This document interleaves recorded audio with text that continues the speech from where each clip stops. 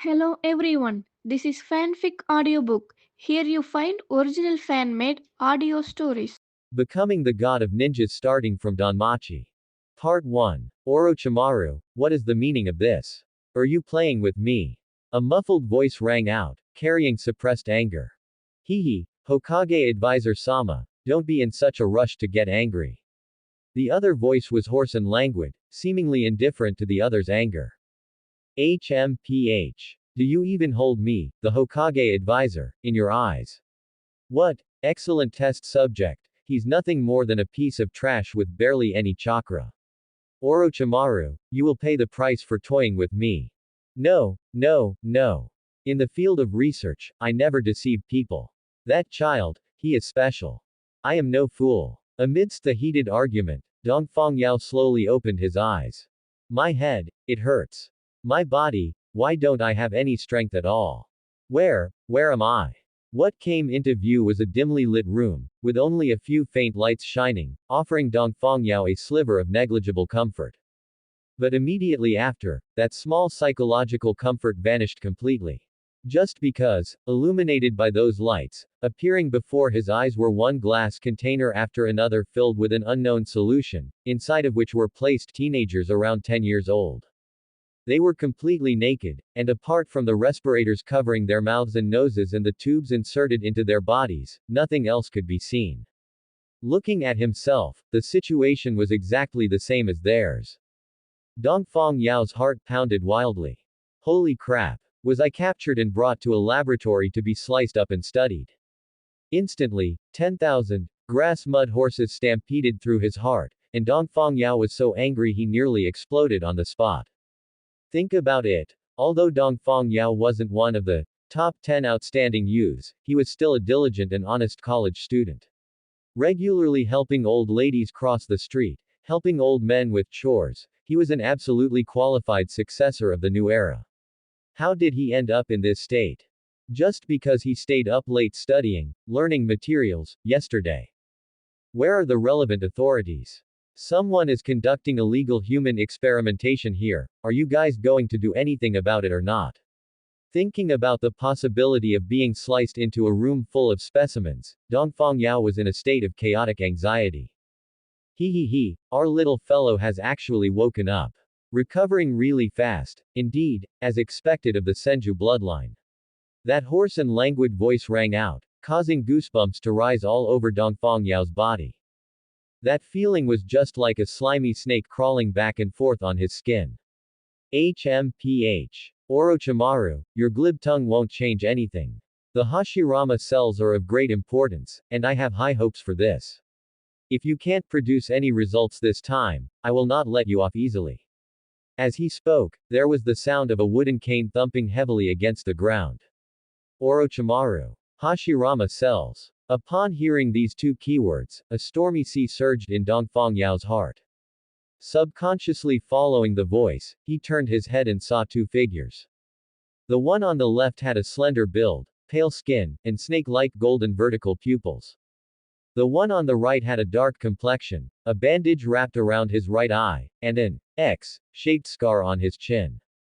And both of them were looking at him right now, saying nothing. Orochimaru. Danzo. Looking at these two highly recognizable faces, his consciousness seemed to trigger some kind of switch. Memories hidden deep within his consciousness surged out all at once, turning his brain into a mess. Ah! It was as if countless steel needles were repeatedly piercing his brain. Dongfang Yao was in extreme pain and couldn't help but roar out. Dongfang Yao confirmed that he had transmigrated. The good news is that he had transmigrated into the body of a descendant of the Senju clan, also named Yao. The bad news is that this Senju descendant was a dead last. Unlike Naruto, a dead last in name but a cheater, in reality, this Senju descendant's dead last status was the real deal, without a single drop of water added. Let alone reproducing the invincible heroic posture of the first Hokage, Senju Hashirama, who swept across the ninja world. Even cultivating and sensing chakra was extremely difficult for him. Since he started training at age 6, he had barely managed to cross the passing line for a genin. While it was true that he had lost his parents at a young age and lacked guidance from elders, the fact that his own bloodline was mixed and his talent was incredibly poor was an undeniable reality. If he had just remained obscure like this, that would have been fine, and no one would have said anything. But his predecessor had an absurdly high sense of self-esteem, constantly priding himself on being a descendant of the Senju clan, which annoyed every single ninja in the village. You deserve to have the surname Senju. Every time they heard this guy using the Senju surname to gild his own face, someone would jump out to berate him, followed by the predecessor's stammering defenses, like, my bloodline hasn't awakened yet, or, don't bully the young because they are poor. Everywhere he went, there was nothing but cheerful air, except for the predecessor who would be left alone to nurse his wounds. And just when he thought this stagnant, deadwater life would continue forever, Orochimaru found him. You carry the bloodline of the Senju clan, which destines you for infinite possibilities. You just need the right method to unearth this potential. And I have just such a method. Orochimaru spread his arms, bathing in the sunlight. In the eyes of his predecessor, he looked like a god walking on earth. Young one, do you crave power? Yes. Lord Orochimaru. The predecessor was trembling with excitement and agreed without hesitation. After all, in his view, for the dignified Sannin to say such things to a lowly genin, it couldn't be fake. There was only one truth, he really was a one in a million peerless genius. Now he just needed an opportunity to break out of his cocoon and become a butterfly, to leap over the dragon's gate. When that time comes, I will make it so that the heavens can no longer block my sight. I will make it so that this earth can no longer bury my heart. I will make this ninja world crawl at my feet from now on. At that moment, the young man was truly high-spirited and filled with grand aspirations. However, when he was brought into the laboratory and witnessed those seniors, one by one becoming vegetables, due to failed experiments, he was almost scared out of his wits. Before Orochimaru could even offer a few words of comfort to soothe his wounded little heart, he had already followed his ancestors. If it weren't for Dongfang Yao's soul moving in just in time to reboot the body, he probably would have set the record for the shortest human experiment in history. But Dongfang Yao, who had created a medical miracle, couldn't bring himself to be happy. The first Hokage's cell transplantation experiment, that was notoriously a life or death gamble. Hundreds of living people had been thrown into it, and only Yamato had succeeded. If it were just death, that would be one thing. He could just be a hero again in 18 years. But the problem was that after transplanting the first Hokage's cells, he would most likely turn into a half-human, half-wood freak amidst endless pain.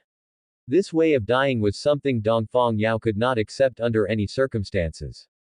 But the problem was, did he have the power to refuse in front of these two people? He. Yao-kun, don't worry. The experiment is about to begin. Very soon, you will obtain infinite power, and perhaps even create a great achievement comparable to Shodai, first, Sama. Orochimaru leaned in close, his face and eyes full of encouragement.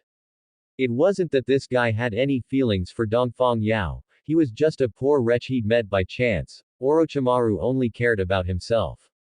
And the reason his words were so warm was that he needed to ignite the ambition deep within Dongfang Yao's heart. Only a sufficiently strong ambition could stimulate a sufficiently strong desire to survive. This firm will was the key to his survival and success in the subsequent experiment. A Senju descendant who inherits the power of the first Hokage.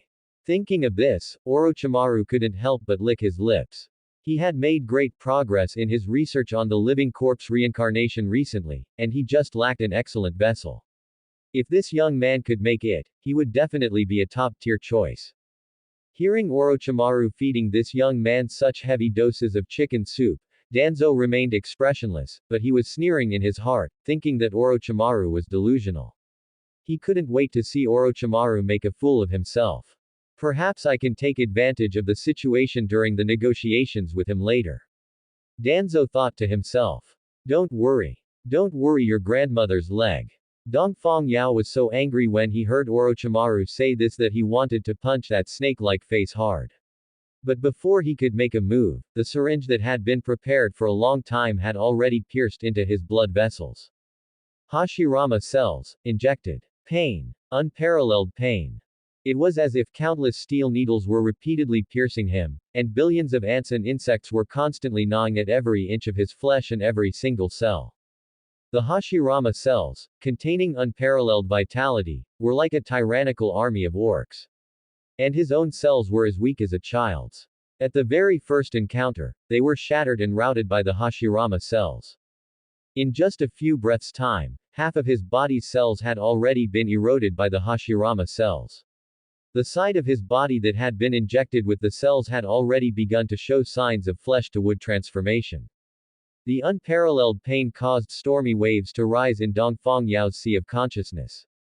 He hated the cold-bloodedness and ruthlessness of Danzo and Orochimaru, and even more, he hated the stupidity of his predecessor, but what he hated most was his own weakness. If he had enough strength, if he had the strength of the first Hokage, Senju Hashirama, what darkness of the ninja world, what a Sannin, wouldn't they just be like ants on the roadside? Power, I need power. Dongfang Yao let out a roar like a maddened beast.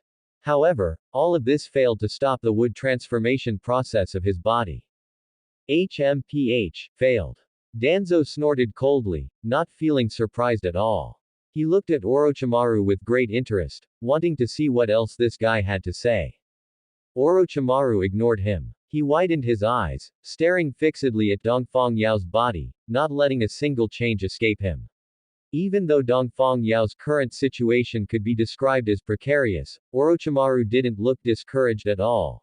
On the contrary, the fanaticism in his eyes grew even stronger. Come on, awaken quickly. He whispered softly. As if responding to his call, the situation actually took a turn. Ah! After a muffled scream that sounded like a beast weeping blood, Dongfang Yao's eyes snapped open. His pair of pitch-black pupils had already transformed into a blood red, and two Toma were swimming in his pupils like fish. This is Sharingan. Danzo and Orochimaru exclaimed in unison, their voices mixed with indescribable ecstasy. What is the Sharingan? It is a famous bloodline limit in the ninja world, and it wouldn't be an exaggeration to call it the strongest. Once awakened, its clansmen could naturally possess the strength of an elite Jonin. And the outstanding ones among them could even stand on equal footing with the Hokage. That madman of the Uchiha, Uchiha Madara, swept across countless strong enemies with that pair of Sharingan, becoming the Asura of the ninja world who stood shoulder to shoulder with the first Hokage. This achievement pushed the legend of the Sharingan to a peak. Insight, copy, genjutsu, and even further miraculous powers, all of these made people in the ninja world flock to it, crazily desiring it. It was just that, hindered by the formidable reputation of the Uchiha clan and their paranoid nature, no one dared to rashly reach out. But now, such a pair of Sharingan had awakened right in front of them. How could they not be pleasantly surprised? However, after the surprise, a question emerged in both of their minds simultaneously. Wasn't this guy a descendant of the Senju? How could he still awaken the Sharingan? This guy, could it be that he is a mixed blood of the Senju and Uchiha? Orochimaru logically thought of this possibility, and couldn't help but be more confident in Dongfang Yao's future. That's right, Dongfang Yao was indeed a mixed blood of the Senju and Uchiha. It was just that both his father and mother were nobodies in their respective clans, and his bloodline was incredibly thin, which was why his strength was so lackluster that anyone could step on him. But times were different now. The transplantation of the first Hokage, Senju Hashirama's cells, had not only stimulated the homologous Senju bloodline in his body, but more importantly, it had greatly stimulated his negative emotions.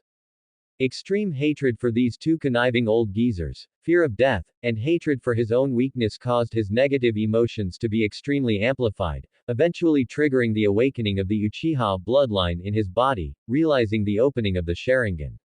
But opening his eyes was both luck and misfortune. The awakening of the Uchiha power greatly stimulated the Hashirama cells in his body, triggering an even fiercer counterattack from the Hashirama cells, staging a tragic tug-of-war inside Dongfang Yao's body. Every inch of flesh and every cell was repeatedly fought over. That pain was 10 times, 100 times more painful than the Hashirama cells unilaterally going, Muso, before. Ah! Dongfang Yao's roar was even more shrill, Even through the nutrient solution in the cultivation tank, it had a sharpness that could pierce eardrums. But Orochimaru and Danzo didn't care. Pain was normal, how could there be no suffering in an experiment? What they cared about was another aspect. The wood transformation trend on Dongfang Yao's body surface had actually stopped. This meant Dongfang Yao's body was adapting to the Hashirama cells. It can work. This guy can really do it. Orochimaru was ecstatic, already regarding Dongfang Yao as his own property. Such good material must be captured. This would be the most important cornerstone for him to step into the highest hall of ninjutsu. And Danzo's urgency was no less than Orochimaru's. He needed to take such a good seedling under his command and make him his sharpest sword. If there were such a genius assistant, then the Hokage advisor, the last two words could be removed. By that time, Hiruzen, what will you have to fight me with? Thinking of that scene, the corners of Danzo's mouth had a trend that he couldn't suppress. In the laboratory, two devious old schemers were plotting their own little schemes. Meanwhile, Dongfang Yao, the focal point of all their plans, encountered an unexpected turn of events. Ding! System loading complete. Congratulations on becoming this system's host.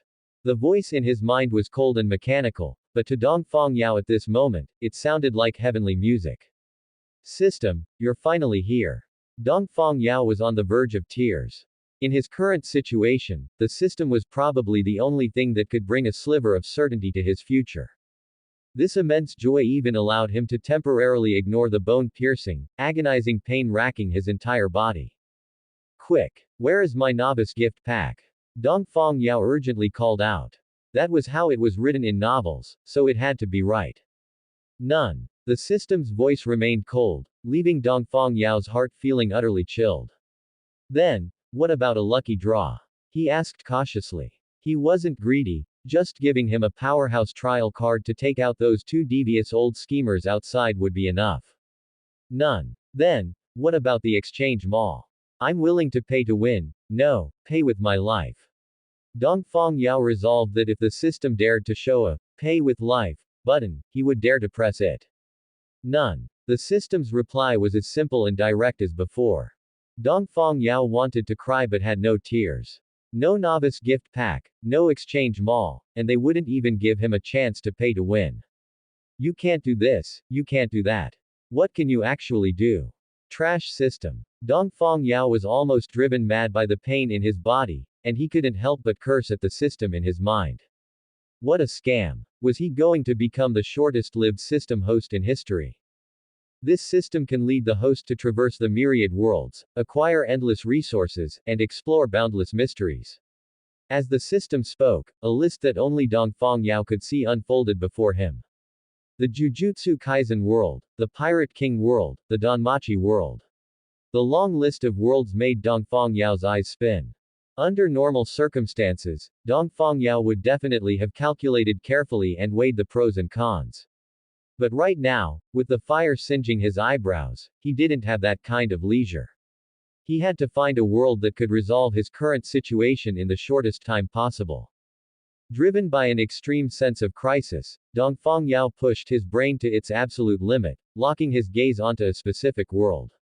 System, can I determine the landing point when traversing worlds? Just to be safe, Dongfang Yao asked anyway. Yes. Good. Dongfang Yao's teeth ground together with a creaking sound.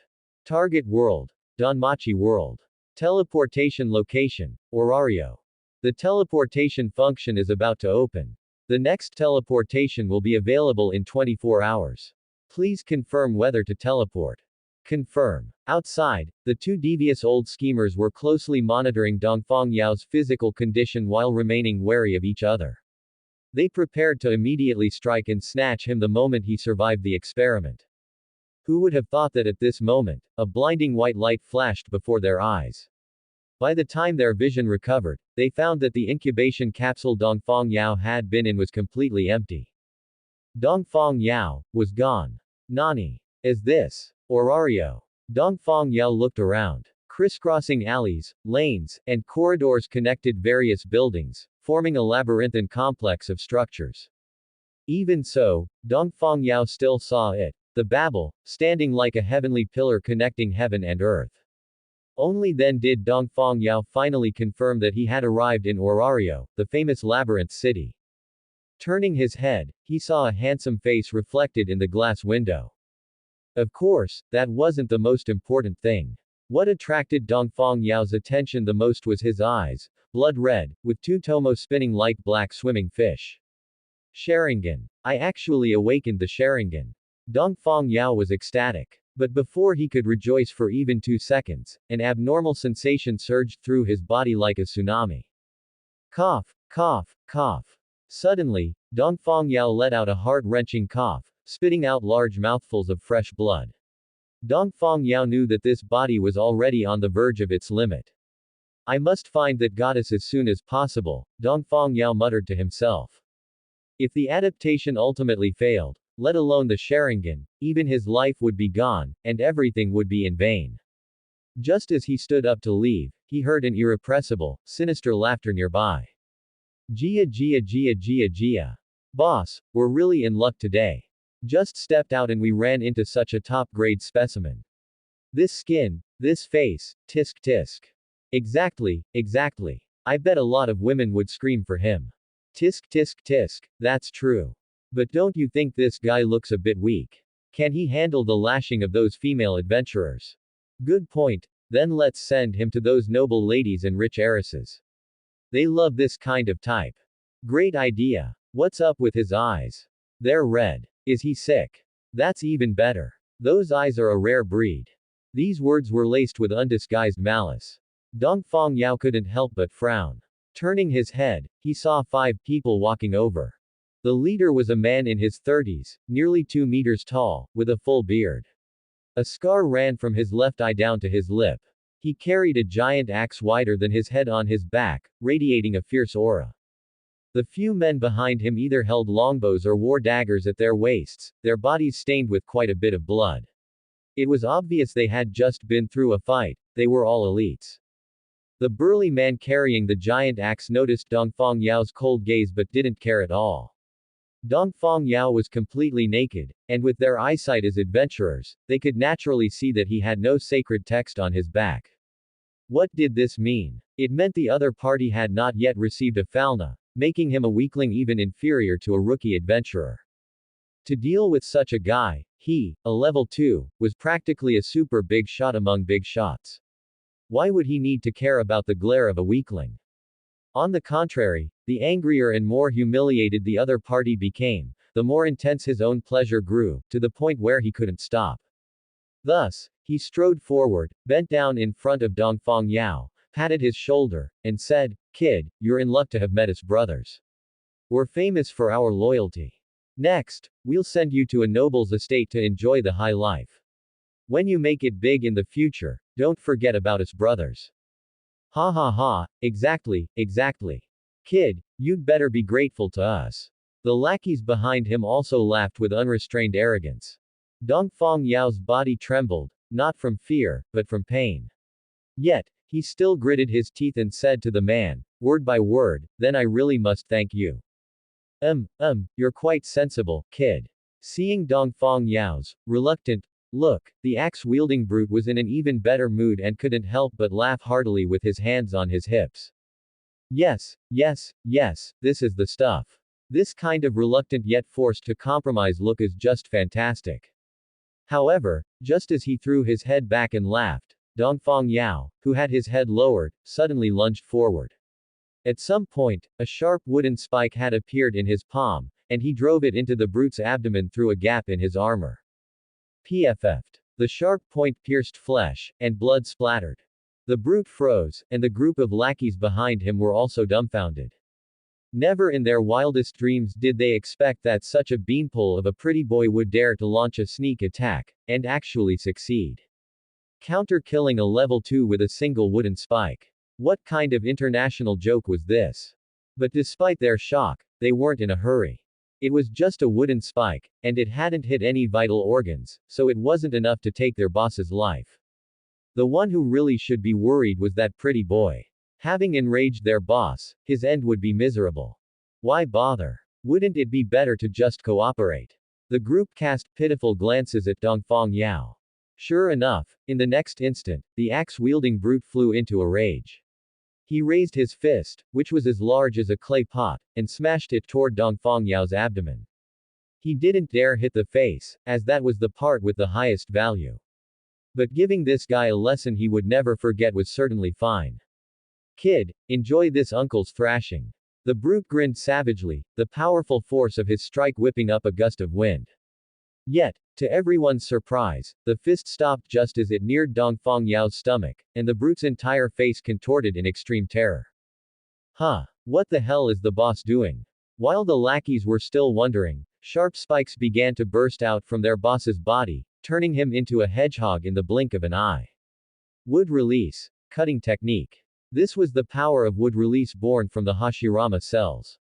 After passing the initial adaptation period, Dongfang Yao had finally awakened this power. He didn't know if it was just his imagination, but he felt the pain within his body had eased significantly. PFFT, PFFT, PFFT, PFFT. Fresh blood splattered, landing on the faces of a few underlings. Feeling the warmth on their faces, their hearts turned ice cold. They had kicked an iron plate. This sickly-looking pretty boy was actually a powerful adventurer. Their boss couldn't even last a single round against him before turning into a hedgehog. If they were to face him, run. At the thought of the terrible consequences that might follow, this group wanted to grease their souls and flee. Dongfang Yao intended to pursue them, but suddenly felt a stifling sensation in his chest.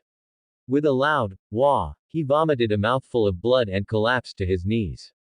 This unexpected situation caused the few who wanted to flee to immediately change their minds.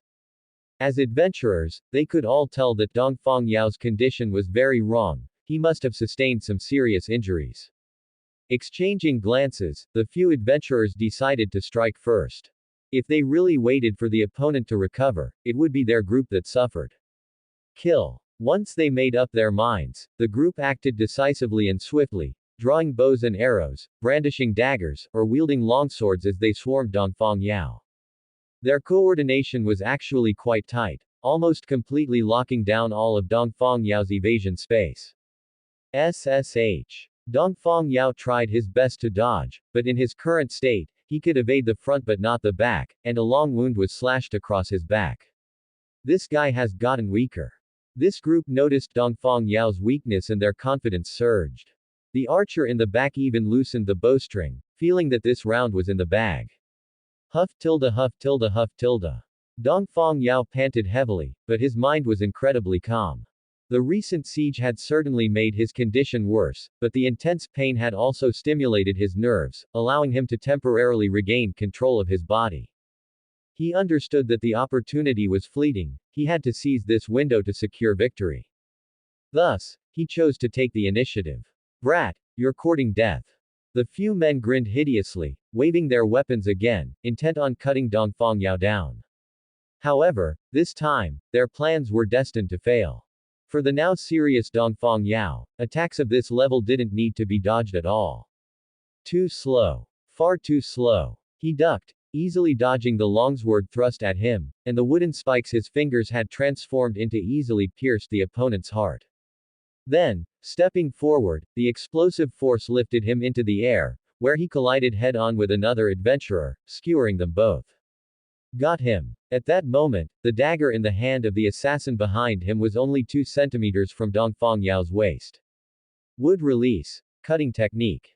Dongfang Yao whispered softly, and a wooden spike erupted from his back, striking the man like lightning before exploding inside his body, turning him into a wooden version of a cactus. In the blink of an eye, the situation had completely changed. Monster. The last guy, who had been drawing his bow, was so scared he nearly wet his pants. He screamed and turned to run. But how could Dongfang Yao let him go? He casually extended a wooden spike, threw it like a javelin, and it crossed dozens of meters in a flash, striking the man's heart. In just a few short seconds, several adventurers were completely wiped out. The thick scent of blood drifted out, making those in the shadows who still wanted to pick up easy pickings feel nauseated. Quite a few had already started retching. One look was enough to know, this was someone they couldn't afford to provoke. The adventurers of Orario were the most realistic people in the world, and those active within Daedalus were the most realistic of the realistic. Seeing there was no profit to be made, they quickly scattered like birds and beasts. But a middle-aged adventurer with a small mustache didn't run fast enough. He turned around only to have his path blocked by that red-eyed demon. My lord, please spare me. I'm just a passerby minding my own business. I have no malicious intent, absolutely none. The adventurer's knees went weak and he knelt on the ground, raising his hands high to swear an oath, with a level of proficiency that even made Dongfang Yao pause. Answer my question, and I might consider sparing your life. Dongfang Yao said in a cold voice, leaning in. Yes, please ask, my lord. The mustachioed adventurer hurriedly replied, his Dageza pose extremely standard. Has a goddess named Hestia appeared in Orario recently? Dongfang Yao asked. Hestia. The mustachioed man looked confused, so Dongfang Yao added, 1 meter 4 tall, wearing blue ribbons, big breasts. Oh, now that you put it that way, I know who you mean. The middle-aged man with the mustache pointed east. I saw her on that street earlier today, trying to recruit people for her familia. It's not far, just walk out of this alley. After finishing, he looked at Dongfang Yao cautiously. May I go now, my lord? Leave your clothes, weapons, and wallet, then you can go. Dongfang Yao said. Ah, this. The mustachioed adventurer immediately wore a bitter expression, but seeing Dongfang Yao's cold gaze, he didn't dare to nag, so he reluctantly put down his things as requested and then bolted. Cough. Dongfang Yao had just finished changing his clothes when he was hit by a fit of heart-wrenching coughing, blood spilling out from between his tightly pressed fingers. The previous easing of pain was like the tide receding before a tsunami. Now that it erupted again, the intensity had increased more than tenfold. Must find that person. 1 step, 2 steps, 3 steps.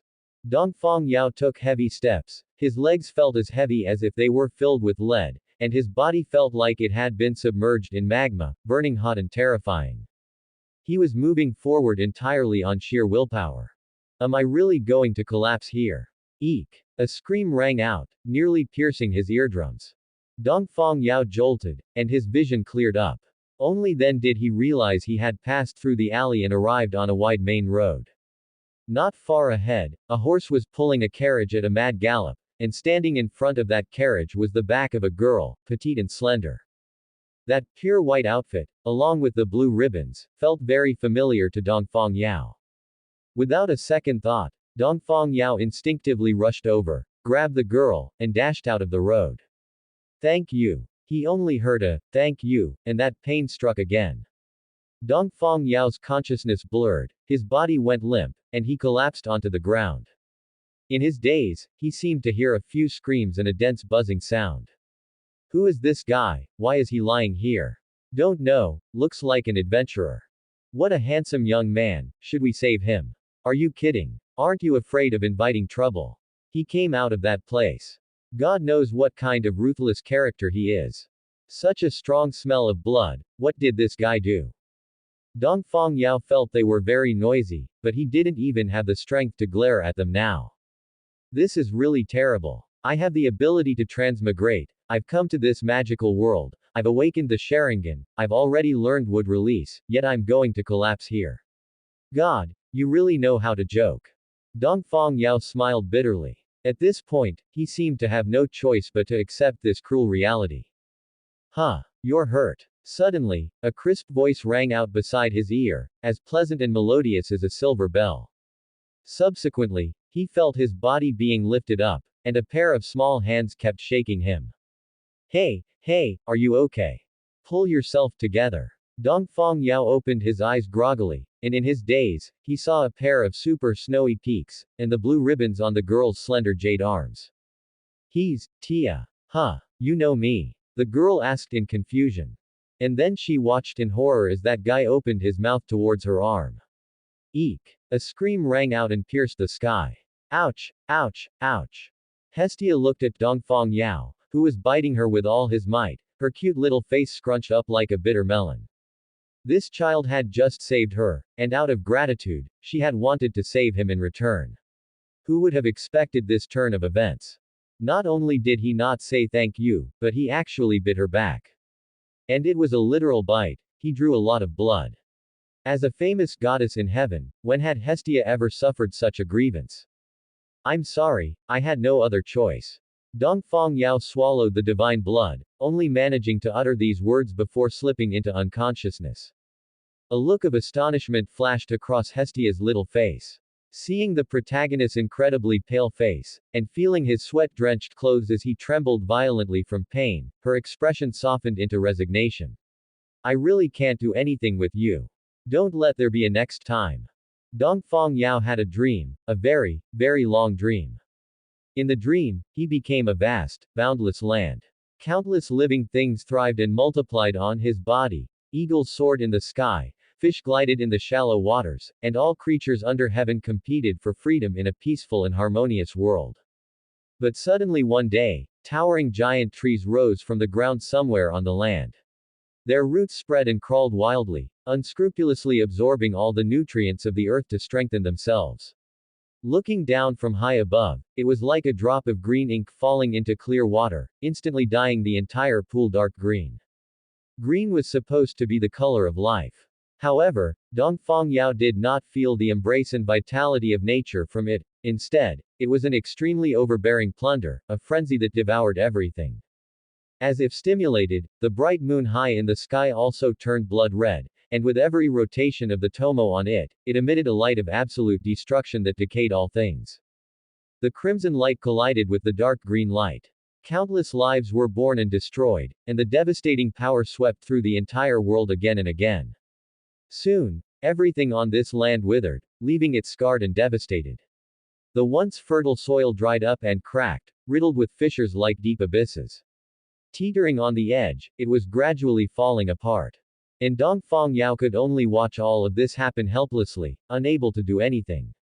But just as this world was about to collapse and be destroyed, a ball of fire descended from the heavens, bringing warmth and light to this dying world. The fire merged into the moon, and its crimson color vanished, turning into a warm and comforting wine-red color, bringing life energy to this world like the sun. Sparks of fire fell to the ground, instantly turning into a prairie fire. The giant trees on the ground stopped their plundering and expansion, turning into dust in the flames. This was not the complete annihilation of life, but rather falling into the soil as mulch, returning nutrients back to the earth. Dongfang Yao could clearly feel an unprecedented, vibrant life force brewing deep within the earth. I'm still alive. Dongfang Yao opened his eyes, looked at his fair arm in front of him, and let out a sigh of relief. He was alive. He had made the right bet. Hestia's divine blood had indeed worked on him. Although goddess Hestia of this world had a lowly face, it would be a huge mistake to underestimate her because of it. As one of the three virgin goddesses, Hestia ruled over the unquenchable sacred flame, symbolizing the continuation of life. The core of her divine nature lay in imperishability, representing an eternal and inviolable will. Her status was so high that even Zeus marveled at it. And the blood of such a goddess was of immense benefit to both life and will. Therefore, obtaining this goddess's blood to harmonize and tame the rampaging power within his body became Dongfang Yao's most urgent choice. As for other options, it wasn't that Dongfang Yao didn't want to weigh them carefully, but time simply did not permit. This was already the most reliable method he could think of in his limited time. And facts also proved Dongfang Yao's hypothesis. When this divine blood entered his body, it instantly became the MVP of the entire field. The rampaging Hashirama cells and the reactive Uchiha bloodline both settled down, completing their integration and sublimation under the purification of the sacred flame.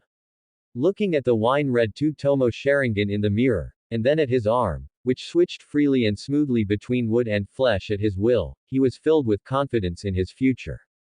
Danzo, Orochimaru, you never would have thought, would you? I, Dongfang Yao, am still alive. Dongfang Yao sneered, just you wait, I will settle our scores one by one. Just as Dongfang Yao was rejoicing over his new life, there was movement outside the door, and two female voices reached his ears.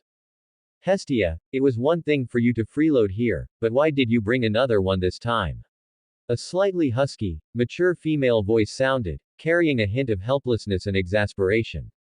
Hearing this, Dongfang Yao's heart stirred, and he pricked up his ears to listen carefully. Well, I couldn't help it. The familiar lowly voice sounded, defending her actions. This child was badly injured. I couldn't use my divine power to save him, and I didn't have money to hire a mage, so I had no choice but to come to you, Hephaestus. You can't even take care of yourself, and yet you're thinking of taking care of others. Hephaestus was both amused and exasperated. However, Dongfang Yao could detect a hint of doting in her tone. Just like those elders who say, "Why are you always such a handful?" but feel very comforted in their hearts. HMPH, as a deity, I cannot just stand by and watch a child who begs for help. Although he couldn't see her, the image of a very proud lowly goddess with her hands on her hips appeared in Dongfang Yao's mind. Clap, clap, clap. Hephaestus clapped repeatedly and praised, "Very good, very ambitious." Hey hey. Hestia scratched her head and giggled. But, my ambitious goddess Hestia, when do you plan to establish your own familia and become self-reliant? Hephaestus shifted the topic, nearly catching Hestia completely off guard. Well, you see, anyway, I will definitely work hard to find one. I've already gained some experience recently, and I believe I will find my first familia member very soon. The lowly goddess Hestia was still stubborn. Experience. Experience in being rejected. Hephaestus mercilessly exposed Hestia's little trick, making the lowly goddess feel as if an arrow had pierced her chest. Those guys just don't know what's good. As long as you give me a little more time to show my good points, there will definitely be many children of the lower world crying and begging to join my familia. Hestia nodded vigorously as she spoke. Yes, that was exactly it. Why do you still need to look? That guy you saved is a very good candidate. Well, at least he's good looking enough to help you attract many innocent young girls. Hephaestus was referring to Dongfang Yao. The fact that he still thought of saving someone while being severely injured showed that his character wasn't bad. Joining the pure-minded Hestia's command would also be a wonderful thing. What's more, even though he hadn't received a Falna, his explosive speed was not inferior to a level 2 adventurer, and he was able to heal on his own after suffering such a severe injury. He was clearly a very promising prospect. With such a good prospect in hand, Hestia's life would surely become a bit easier. It had to be said that as a fellow deity, she really worried herself to death over this lowly goddess. Of course, this was because she didn't know about Dongfang Yao, biting back, at Hestia. If she did, she would probably reconsider. That actually seems doable. Hestia was tempted upon hearing this, but quickly reacted, "Wait, wouldn't that make me someone who demands repayment for a favor? I can't do that." You idiot. Hephaestus covered her forehead. Why do the children of the lower world come to Orario? Isn't it just to become adventurers? This guy doesn't even have a blessing right now, so he obviously needs to join a familia. Instead of having him wait in long lines in those large familias for a deity to update his status, wouldn't your one-on-one service as a main god be much better? Think about it carefully. After saying that, Hephaestus gave Hestia a deep look, then turned and left. Hestia fell into deep thought. It seems what Hephaestus said makes some sense. Lost in thought, Hestia opened the door and walked in, just in time to see Dongfang Yao sitting up. You're awake. How are you feeling now? Hestia cast aside her worries, walked over to the bedside, and asked with concern. I'm much better now. But, where is this? Confusion appeared on Dongfang Yao's face. This is the Hephaestus familia. I asked them for help to carry you over. Hestia patted her chest, very proud of herself, her face practically screaming, "Hurry up and praise me." I see. Thank you for saving me. Dongfang Yao's words were sincere. He had a very good impression of this pure and kind goddess. You're really amazing, being able to command such a large familia. Well, I am a goddess after all. Hestia waved her hand modestly. Also, don't use formal terms like you, or my lady, just call me Hestia. By the way, what's your name? Oh, my name is Dongfang Yao. You can just call me Yao. Dongfang Yao said. Oh, that kind of name. It seems you're from the Far East. Hestia nodded happily. Since he was willing to let her call him by his name, he seemed like an easy child to get along with. Thinking of Hephaestus's words, Hestia glanced at Dongfang Yao, lowering her head and speaking a bit shyly. Yao-kun, you haven't joined a familia yet, right? Yes. Dongfang Yao smiled bitterly. A nobody like me probably wouldn't be favored by any familia. You must never underestimate yourself. I think you're very good. Hestia waved her hands quickly, her two index fingers tapping against each other. My familia happens to be short on members.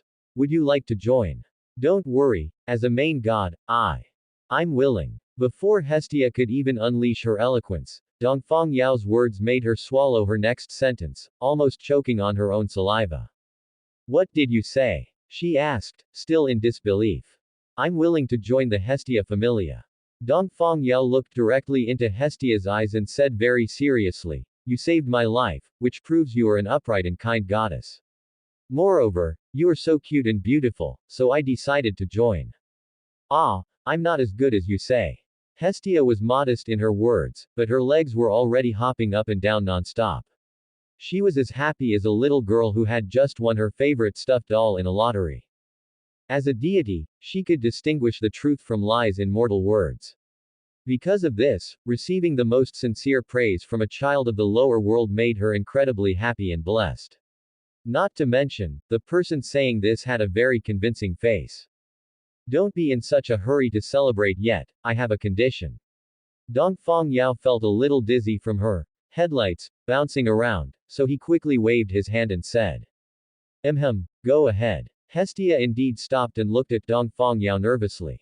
I joined the familia to become stronger, so to train myself better, I need greater freedom of action. I hope you won't interfere in this regard. Oh, is that all? Hestia suddenly let out a sigh of relief and waved her hand. Don't worry, how could I force a child of my familia to do something he doesn't like? In that case, there's no problem. Dongfang Yao nodded. Please guide me well in the future, Hestia. Awesome. Hestia jumped 3 feet high again. Suddenly, she thought of something and looked at Dongfang Yao. Then now, only the most important thing is left. What is it? No time to lose, I will bestow the Falna upon you right away. Hestia said decisively. She couldn't let other gods snatch away the familia member she had finally found, she had to stamp him first. Dongfang Yao had just uttered a single syllable when he was pushed down onto the bed by this lowly goddess to lie on his stomach. With a soft squish sound, a significant weight was added to his back, and a soft, elastic sensation rushed straight to his brain through the skin of his waist. This girl really doesn't treat herself as an outsider.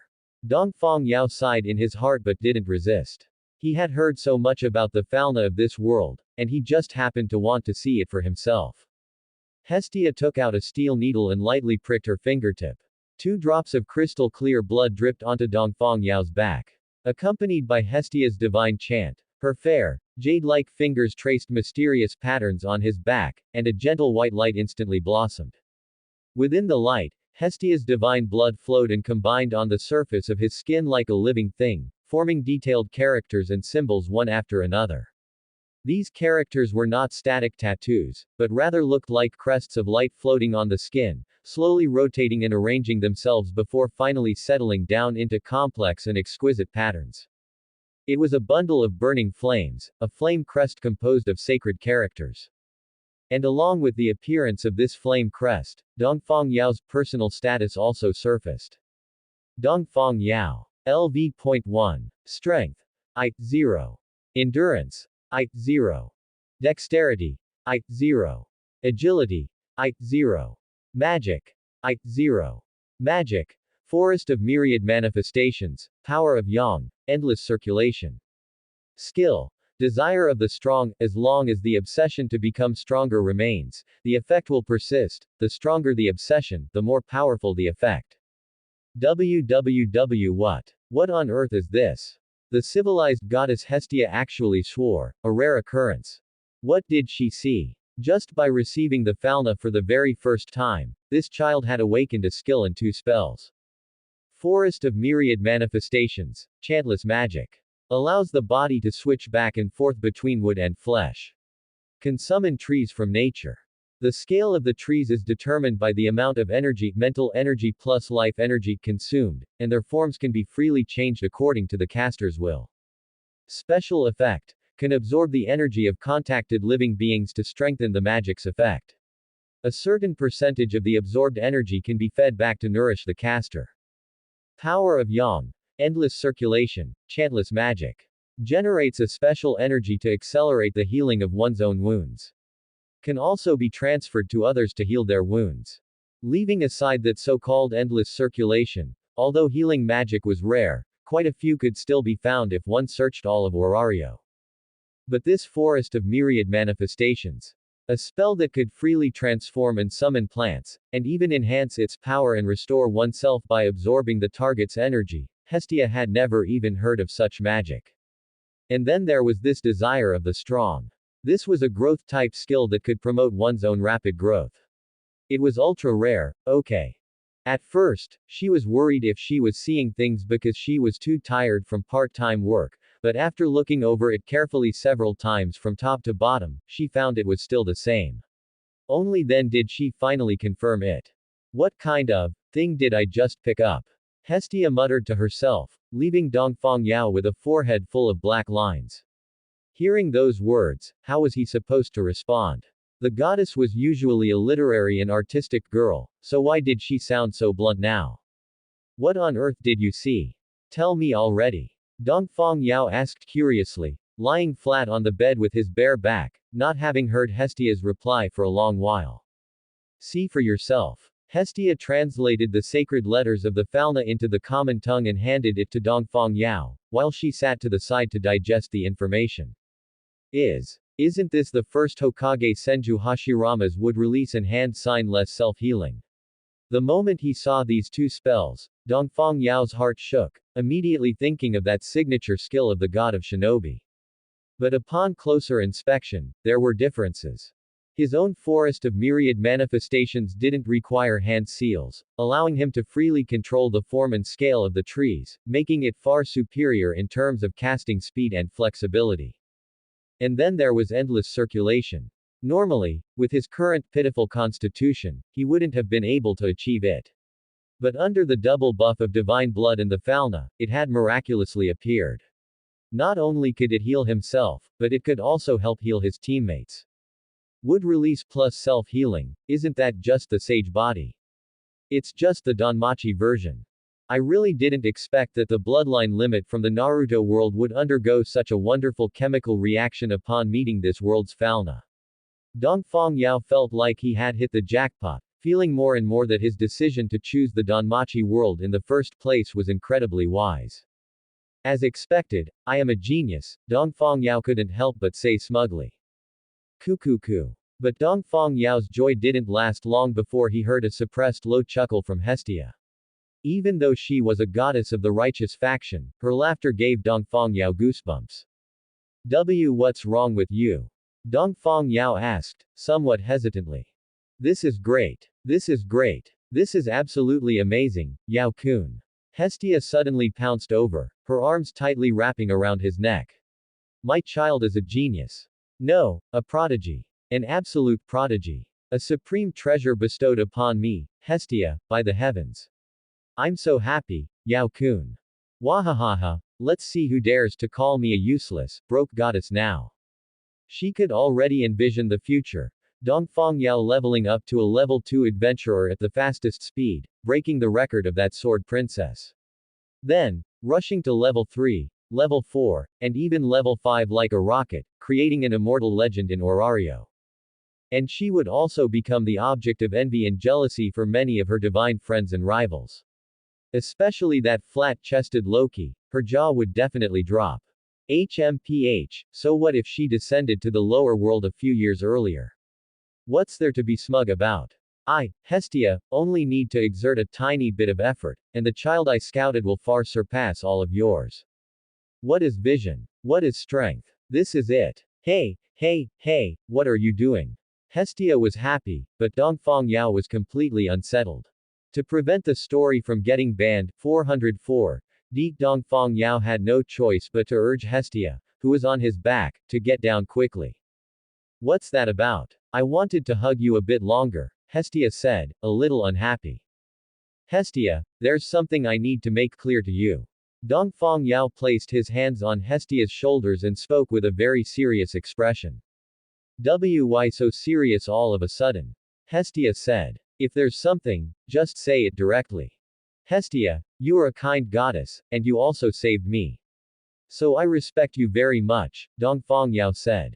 Of course, Yao Kun is a polite, good child, Hestia said proudly, hands on her hips. You are beautiful, very beautiful. The most beautiful person I have ever seen. Dongfang Yao was not lying at all about this. No matter how many so-called goddesses he had seen online in his past life, none could compare to the genuine goddess right in front of him.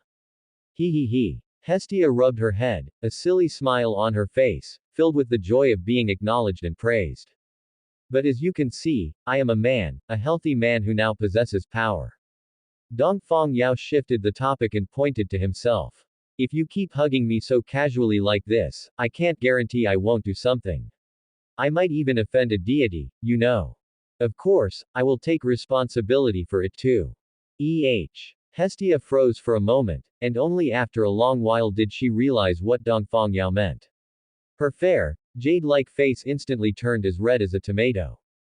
Why you? What are you talking about? Yao Kun is a big dummy.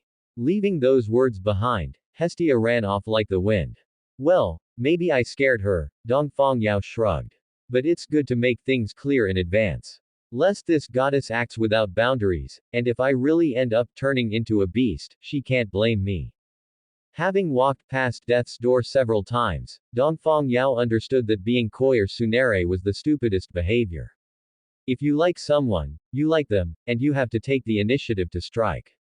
Having read the original work, Dongfang Yao already had a great deal of affection for Hestia.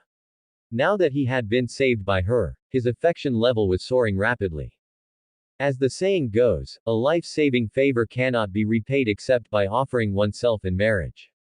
Of course, if she didn't feel that way, Dongfang Yao wouldn't force it.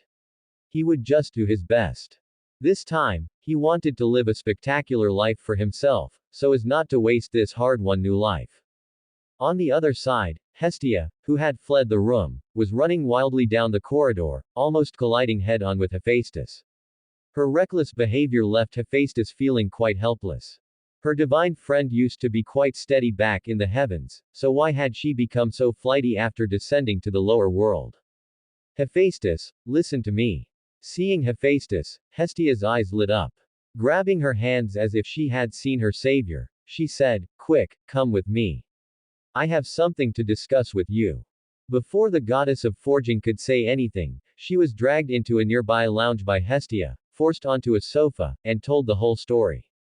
Is that what he said? An interested expression appeared on Hephaestus's face. He really is a straightforward child. Now is not the time for that, Hephaestus. What on earth should I do? Hestia said anxiously. What do you mean what should you do? Hephaestus looked utterly baffled. Someone confessed to me, Hestia said, waving her arms wildly. That depends on you. If you dislike it, just reject him and keep your distance. Didn't you do that all the time back in the heavens? Hephaestus said as if it were the most natural thing in the world. Dislike. Well, it's not that severe, Hestia scratched her cheek. It's just, as a patron goddess, being confessed to by a child of my own familia, I'm just a bit flustered. Gods possess the ability to discern lies, and with the existence of the Phalna, it was impossible for a familia member to lie in front of their patron goddess. Therefore, Hestia could be sure that he was serious. If you have feelings, I will never abandon you. If you have no such intentions, then we can both just live in peace. If it were those loose male gods from the heavens, she would have run far away. But this child was her familia member, her family. When she was rejected everywhere while trying to recruit members, lonely, frustrated, and lost, he was the only one who wanted to become her family. The existence named Dongfang Yao was special, and Hestia didn't want to hurt him. Oh, could Our Lady Virgin Goddess have had her heart stirred? Hephaestus teased. Stop making sarcastic remarks. If a child from your familia confessed to you, what would you do? Hestia countered. If I liked them, I'd accept. Going out on a romance isn't bad either. Hephaestus rested her cheek on her right hand, dignified and steady, showing not a single opening. But, it's too fast. Hestia's face twisted in conflict, making Hephaestus burst into laughter. What's so funny? I called you here to help me come up with ideas, Hestia said huffily. Because you're a dummy. Hephaestus finally recovered, wiping the smile from her face as she looked at the sulking Hestia. Alright, I won't tease you anymore. That child didn't say you had to agree. I reckon it was just a warning to you. A warning. Hestia's face was blank. What did she do to deserve a warning? You descended to the lower world too late, so you don't know the situation here. Humans, especially teenage boys, can turn into beasts at any moment. In the office, the two beauties, one tall and one short, sat opposite each other. One seriously taught the way of a patron goddess, while the other listened intently and took notes. Well, in short, if you want to date, then do so openly. If not, that child won't force you. As for daily life, just get along normally like family, Hephaestus concluded. I understand. Thank you, Hephaestus. Hestia stood up and bowed deeply to her divine friend, who had helped her so much. In the future, when my familia makes money, I will definitely treat you to a sumptuous feast, Hestia promised with a serious face. Hee, then I shall look forward to it, Hephaestus said with a smile. Leave it to me. Hestia patted her chest vigorously, full of confidence. But before that, shouldn't you go to the Adventurers Guild to register first? Otherwise, the sole member of your familia won't be able to explore the dungeon, Hephaestus reminded. Hestia slapped her forehead. Right, how could I forget about this? I'll head out first, Hephaestus. Having said that, she rushed off again in a flurry. That girl, still so hasty. Hephaestus shook her head, looking in the direction where Dongfang Yao was. Her gaze seemed to pierce through multiple walls to land on the youth. Let me see just how far the possibilities within you can go. Do you remember clearly everything I told you before, Yao? Before heading out, Hestia made a point to confirm with Dongfang Yao once more. Keep my secrets, do not reveal any information regarding my Falna. Especially the fact that I awakened skills and magic as soon as I received the Falna. Dongfang Yao had a helpless look. Goddess, you've emphasized it over a dozen times. I'm not a fool, of course I remember. After all, if your situation gets out, Yao, I'm afraid all of Orario will experience an earthquake. When that happens, countless malicious gods will come to snatch you. Yao, never be fooled by the reputations of those gods. Many of them have very twisted tastes and will do any wicked thing just for fun. Hestia felt that her familia member was taking things too lightly, so she had to emphasize it again. Okay. I will absolutely follow your divine oracle, goddess. Dongfang Yao raised his hands in surrender, but then pouted, then again, I don't even know my own skills, so what information could I even leak? There you go again. Hestia poked Dongfang Yao's forehead with her index finger. Yao, not telling you is for your own good. Your skill is very special and powerful. But once you know its contents, it will have an uncertain effect on you, quite likely a very negative one, understand? Fine. Dongfang Yao finally nodded helplessly. Seeing that Dongfang Yao had finally temporarily put aside his curiosity about the skill information, Hestia finally breathed a sigh of relief. She happily pulled Dongfang Yao out the door, heading straight for the Adventurers Guild. Before long, the two of them arrived at the Adventurers Guild. It was a grand, temple-like building, with a bustling street full of heavy traffic outside. Hestia led Dongfang Yao into the hall and went straight to a counter. Ain't it tool, I'm here to register a child of my familia for adventurer qualifications. Her voice was so loud that the entire office hall could hear her clearly. In an instant, Dongfang Yao felt gazes from all directions converge on him. Some burning, some cold, some sharp, and some full of pressure. Isn't that Hestia? Did she actually manage to find a member? Interesting, which short-sighted brat is? Oh my, this child is just too cute. A goddess clasped her hands over her heart, her elegant and refined face filled with pleasant surprise. Really? What a handsome little guy. He's making my heart flutter. Get lost. You're a guy. So what if I'm a guy? As long as there's love, gender is not an issue at all. Who dares to snatch him from me? I'll tear them apart alive. Hey! Savage female gorilla. Before Dongfang Yao could even speak, the hall was already thick with the smell of gunpowder. Those busybody deities crowded around directly, putting their hands all over Dongfang Yao. Where are you from, little brother? How old are you? Do you want to join our familia? We have plenty of beautiful big sisters here. Hee hee, how could little brother be such a vulgar person? Come with big brother instead, big brother will show you something real nice. Dongfang Yao's face turned as black as the bottom of a pot, and he took step after step backward.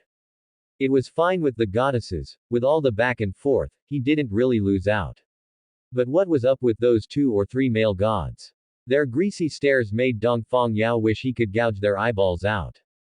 Seeing those guys' hands getting closer and closer, Dongfang Yao made up his mind. If these male gods really didn't know what was good for them, he would make them suffer a bit. Indeed, as a boy, you must protect yourself when you're out and about. Let's start with a bone fracture package. Just as Dongfang Yao was about to make his move, a loud roar erupted. Let go of that child. Yao is mine. Hestia rushed in front of Dongfang Yao like a gust of wind, spreading her arms like a lioness defending her territory. Seeing the lowly goddess looking so cute, the deities, whether they knew her well or not, couldn't help but want to tease her. Hey, young man, do you want to join our familia? We have lots of high-level adventurers to protect you. That's right. And our familia can give you plenty of great equipment. What's the point of following this penniless lowly goddess? She can't give you anything. You'll probably end up living in the basement of some abandoned building with her. Exactly, and you'll have to feed her every day. She's just a dead weight. Hestia trembled all over, wishing she could devour these gossiping deities, yet she had no way to refute them. Their words were sharp and mean, stabbing like swords and leaving her riddled with holes in the blink of an eye. Yao Kun won't actually regret his decision, will he? At this thought, a deep wave of worry washed over Hestia. Thank you all for your kind offers, but since I have already chosen my familia, I will not back out. Dongfang Yao's voice rang out, gentle and warm like sweet spring water, nourishing Hestia's nearly withered heart. Whether it's equipment or protectors, they are ultimately external aids. In the end, one must rely on oneself. Though Dongfang Yao's words were calm, they carried great weight. And most importantly, at this point, Dongfang Yao turned to look at Hestia, his bright eyes filled with tenderness. Hestia saved my life. I have no way to repay her except by offering myself to her. Oh! Instantly, the entire guild erupted. The gossiping deities immediately shouted, "Young man, do you like Hestia?" Of course, Dongfang Yao said loudly. Hestia is so cute. I like Hestia the absolute most. Wow! The uproar from the onlookers almost blew the roof off the guild. Poof! Hestia's brain overloaded instantly, emitting large plumes of steam, and her body was already swaying unsteadily. Seeing that his goddess had been completely sunk by his straight pitch and had lost all ability to speak, Dongfang Yao had no choice but to take Hestia's hand and walk toward the counter of the guild staff, saying to the clerk there, "Could you please help me register as an adventurer?" The clerk was a half-elf with shoulder-length brown hair named Aina Tool. Still immersed in the shock of Dongfang Yao's loud confession, she froze for a moment upon hearing him, then hurriedly took out a few forms once she snapped out of it. Alright, please fill out your personal information first. Seeing that the show was over, the onlookers dispersed. However, many didn't go far, still observing Dongfang Yao from nearby while continuing to gossip about what had just happened.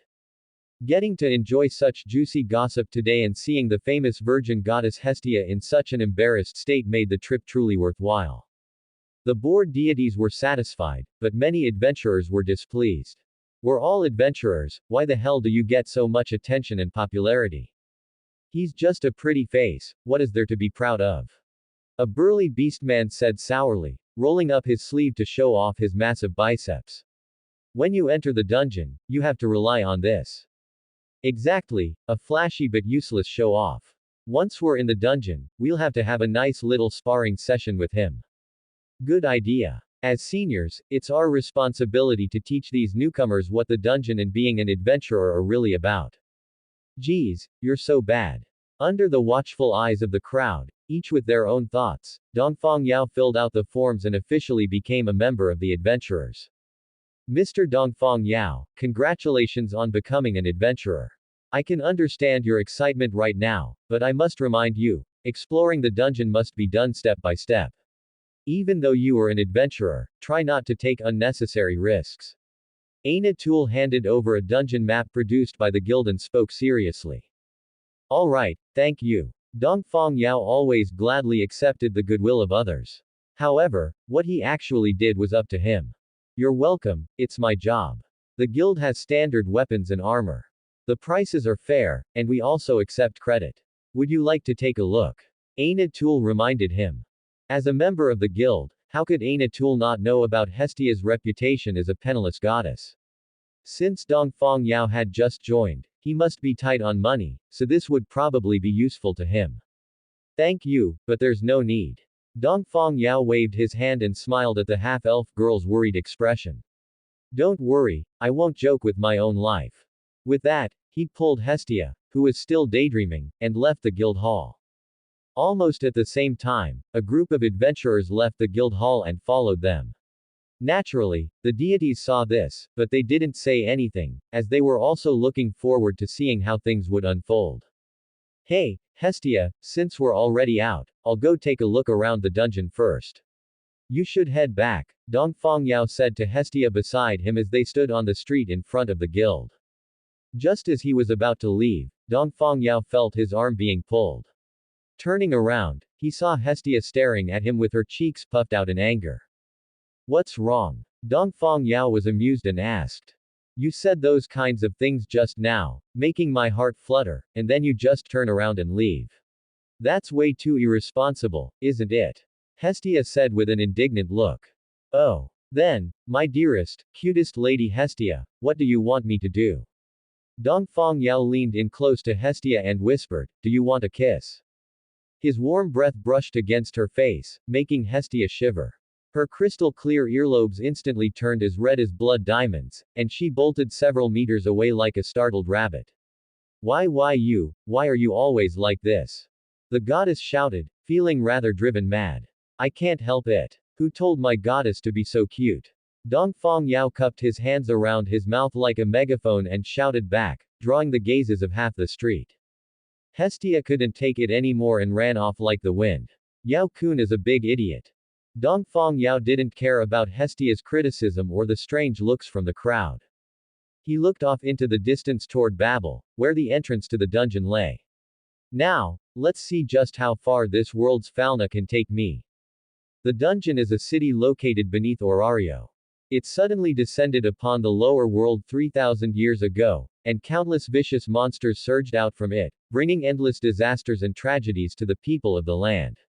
After the gods descended 1,000 years ago, to prevent the monsters from running wild and causing destruction, the people of Orario built a towering, magnificent structure on the surface, Babel, firmly sealing the entrance to the dungeon like a lid, finally ending the era of rampaging monsters. The introduction to Babel flashed through Dongfang Yao's mind as he followed the long queue to the dungeon's entrance. The stairs here wound and twisted, leading down into the dark, deep underground. Although the path was complex and the environment dim, the people present weren't very worried. Because this was just the entrance, which was still a safe zone. The real challenge began on the first floor. Upon reaching the first floor, Dongfang Yao separated from the crowd and stepped into the deep, dark cavern alone, beginning his journey into the dungeon. After he left, several adventurers quietly followed him. These people were originally full of confidence, thinking Dongfang Yao was just a super rookie who had newly entered level 1. On their side, they had 4 veteran level 1 adventurers plus a level 2 upper-class adventurer. Wouldn't tracking him be a piece of cake? But who would have thought the boy ahead was ridiculously fast? With just a brief lapse of attention, they were left far behind. The terrain of the dungeon was complex, with one fork in the road after another, making it easy to lose track of someone if they weren't careful. Phew! Gasp! Pant! After a long while, the 5 adventurers held their knees, their breathing heavy like bellows. Their clothes were soaked with sweat, and their anger toward Dongfang Yao flared up. This fool, he runs too fast. Is that guy part rabbit or something? When we catch him, I'm going to beat him up to vent my anger. Don't ruin his face. Otherwise, we won't be able to sell him for a high price. Hee hee, that's easy. They discussed casually, as if Dongfang Yao was already in their grasp. I thought I could catch some big fish, but it turns out to be just some rotten fish and smelly shrimp. The boy's voice rang out from behind them, cold and filled with disgust and disdain. Who is it? The five turned around and saw Dongfang Yao, immediately overjoyed. Good kid, you actually delivered yourself right to us. However, this joy did not last long and quickly turned into terror. For at some unknown point, slender wooden spikes erupted from the ground, piercing through their thighs and instantly crippling their fighting capacity. What was even more terrifying came next. A fatal suction force erupted. The group only had time to let out a brief wail before being drained of all strength. Then, they were blown to pieces by rapidly expanding wooden cactus-like spikes, their flesh and blood splattering all over the ground. The debut of the forest of myriad manifestations was actually this terrifying. Once hit, someone of the same level stood absolutely no chance of survival. Of course, the enemies were not completely wiped out. The only level 2 present managed to dodge the sudden assault and entanglement of the wooden spikes. Although a long gash was sliced into his leg, he ultimately survived. Seeing his subordinates cut down like vegetables by Dongfang Yao, the upper-class adventurer's face twisted in horror. Impossible. Absolutely impossible. His eyes widened in fury. You hid your strength. How could a level 1 rookie cast magic of this scale and speed, with such effortless control? He had to be at least level 2. You people are so weak, yet you refuse to admit it. Dongfang Yao shook his head and sighed, walking up to the man and raising a wooden spike, intending to put him out of his misery. Roar. The man roared, swinging his arm to deflect Dongfang Yao's wooden spike, and threw a punch toward Dongfang Yao's abdomen. Dongfang Yao quickly pulled back his hand and crossed his arms to block, but the opponent's powerful force sent him flying through the air, forcing him back several meters. Feeling the pain of a slight bone fracture, Dongfang Yao's heart sank. Although he had gained the upper hand earlier thanks to the characteristics of his Forest of Myriad Manifestations magic, there was still a massive gap between him and these level 2s in terms of basic status values. As expected, I cannot underestimate the strong of this world. On the other side, seeing his strike succeed, the level 2's confidence surged. Right, this was how it should be. The opponent was just a level 1, while he was a level 2 upper-class adventurer. Even if injured, a tiger was still a tiger, and could never lose to a sheep. With this thought, he charged forward again. Immediately after, his entire body was skewered through by wooden spikes erupting from the ground. The look he gave Dongfang Yao was filled with utter confusion. Didn't we agree to hand-to-hand combat? You're not playing fair. Idiot. Dongfang Yao snorted. Times have changed, don't you know? Who would engage in a physical struggle with a weaker body when they can use magic? The adventurers passed away peacefully. Dongfang Yao collected their weapons and supplies, feeling grateful to these generous benefactors. Who said he lacked equipment? Didn't some kind-hearted people just sponsor him? This battle gave Dongfang Yao a clearer understanding of his own strength. In terms of mana capacity, with the boost from Hashirama cells, he was not inferior to level 2s or even higher. But in terms of physical durability, he was still far too lacking, a true rookie. As expected, I still need to honestly grind my status values. Dongfang Yao sighed. Power of Yang. Endless circulation. Dongfang Yao cast a healing spell on his arms. A warm current flowed through them, and the stinging sensation quickly vanished, replaced by a cool, refreshing feeling, much like soaking in a murmuring stream on a hot summer day. It was very comfortable. In just a few steps, his arms had healed as good as new, and his strength had returned to its peak. Sure enough, in an environment like the dungeon, having a healing skill is truly important. Dongfang Yao thought with self-satisfaction. However, before he could be happy for long, he heard a pop pop pop cracking sound near his ears. Looking toward the sound, he saw several goblins struggling as they emerged from the walls. It felt as if the wall was hatching several goblins. This was the dungeon, it was alive. It wasn't that the dungeon would attack adventurers on its own, but rather that it possessed the characteristics of self-repair and automatic production of monsters. Just like birds hatching, the walls, floors, ceilings, and even any corner you wouldn't expect of the dungeon could hatch all kinds of monsters. Precisely because of this, the monsters in this dungeon could be called endless. There would never be a day they were completely wiped out. And goblins were exactly one of the most common small fry in these upper levels.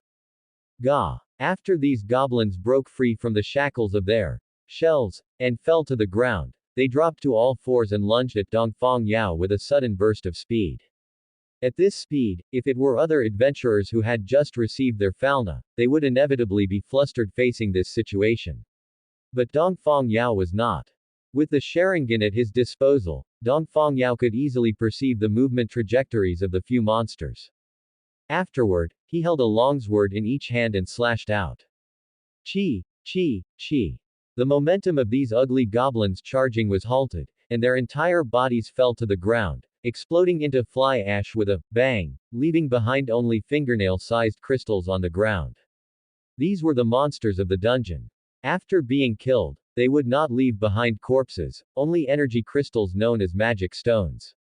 These magic stones contained rich energy and could be used to make all kinds of items. For example, lamps for lighting, stoves for cooking, and so on. Although this world lacked a mature technology tree and industrial system, it enjoyed very convenient living facilities because of the existence of magic stones. Precisely because of this, magic stones were strictly controlled by the guild as strategic materials. Every year, the guild could make a fortune just by exporting magic stones, and their source was the harvest after adventurers killed monsters in the dungeon. Picking up the magic stones and examining them carefully, Dongfang Yao put them into his pocket and then headed toward the lower levels. The magic stones were just byproducts. His real purpose was to test his newly acquired abilities and train his status values. Goblins were no pressure at all for Dongfang Yao, so after simply adapting for a while, he headed toward the third floor. Rustle, rustle. A light sound came from his ear. Dongfang Yao tilted his head and then swung his longsword upward. Poochie. A long tongue fell to the ground. Dongfang Yao looked back and met a pair of furious, large eyes. It was a lizard monster nearly 1.5 meters long, clinging to the walls and ceiling to ambush adventurers. Novice adventurers were easily caught off guard if unprepared. Unfortunately, it had met Dongfang Yao. With its tongue severed, the lizard monster leapt toward Dongfang Yao in agony. For such a foolish enemy, Dongfang Yao couldn't be bothered to waste time. A sliding tackle sliced open its abdomen, completely ending the creature's life. Dongfang Yao's footsteps did not stop. Lizard monsters and goblins became more frequent along the way, and the pressure on Dongfang Yao became more and more obvious. But Dongfang Yao was not afraid but delighted. This was exactly what he wanted. Only sufficient pressure could train his status values. Along the way, Dongfang Yao encountered several groups of adventurers. Seeing Dongfang Yao alone, their eyes were a bit strange. They probably didn't expect such a reckless person who dared to explore the dungeon alone and without wearing any armor. For these mocking or pitying gazes, Dongfang Yao ignored them all, focusing only on fighting and training. Soon, he arrived at the fifth floor. Compared to the previous levels, the fifth floor was significantly more spacious, with more and more complex secret passages, and the probability of encountering other adventurers was greatly reduced. Correspondingly, there would be more monsters. Bang! 8 or 9 werewolves jumped out of the walls at once. Standing upright at about 1.6 meters, their hair stood up like steel needles, and with sharp fangs and claws, they waved wooden clubs and charged toward Dongfang Yao. Unlike the reckless, scattered style of the goblins or geckos before, these werewolves actually understood some coordination, and their charge actually had the momentum of an army. In the blink of an eye, the leading werewolf rushed to Dongfang Yao, and the wooden club in its hand smashed down fiercely. Woo! The wind whistled, showing the force was fierce. Dongfang Yao, however, was unhurried. The longsword in his hand thrust out violently, hitting the werewolf's throat squarely and killing it. The death of one companion did not cause any hindrance to the werewolves behind. Instead, it made their charge even more violent. They surrounded Dongfang Yao from the left, middle, and right, leapt high, and smashed down with their wooden clubs. Kai. Dongfang Yao performed a flashy circular slash, precisely cutting the throats of these three werewolves. Bang! The werewolves' bodies crumbled into smoke and dust. Then, Dongfang Yao seized the momentum, twisted his waist, and swung his dual blades with even greater force, beheading the two werewolves that rushed over afterward. In the blink of an eye, the aggressive werewolf pack was slaughtered by Dongfang Yao. Who? Dongfang Yao let out a long breath, feeling his whole body heating up, and an unprecedented impulse jumping in his chest. He wanted to fight more. More fighting. The frustration of his previous self's low strength for over a decade, the depression and anger of being forced to be an experimental guinea pig just after transmigrating, and the surprise of awakening power after receiving the Falna, all turned into fuel burning fiercely at this moment, burning until his whole body was scorching hot, even melting. He had to vent. Come on. Dongfang Yao held the sharp blade, with several swords strapped to his waist, let out a war cry at the newly spawned werewolves, and then charged forward without looking back. Dodging, circling, slashing, thrusting.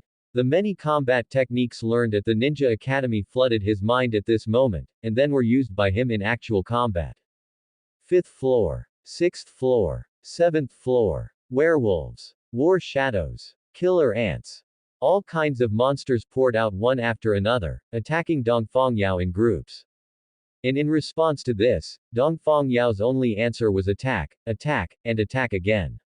When his swords broke, he made one with forest of myriad manifestations. When his body was injured, he healed it with endless circulation. When his stamina declined, he borrowed some from these monsters. The further it went, the more courageous Dongfang Yao became as he fought, the more carried away he got. He turned into a ruthless fighting machine, and all the monsters that approached him were ground into meat paste and turned into fly ash. Outside Babel, in Orario's central plaza. Hestia, dressed in white, stood outside the gate, waiting anxiously. Really, why hasn't he come out yet? The lowly goddess stomped her feet hard, deciding that she must scold Dongfang Yao severely when she saw him later. She had never seen such a reckless adventurer, conquering the dungeon on the very first day of receiving the Falna. Conquering the dungeon was one thing, but he didn't even bring any armor or weapons, nor did he bring any food or water, he just went down empty-handed. And he stayed for a whole day. Was this guy here to adventure or to throw his life away? Must give him a good lesson, let him know what the dignity of a god is. Hestia made up her mind. However, as time passed second by second, and the sun was about to set, she still didn't see Dongfang Yao's figure.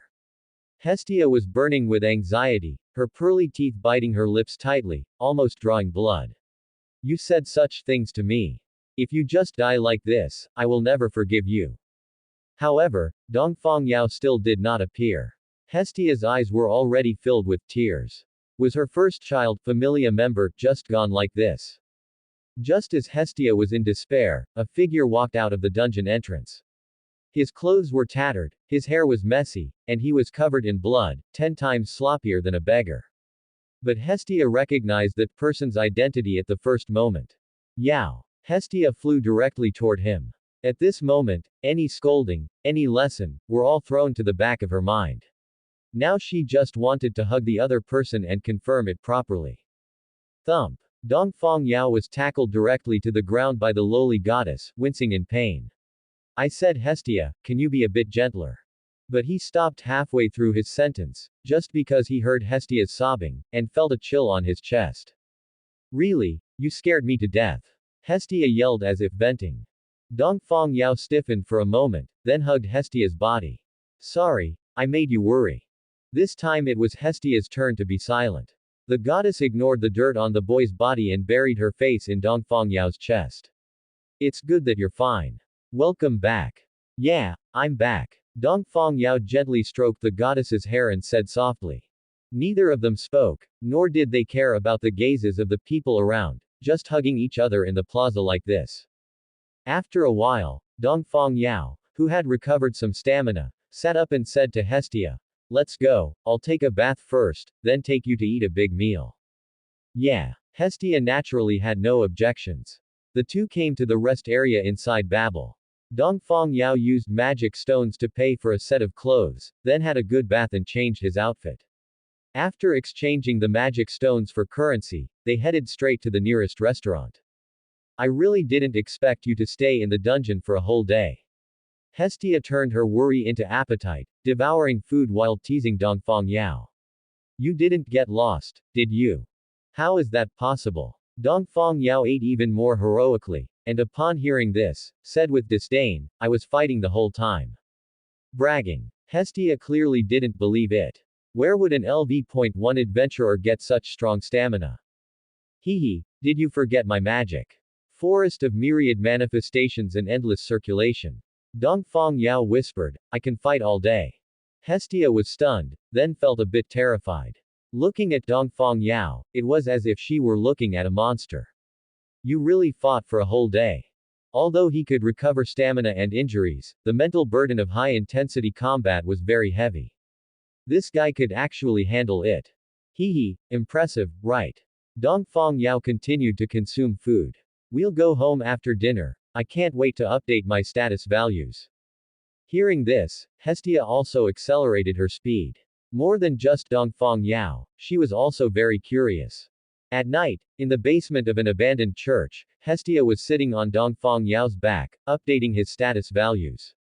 With the dripping of divine blood, bright light emerged, and the holy text jumped and changed automatically, finally fixing and forming Dongfang Yao's latest status values. Dongfang Yao. LV.1. Strength. I0 right pointing arrow H 120. Endurance. I0 right pointing arrow H 175.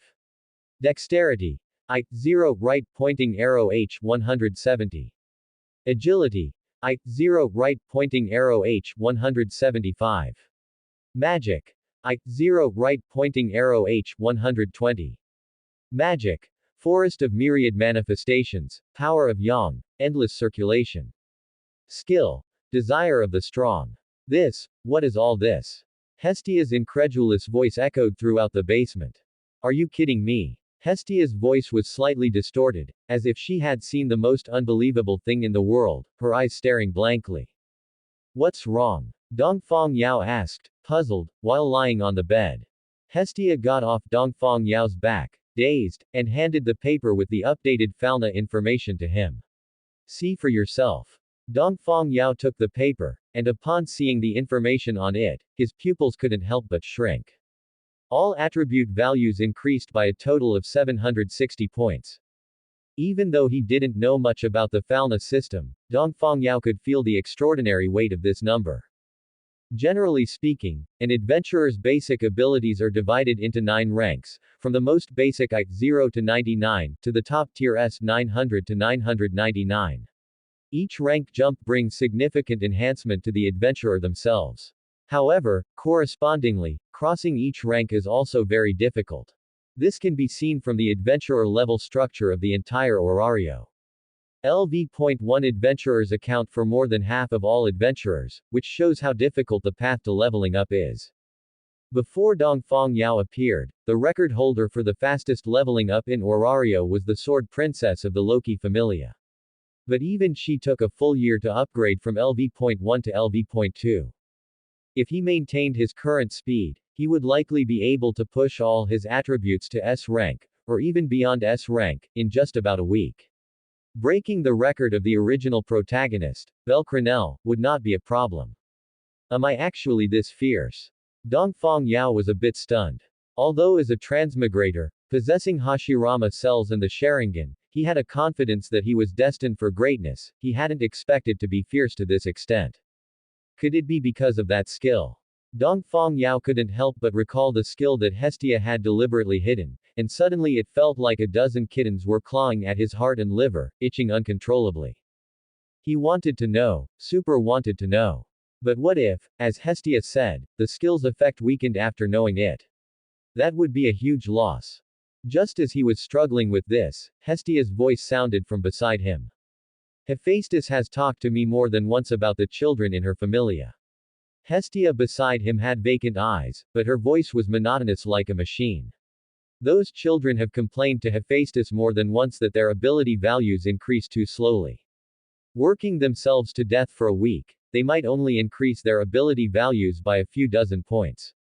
So, it's no exaggeration to say that these ability values are exchanged for their heart's blood.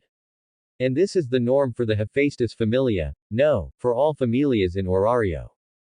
But now, you have increased your all attribute values by 760 points in just one day.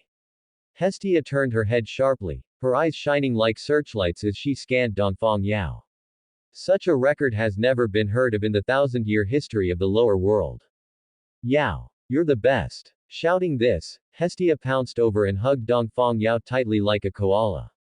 Although she knew this young man was extraordinary when she planted the falna and that she had found a treasure, she hadn't expected it to be such a super big treasure. He, it's really different from us eternal gods, children of the lower world are really easy to change. Hestia rubbed her cute, delicate face against Dongfang Yao vigorously. Under this all-encompassing embrace from top to bottom, front to back, Dongfang Yao felt a force awakening within him, and his expression changed instantly. Hestia, get up quickly. No. I was worried all day, and now I want to relax properly, he. Hestia didn't even notice that her voice had a hint of coquettishness. Hey, you're playing with fire. Dongfang Yao gritted his teeth. You'll regret it. I wouldn't. Hestia was just about to retort with full force when her body suddenly stiffened, and then she sprang up and jumped away instantly. What did you have in your pocket? Hestia looked at Dongfang Yao, stuttering incoherently. It's a gun. Dongfang Yao said irritably. The kind that can kill people. Bang. Hestia's face flushed red, and finally, a puff of steam burst out, and she fainted. What a weakling. Dongfang Yao stepped forward in a few strides to support her and lay her on the bed. Looking at her shy sleeping face, Dongfang Yao felt a bit restless, feeling like he should do something. Thus, he extended his sinful claws toward this goddess. Be more careful in the future, you silly goddess. Dongfang Yao pulled Hestia's cheeks with both hands, kneading them into various shapes. He had a good time satisfying his urge. He didn't stop until Hestia's cheeks were flushed red. Gently flicking Hestia on the forehead, Dongfang Yao softly said, "Good night," before lying down on the sofa. Having fought in the dungeon without sleep for a whole day, Dongfang Yao's spirit had reached its limit, and he fell into a deep sleep almost the moment his head touched the pillow. And just after Dongfang Yao let out even, long breaths, the lowly goddess on the bed secretly opened her eyes. Looking at Dongfang Yao's sleeping form, she touched her burning cheeks and muttered dissatisfiedly, "What is this? Yao-kun is such a big idiot." Thinking this, Hestia tiptoed off the bed. The next morning, sunlight streamed through the windows of the abandoned church into the basement, and the sleeping youth woke up leisurely. After a night of deep sleep, the fatigue of his body was swept away. Dongfang Yao felt that his body was full of strength again, and that vibrant vitality gave him the urge to run to the dungeon immediately and have a go. The sage body is just this unreasonable when it comes to recovery. Dongfang Yao wanted to raise his arms to stretch but failed. It wasn't because he was disabled, but because his left arm was being pressed down by a heavy object and couldn't be lifted. That soft and warm tactile sensation gave Dongfang Yao an ominous feeling. No way. Dongfang Yao had a few black lines hanging from his forehead as he looked down. Sure enough, a beautiful face came into view. But even more eye-catching than that pretty face was the goddess's ample bosom. You're testing a cadre with this. Which cadre could withstand this kind of test? Dongfang Yao's mouth twitched. How could he not have noticed before that this goddess had the habit of sleepwalking? Geez, knowing that I'm no upright gentleman, she still sends herself to me. Dongfang Yao felt insulted. If he didn't do something, wouldn't he be worse than a beast? Thinking this, Dongfang Yao extended his groping claws straight toward the largest target on the goddess's body. As everyone knows, Newton once said that the larger the mass of an object, the greater the gravitational force it produces. Therefore, Dongfang Yao's actions were entirely caused by the laws of physics and were a completely natural result. But just before his hand touched the target, Dongfang Yao felt the person in his arms trembling. Forget it, after all, she is a virgin goddess, I can't be too impatient. After a moment of silence, Dongfang Yao sighed, freed his arm from Hestia's confinement, then gently placed his goddess back on the bed, covered her with a blanket, and tapped her between the eyebrows with his finger. Don't run around in the middle of the night next time. Otherwise, I can't guarantee what I might do. After saying that, he got dressed and left. Not long after he left, Hestia opened her eyes, her clear eyes filled with shyness and relief. What is this? Saying such tough things, but actually, he's also a coward. While complaining, she rolled around on the bed holding the blanket, occasionally letting out, hee, giggles, in a very good mood. As a body pillow, Dongfang Yao was quite capable, and the great Hestia was very satisfied. Outside the door, Dongfang Yao heard the movement inside, and the corners of his mouth curled up slightly.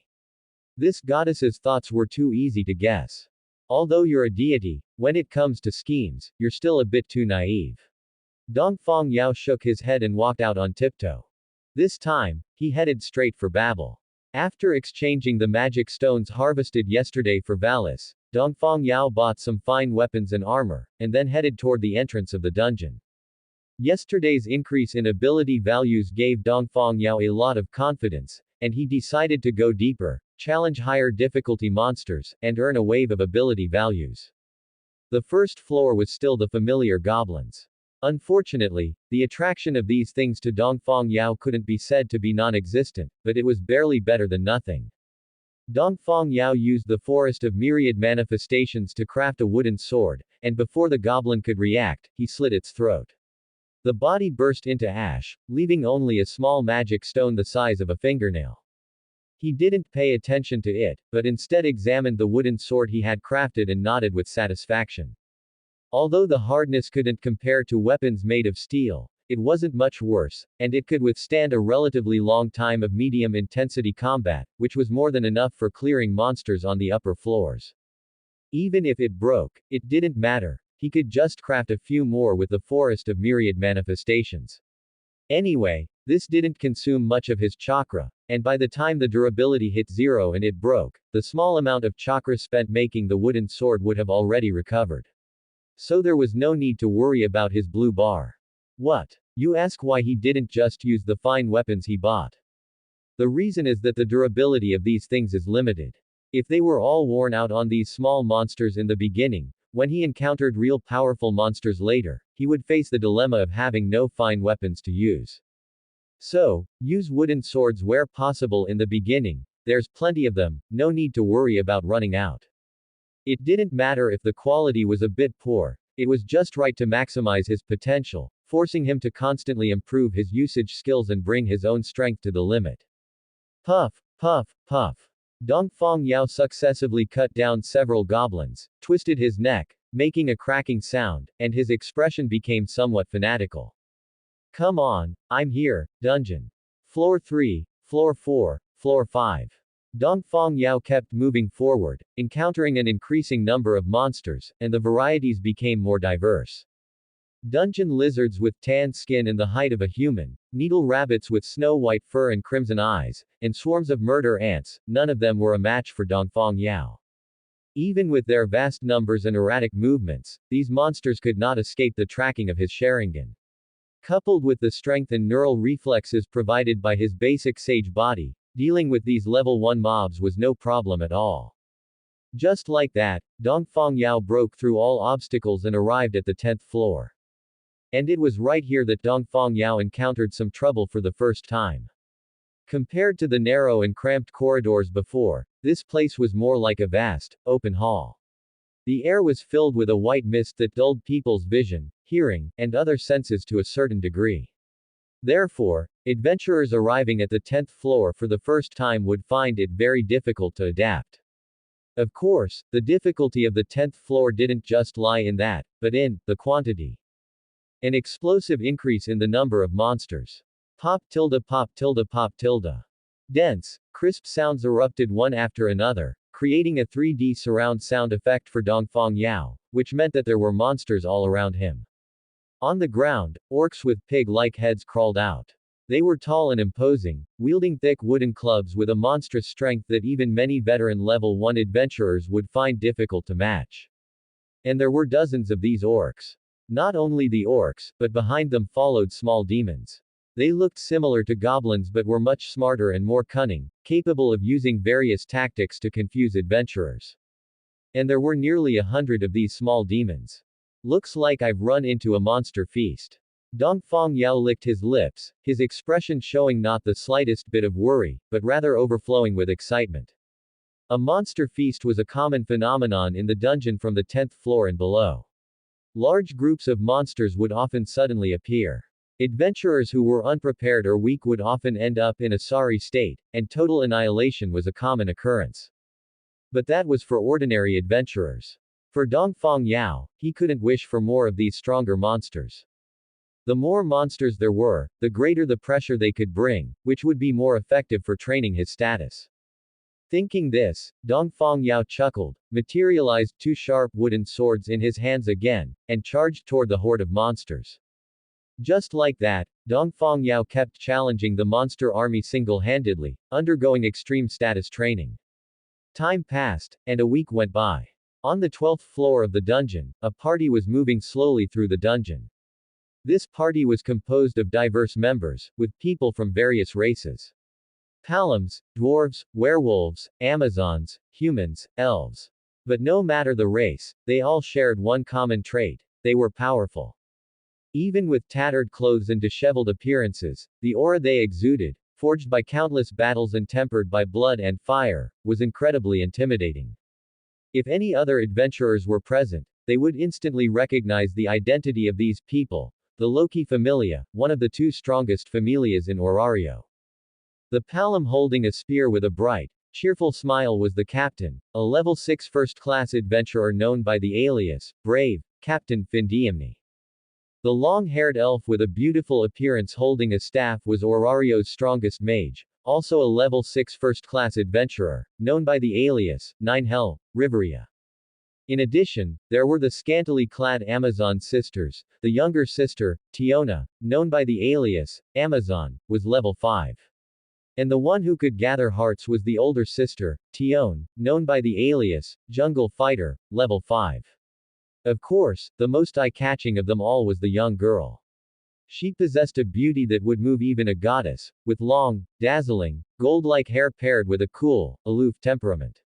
She was captivating to everyone, young and old, and was admired by countless adventurers and citizens of Orario.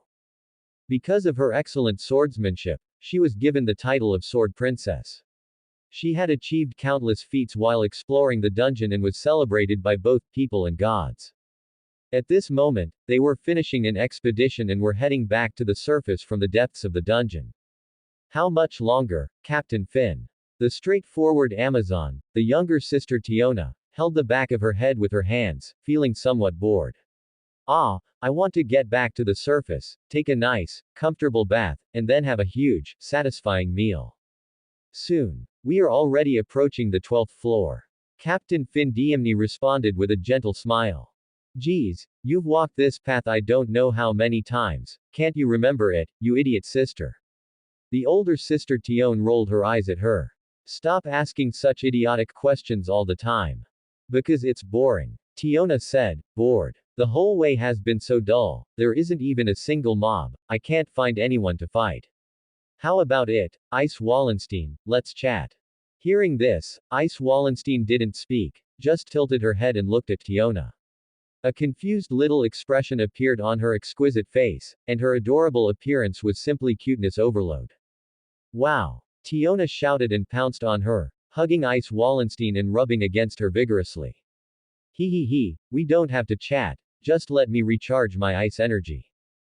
Feeling Ice Wallenstein's pleading little gaze, Riveria, who was on the side, covered her forehead and sighed, saying, alright, Tiona, you're making Ice very uncomfortable. He, what's the harm? We're all companions, just let me rub for a bit. Tiona was somewhat dissatisfied, but had to give up under her sister's violent suppression. So boring She suddenly burst out with a loud shout, giving everyone in the party a big fright, leaving them speechless. Idiot, what are you doing all of a sudden? The older sister Tion fiercely twisted her sister's ear, furious at this troublesome person. With the older sister suppressing and the younger sister fighting back, The bickering between the two actually added a lot of fun to the party, and the air was filled with a cheerful atmosphere. Ahu! Roar, roar, roar. But this situation didn't last long before they heard a series of loud roars in their ears. What's going on? Their expressions changed. As veteran adventurers, they immediately judged the situation from the sounds. There were monsters ahead, a large number of them, hundreds of them. And such loud and angry roars proved that they were in the middle of a fierce battle. There are adventurers fighting ahead. Captain Finn Diemni's lips curled up. How rare, to have made such a big commotion. Let's go, let's take a look. Everyone's spirits lifted. The long, boring march had almost made everyone feel depressed, so now that there was some fun to watch, why not hurry up? So the group accelerated their pace and soon arrived at the 10th floor cavern. Then, they were stunned by the scene before them. On the open ground, a massive number of monsters were densely gathered. There were orcs, small demons, and from time to time, a group of bat-type monsters emerged from above. A rough glance showed the total number was no less than 200. And against such a massive number of monsters, their opponent was only one person. A slender, black-haired boy was dodging and moving nimbly among the monster horde. Sometimes he raised his sword to block, sometimes he flipped to dodge, sometimes he closed in to engage the orcs in hand-to-hand combat, and sometimes he used his wooden sword to precisely pierce the fast-flying bat monsters. For ordinary adventurers, this was a suffocating encirclement, a war mill capable of crushing their bodies into powder. But in front of this boy, such a dangerous scene became the perfect stage for his solo performance. These ferocious monsters all passively became his supporting roles, performing according to his will. Wow, what a handsome guy! Tiona exclaimed, causing black lines to appear on everyone's foreheads. Idiot Tiona, is that the point? The older sister Tion glared at her fiercely. Her sister was really becoming more and more unreliable. I know that, of course, that guy is strong. Tiona chuckled, not caring at all. Being able to deal with so many monsters so easily, to be honest, I didn't have this level when I was level 1. Yeah, it's really surprising, how on earth did he do that? The older sister Tion also asked. Ice Wallenstein, who had been silent, spoke up. Hearing this, everyone looked at the boy's eyes. The wine-red pupils were nothing to write home about, nor were they unusual. But within the pupils were two tomo that had a luster like ink jade, spinning rapidly with the boy's movements. Those eyes have some tricks to them. Riveria mused, they should be able to precisely track the enemy's movements and increase his reaction speed. So that's it. They didn't doubt Dongfang Yao's level at all, because people at level 2 and above wouldn't stay on the mere 10th floor. Working themselves to the bone here wouldn't earn much experience value, and the magic stones were pitifully few. With that time, it would be better to go deeper into the dungeon to explore. They could grow their strength and increase their wealth, which was better than suffering here. Yeah, I didn't expect that we'd have such an outstanding new adventurer after only 10 days or so of our expedition. Riveria couldn't help but sigh, then turned to look at Captain Findiemni. How about it, shall we go help? With so many monsters, no matter how good his skills are, he won't be able to hold out for too long. Seeing an outstanding junior, they didn't mind helping out. As the strongest in Orario, they had at least that much magnanimity. Captain Findiemni didn't speak, he had already started biting his fingernails. Riveria was a bit confused. Captain Findiemni, what's wrong? Do you really think he needs our help? Captain Findiemni turned his head to look at his old partner. What's wrong? Riveria was stunned for a moment. That boy, he is completely enjoying himself. Captain Findiemni sighed. Enjoying himself. Everyone was a bit confused. Yeah. Look, with his speed and agility, killing those monsters would be easy. But he gives up at the critical moment every time, choosing less lethal methods. Captain Findiemni pointed at the boy, who was currently facing the attacks of 3 orcs. He had a wooden sword in his hand that could have directly pierced their eye sockets or throats to finish them off. He could completely do it with his speed, but he chose to knock them on the head, sending them flying away. Isn't this thankless and exhausting? Tiona and Tion realized and felt strange. If he can kill them immediately, why drag it out? Of course, he wants to train his status. Captain Fin Diemni bit his thumb's fingernail, the smile on his face becoming even brighter. Actively placing himself in a dangerous situation, restricting his own hands and feet, is all to push his pressure to the limit, thereby exercising his status to the maximum extent. The newcomers these days are really amazing. After hearing this, everyone realized, and the looks they gave the boy were filled with some respect. This mindset already showed the bearing of a strong person. If he didn't die young, in time, he might not be unable to stand side by side with them, level 6s, or even, surpass them. Interesting, really interesting. It makes my hands itch. Tiona rubbed her palms together, unable to resist wanting to go up and stretch her limbs.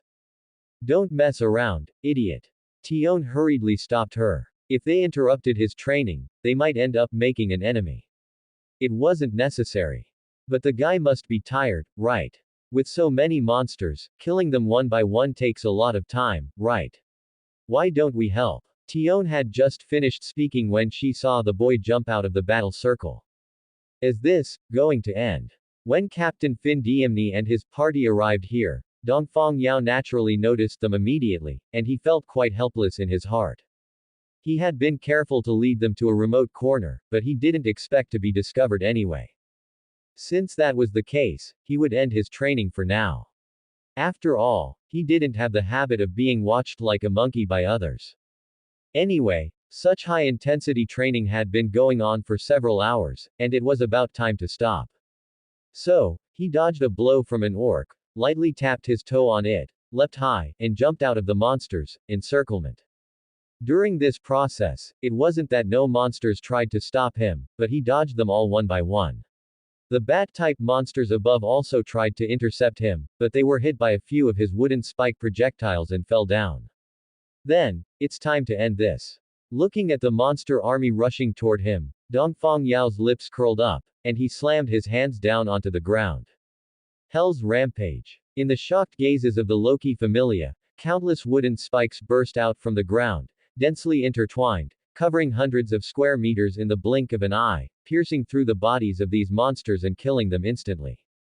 A small portion of the monsters luckily dodged the first wave of spikes, but they didn't expect that several more wooden spikes would burst out from the spikes, forming a thorn net so dense that it turned them all into beehives. XN. The atmosphere suddenly fell into an extremely eerie silence. Pop, pop, pop. Amidst the series of explosions, the bodies of hundreds of monsters turned into ash and dissipated, with only magic stones left on the ground, declaring their past existence. Gulp. The throats of some Loki familia members rolled. The sound of swallowing was exceptionally clear in the quiet environment. They asked themselves if they could withstand magic of this speed and power. Hey, what was that just now?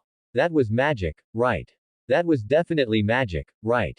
Tiona tugged on her sister's arm, pointing at the large area of thorn cages, her excitement making her incoherent.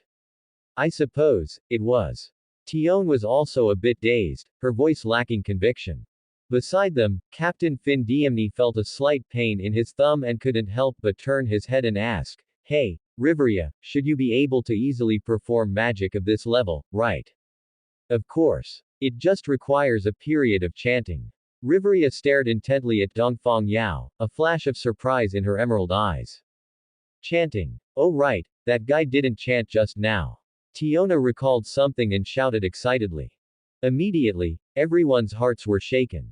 The agility to move freely amidst the siege of hundreds of monsters, those magical crimson eyes, and now this non-chanting magic. The mysteries surrounding this boy were piling up, making one unable to resist wanting to explore further. Is this guy really just a level 1? Someone in the team muttered. What's so hard about that?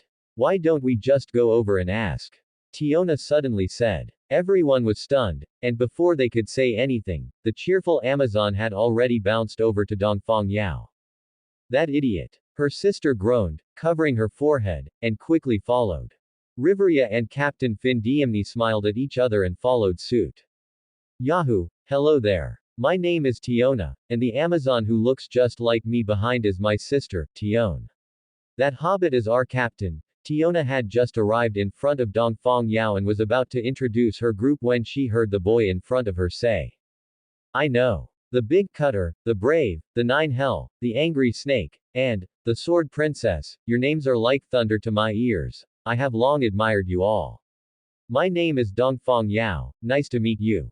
Dongfang Yao smiled and said. Ha ha ha, you're quite the smooth talker.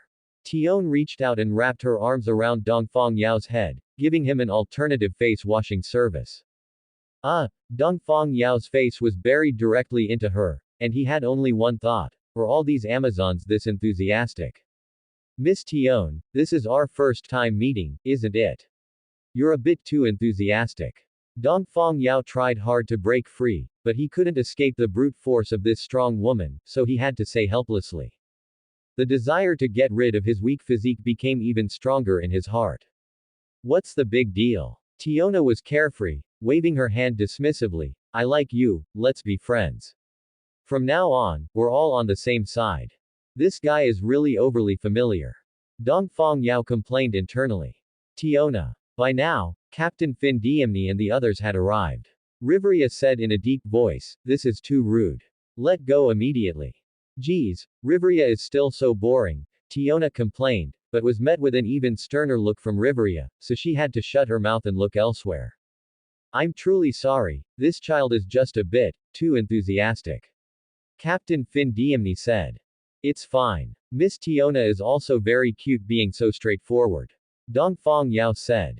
These words were not flattery, because Tiona herself was beautiful, and combined with her hot outfit and bold personality, she had quite an exotic charm. Yahoo, you have a good eye. Want to spar with big sister here? If you win, you can do whatever you want. Tiona winked and struck a hot curve pose. Dongfang Yao clutched his chest, grimacing. Stop it, I'm only level 1. Exactly, Tiona, there should be a limit to joking. Tion pulled her sister back.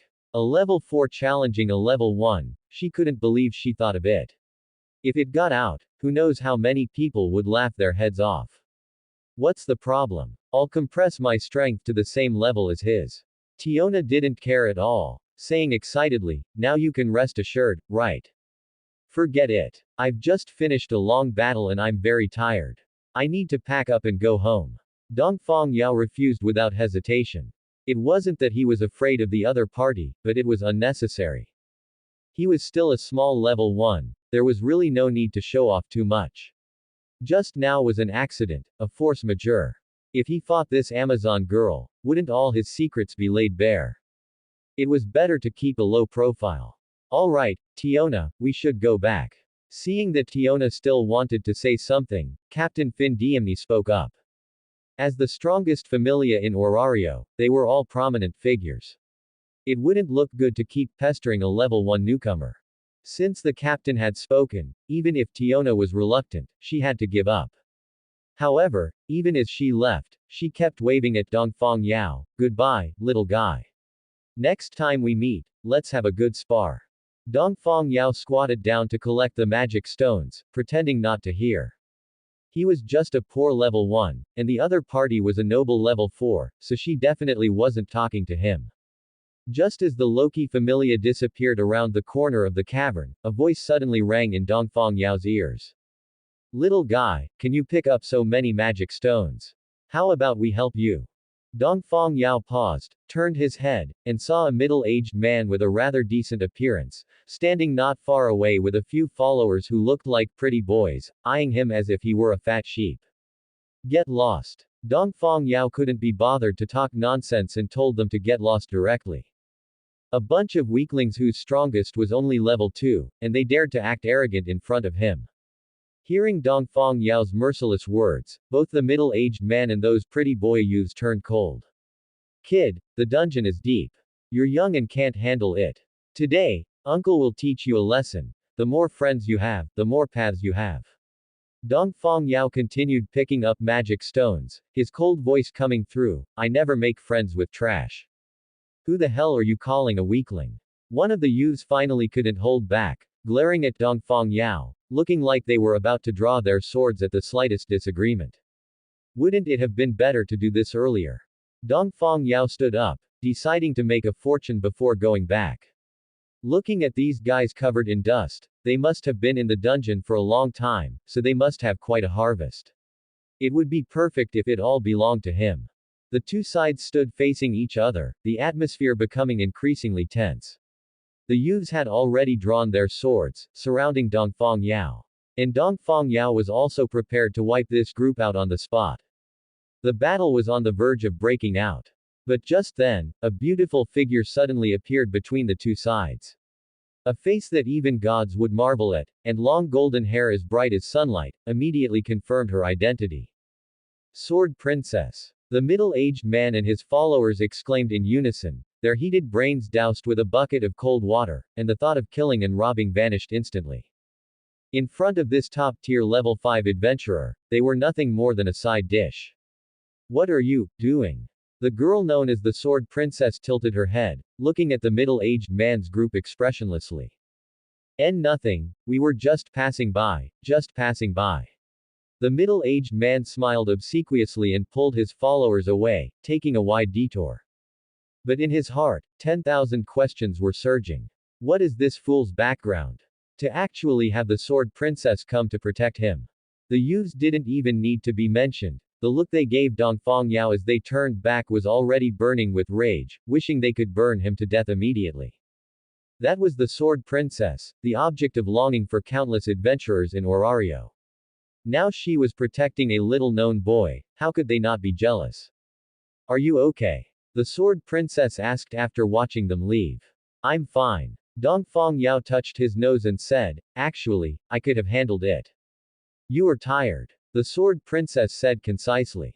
Dongfang Yao shook his head and laughed, was this him digging his own grave? Thank you. He thanked the Sword Princess. Although it delayed his opportunity to make extra money, it was still a kind gesture. Dongfang Yao had always been grateful for others' kindness. Ice Wallenstein nodded and stared at Dongfang Yao for a while, making him feel uncomfortable, thinking there was something wrong with his face. Is something the matter? Dongfang Yao asked. Your status? Ice Wallenstein had wanted to ask about this. But thinking that this was an adventurer's core secret, she simply stopped. Nothing. Goodbye. Ice Wallenstein said and left. Dongfang Yao scratched his head, feeling a bit confused. After collecting the magic stones on the ground, Dongfang Yao headed toward the surface. Because he was traveling alone, he moved quickly and soon arrived at the dungeon exit. The moment he stepped out of Babel, Dongfang Yao frowned because dozens of people were staring at him simultaneously. Lord Apollo, that's the Dongfang Yao.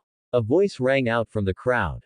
Apollo. Hearing this name, Dongfang Yao recalled some memories from the depths of his mind, and immediately, an ominous premonition welled up in his heart. Oh my, is this Yao Kun? Just as rumored, he's a very cute child. Accompanied by a soft, somewhat affected voice, a handsome male god wearing a Greek-style robe and a laurel wreath appeared. The look in his eyes when he stared at Dongfang Yao was full of fervor. Nice to meet you, I am Apollo. As you can see, I am a deity. Apollo walked up to Dongfang Yao, reached out his hand, and spoke in a chanting tone. Looking at the extended hand, Dongfang Yao subconsciously took a step back. Oh my, are you shy?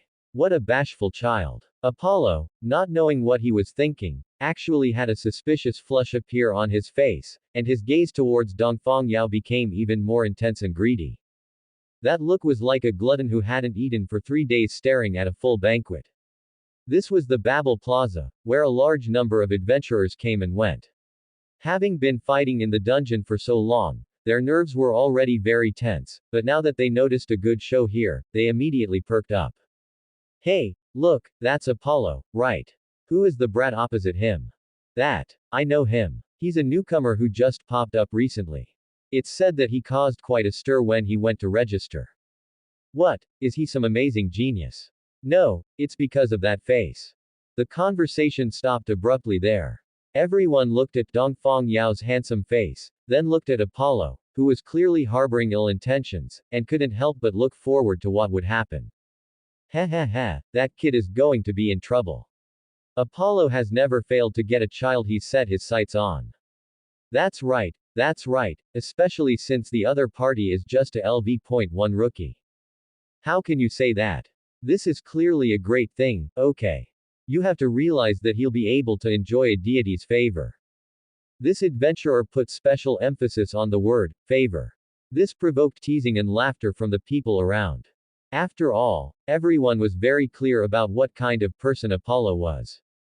And for a newcomer adventurer who only had a pretty face but no strength to back it up, once targeted by Apollo, there was almost no possibility of escaping. Thinking of this, everyone couldn't help but look forward to how things would develop. At this time, the Loki familia had not gone far and naturally noticed the situation here. Tiona frowned, raised her foot, and was about to walk over, but was held back by her sister. Don't be impulsive, let's see the situation first. Tione pressed down on her sister. But the one eyeing the young man is Apollo. Tiona's face was full of disgust, as if she were speaking of some unspeakable thing. Don't worry, that young man isn't a simple character either. Riveria said meaningfully. Just now in the dungeon, Dongfang Yao released such a large-scale magic spell, yet he didn't even blush or pant, clearly having a great deal of strength to spare. With such strength, he could retreat unscathed even when facing the Apollo familia. After all, Apollo only had a few followers around him now, the highest of which was only an adventurer who had just reached LV.2. Such a lineup was very powerful against other LV.1s, but that might not be the case for the youth before them.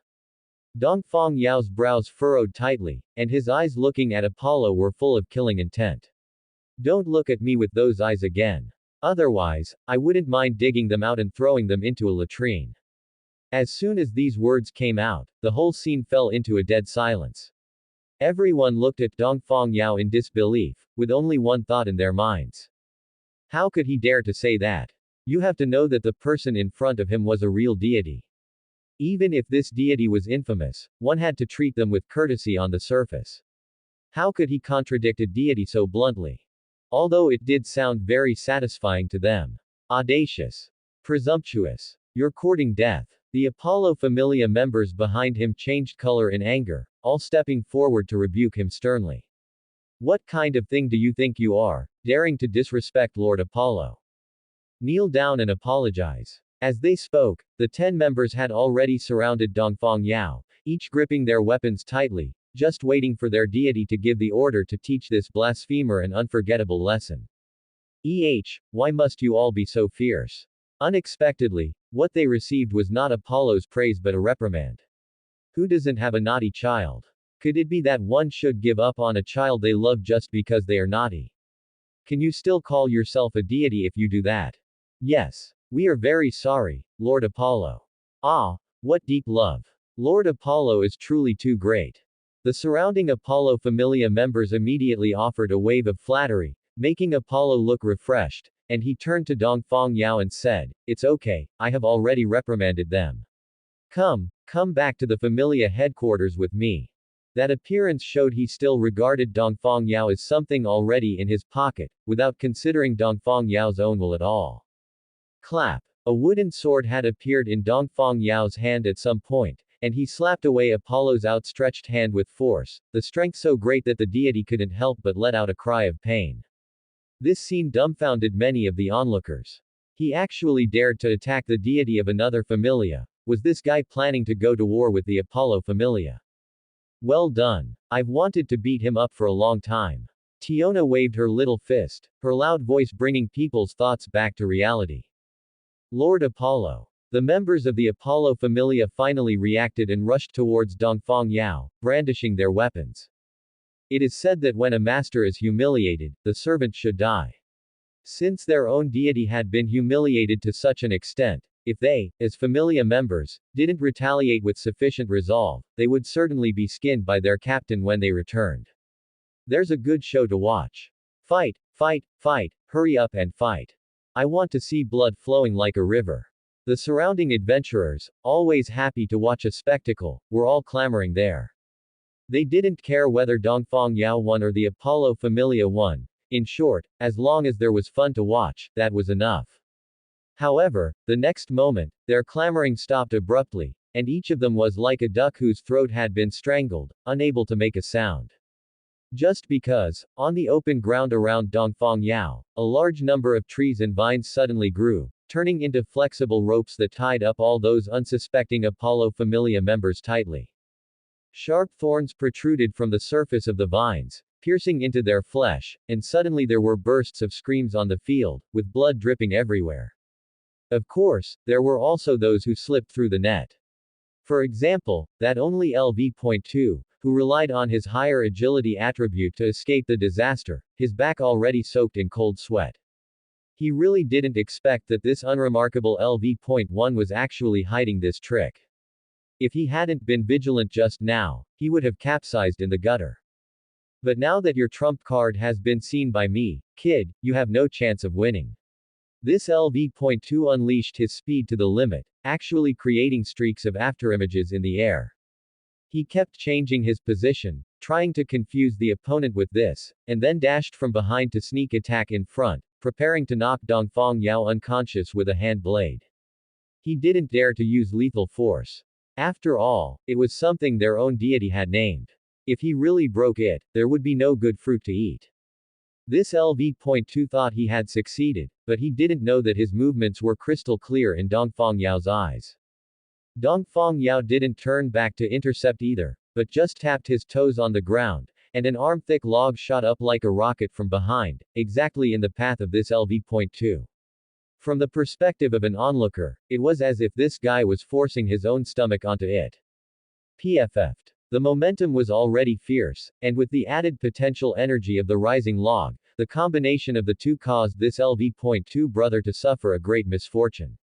He felt as if his stomach was about to be pierced, and his whole body arched like a shrimp, directly unable to get up again.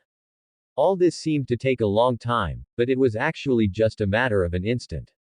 Between the blink of an eye, the 10 members of the Apollo Familia, 9 LV.1s and 1 LV.2, were dealt with by Dongfang Yao just like that. This crisp and neat counterattack stunned the onlookers. Although they weren't geniuses, they were seasoned veterans, especially with an LV.2 among them, and they were defeated just like that. What happened to the promised level suppression? Thinking of this, those deities couldn't sit still and hurriedly sent their familia members to collect detailed information about Dongfang Yao. After a long while, good. It was unknown which deity called out, good, and then there was a series of applause and exclamations. The enthusiastic atmosphere made the Apollo Familia's downfall all the more stark. The group of members hanging there felt as if their faces were on fire, wishing they could immediately find a hole to crawl into. It was just too embarrassing. Subarashi Yao-kun. Facing the plight of his own familia, Apollo not only had no anger or worry, but instead was ecstatic as if he had discovered a new continent. I didn't expect, beneath your excellent appearance, you actually have such outstanding talent. I really want to have you even more now, Yao-kun. Dongfang Yao looked at Apollo coldly. The perverted possessiveness in the other party's eyes made him very unhappy, and he wished he could kill this disgusting deity immediately. Unfortunately, he couldn't. This was Orario, the city of adventurers. Deities and their fauna system were the cornerstone of all this. Therefore, the dignity of the deities must be guaranteed. If he really killed a god in public, he would likely be attacked by everyone and have no place to stand. It's not the time yet, I'll spare your dog life for now. Dongfang Yao took a deep look at Apollo and left straight away. Wherever he walked, those low-level adventurers gave way, watching Dongfang Yao leave with awe-filled gazes, still sighing in their hearts. They're both LV.1, why is the gap so big? As expected of the young man I have my eye on, he's just amazing. Tiona exclaimed. Captain Fin Diemni and Riveria looked at each other, and both saw, as expected, in each other's eyes. Then they smiled and greeted everyone, the show is over, let's go. The members of the Loki Familia turned and left one after another, only Ice Wallenstein watched Dongfang Yao's receding back, a thoughtful light flashing in her eyes. Not long after Dongfang Yao and the Loki Familia left, another part of the Apollo Familia arrived at the scene, led by the Apollo Familia's captain, Hyacinthus. Get out of my way. He roughly pushed aside those who were blocking him and rushed to Apollo as fast as he could. Those people originally wanted to lose their temper, but after weighing the gap between themselves and an LV.3, they decided to be generous. They beat the guy up fiercely in their hearts, and then left with satisfaction. Lord Apollo, how are you? Are you okay?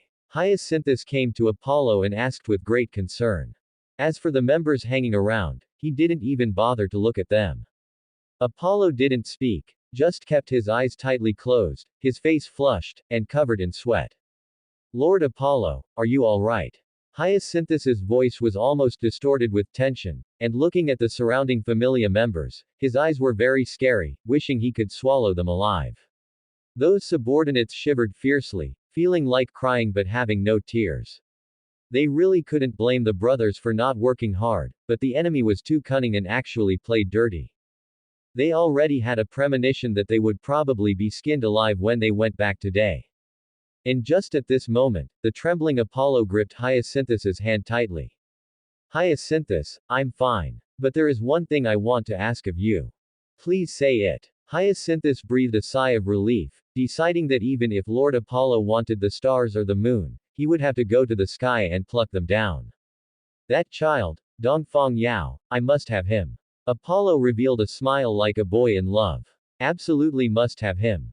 Hyacinthus was stunned, his two hands hanging by his sides clenched into fists, his nails digging into his flesh without him even realizing it. Unprecedented jealousy filled his chest, almost making him explode. What kind of virtue or ability does that fool have to receive Lord Apollo's favor? As a fanatical fan of his own deity, he wished he could monopolize the deity's favor. But he also understood one thing, that what his deity decided, even 18 horses couldn't pull back. Therefore, he could only go with the flow and must never go against it. I understand, Lord Apollo, I will help you. Hyacinthus revealed a charming smile. However, there are too many eyes here, let's go back to the Familia headquarters and discuss it carefully. That makes sense, you are still the thoughtful one. Apollo smiled very happily, grabbed Hyacinthus's hand, and went back together. As for those Familia members hanging there were others to rescue them. Watching Apollo and his Familia leave, many deities and adventurers smelled a trace of an unusual atmosphere. That was the smell of a conspiracy. Interesting, things are about to get interesting. Abandoned church, Hestia Familia base. What? That fool said that. After hearing Dongfang Yao's account, Hestia was instantly furious, her twin tails standing straight up without any wind. Knowing clearly that Yao is my only family, he still dares to do such a thing. That guy Apollo is still as despicable as ever. Oh. Dongfang Yao asked curiously, Hestia, did you have any grudges with him before? Hestia hesitated for a moment, showing an expression of disgust. That guy confessed to me time and time again when we were in heaven, and when I didn't agree, he would pester me.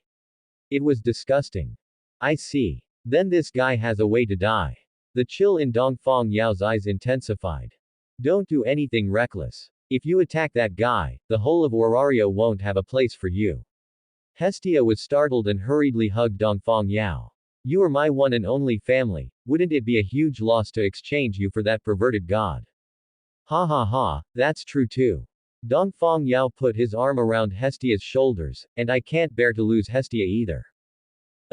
Hestia was very happy. After spending time together for a while, she had become accustomed to the occasional intimate actions, and would even take the initiative to offer perks. This lowly goddess was just like this, she was never lacking in enthusiasm for the people she approved of. But when she thought of Apollo, her mood became very bad. But you must also be careful. That guy has terrible character and is famous for pestering people.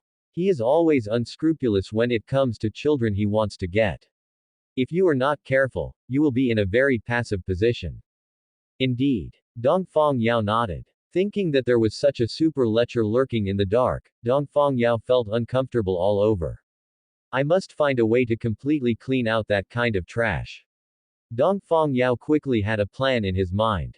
Hestia, please help me update my status first. That's the end of part 1. Part 2 is coming soon.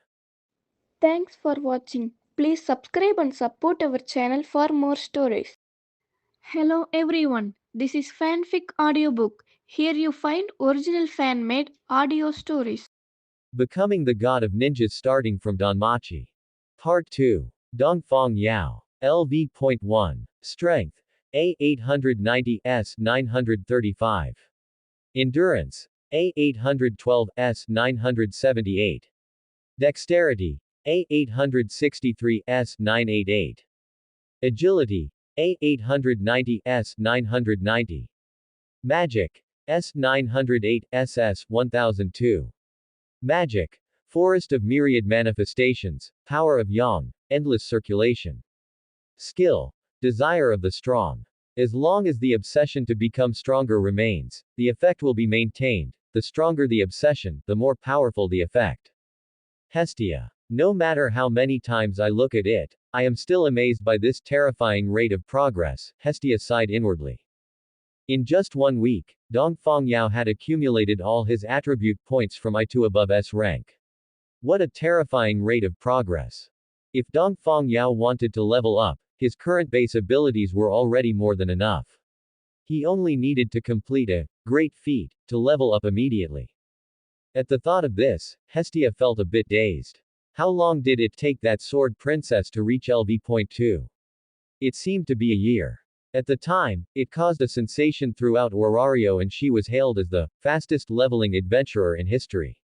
But compared to her own Yao, that was truly slow as molasses. Wu Hua, Yao, you are truly amazing. Overjoyed, Hestia pounced on him again. Puyo. Dongfang Yao was hit hard by the ball-on-ball impact. Even though he had seen this scene many times, he still couldn't remain calm. One could only say the goddess is great, no need to say more. Eek. Hestia, who was hugging Dongfang Yao tightly, suddenly let out a scream, then jumped up, clutching her perky bottom and glaring at Dongfang Yao. The goddess originally wanted to show her anger, but her cute, baby-faced cheeks were full of shy blushes, which instead gave off a feeling of coy resistance. What are you doing? Hestia stomped her feet and pouted. This is self-defense, Dongfang Yao said righteously. Who told you to launch a sneak attack? Can this be the same? Hestia said angrily. What's different about it? Dongfang Yao chuckled, his voice a bit flirtatious. Hestia, as a god, you can't have double standards. Seeing that Hestia still intended to retort, Dongfang Yao didn't want to continue dwelling on this topic and decisively changed the subject. You haven't told me my ability values yet. Again, changing the subject. You're so cunning. Hestia muttered resentfully, then copied a version of Dongfang Yao's Falna information and handed it to him. Naturally, she deliberately blurred the skill column.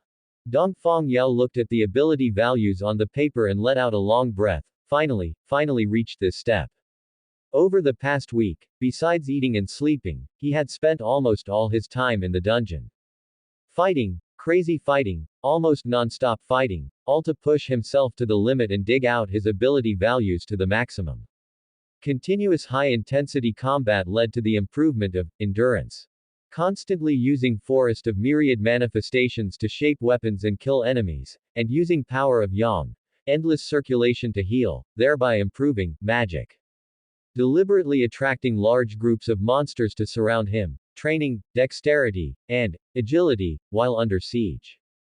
Constantly wrestling with thick-skinned and strong monsters to strengthen strength. And all of this fed back into his ability values, all attributes above S rank.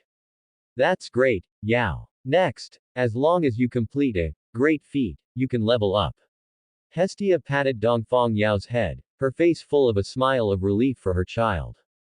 A great feat. Dongfang Yao was also thinking about this question. In this world, a so-called great feat refers to heroic deeds that even the gods praise.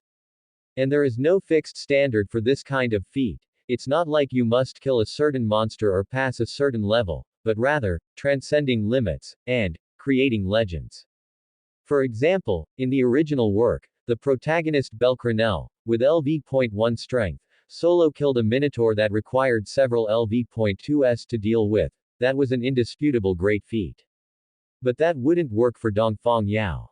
Not to mention anything else, he had already killed several LV.2 adventurers, and it was easy and effortless. In this situation, wanting to achieve a great feat just by killing a few mid-level monsters would be too simple. Could it be that I have to solo a floor boss? A thought popped into Dongfang Yao's mind, but he felt a bit uncertain. Even with the support of Hashirama cells and the Sharingan, his combat power far exceeded those of the same level, and he could even leave many LV.2s far behind, but he was still a LV.1. Wouldn't it be too rash to take on a LV.4 small boss right away? But thinking about it carefully, it wasn't impossible to try. After all, the 17th floor boss, Goliath, was famous for being slow, so if he couldn't beat it, he could just run away. What? Have you thought about how to complete a great feat? Hestia, who was observing his expression, saw that Dongfang Yao seemed to have an idea, and hurried to ask. Once my ability values go a step further and break through to SSS rank, I'll go find Goliath to test the waters. Dongfang Yao nodded, and so it was happily decided. What is this, you're just coaxing me to make me happy. Hestia puffed out her cheeks. A LV.1 novice going to challenge a LV.4 floor boss. If word got out, people would probably think he had lost his mind. Haha, you caught me. Dongfang Yao laughed it off without further explanation. He stretched, nimbly climbed onto the bed, and lay down. I'm going to sleep now, good night. Really now? Hestia put her hands on her hips, helpless against Dongfang Yao's laziness. She could only turn off the lights, climb into bed, and burrow into Dongfang Yao's arms. Good night. Hestia whispered like a kitten and fell into a peaceful sleep. Early the next morning, Dongfang Yao got up early, intending to go out with Hestia for a hearty breakfast, but when he went out, he was blocked by a large group of uninvited guests. Apollo. When Hestia saw the lineup of the leader, her anger gauge was instantly filled, and her twin tails were already fluttering without wind. What are you doing here? And these people, could it be that you want to break the guild's rules and start a war in the city? As she spoke, she pointed behind Apollo, where a large group of adventurers stood, totaling 50 or 60 people. Most were LV.1, and there were over a dozen LV.2s. And at this moment, this group of people was holding weapons aimed at them, as if they would launch an attack at any moment. Ah, good morning, Hestia. After all these years, you are still so beautiful and charming. A mesmerized smile appeared on Apollo's face. Hestia got goosebumps all over, she was disgusted by the other party's intimate tone. Seeing that Apollo still wanted to lean in, she immediately shouted, Stop right there, you are not welcome here, leave at once. That's truly heartbreaking, Hestia. Have you forgotten that unforgettable love from before? Apollo gently stroked his chest, like a poet deeply hurt by love. It's just a pity that his face was truly too greasy, ruining the overall temperament. Stop spouting nonsense. It was clearly you pestering me, and I refused you flatly. Hestia was furious. Yao was right there, and this fool was actually spreading rumors to his face. How heartless, Hestia. Apollo's expression turned cold. Since that's the case, I won't waste any more breath. To be blunt, the purpose of my visit is this lovely child behind you. Yao-kun. Hestia and Dongfang Yao looked at each other, both with expressions of, as expected. What bad things are you cooking up again? Apollo. You should ask what your child did. Apollo's expression turned sorrowful, and he waved his hand, and more than a dozen people were carried over on stretchers. They were covered in bandages, on the verge of death, as if they would kick the bucket in the next second. Dongfang Yao narrowed his eyes. He had been very measured in his fighting yesterday. These people looked miserable, but they were actually just flesh wounds and not life-threatening. But the weakness of this group right now was real. To put on this act, you really spent a lot of money. Dongfang Yao smiled dismissively in his heart. Yesterday, your child, Dongfang Yao, beat my men into serious injuries. Apollo squeezed out a few tears, putting on a heartbroken look. These are all my most beloved children. Dongfang Yao committed such a disgraceful crime. As his main god, don't you have anything to say? Hestia crossed her arms and looked at Apollo's exaggerated performance with cold eyes, and finally snorted, You really have the nerve to accuse the victim first. It was clearly this group who attacked first, and my Yao-kun was just defending himself. Apollo widened his eyes. I didn't expect that you, known for your integrity, would actually shield such a thug. You've fallen, Hestia. My child just wanted to have a friendly exchange, but he was beaten into serious injuries. If you don't give an explanation for this, it will be hard to end things. Hey, Then what do you want? Hestia sneered. Hand over Dongfang Yao. Apollo finally showed his true colors, pointing at Dongfang Yao, his face flushed and his nostrils flaring uncontrollably. Where was the elegance of a god? He was clearly a super pervert. That's impossible. Hestia refused flatly, pulling Dongfang Yao to leave. Put away your little thoughts. Yao-kun is not an object, he is my most important family member. I will never give up my family. Then there's no help for it. Apollo looked at the god he once admired with a sidelong glance and made a loud declaration. Then let's have a war game, Hestia. If you lose, that child belongs to me. If I lose, the Apollo familia is yours to deal with, how about that? War game. Hestia's eyes widened. Are you crazy? A war game is a large-scale game, witnessed by the gods, where a familia applies to the guild and both sides set their own rules. It is a decisive battle between two familias under established rules. Orario does not allow open disputes between familias, but conflicts between familias will not disappear just like that. When these conflicts cannot be reconciled, they can only be resolved in this way. The victorious god can make any request of the loser, having absolute power of life and death. In other words, the winner takes all, and the loser eats dust. It is a, no hard feelings, but extremely cruel game, and it is also the segment that those bored gods like the most. Wow, it's actually a war game. Not bad, Apollo. I didn't expect you to pull off something big without a sound. Finally, Hestia, agreed to him. Instantly, a large group of gods ran out from nowhere, cheering for Apollo. This was also very normal. After all, the movements of the 100 or so members of the Apollo familia could not be hidden from anyone. These fun-loving gods naturally wanted to come and watch the excitement. They didn't expect to run into big news as soon as they arrived. Ha! Why would I agree to such a request? It's inexplicable. Hestia was so angry she laughed. The Apollo familia was a core force in Orario, with over 100 members. And she only had Dongfang Yao as her family. She would have to be full to bursting to let Dongfang Yao go up against such a large group of people alone. That won't do, Hestia. Apollo was very troubled and pointed behind him. My children were indignant after hearing what happened and insisted on an explanation. If you don't even agree to this small request, I don't even know what these children will do in their anger. Seeming to respond to Apollo's words, the familia members behind him all raised their weapons, especially some mages who had already begun to chant and prepare. Are you threatening me? Hestia was also getting angry. Did they really think she had no temper? Hestia, you have to think clearly, okay. If it's a war game, you still have a chance to fight. But if you don't agree, these children will try every way to get back at you. Yao-kun still has to go and clear the dungeon, right?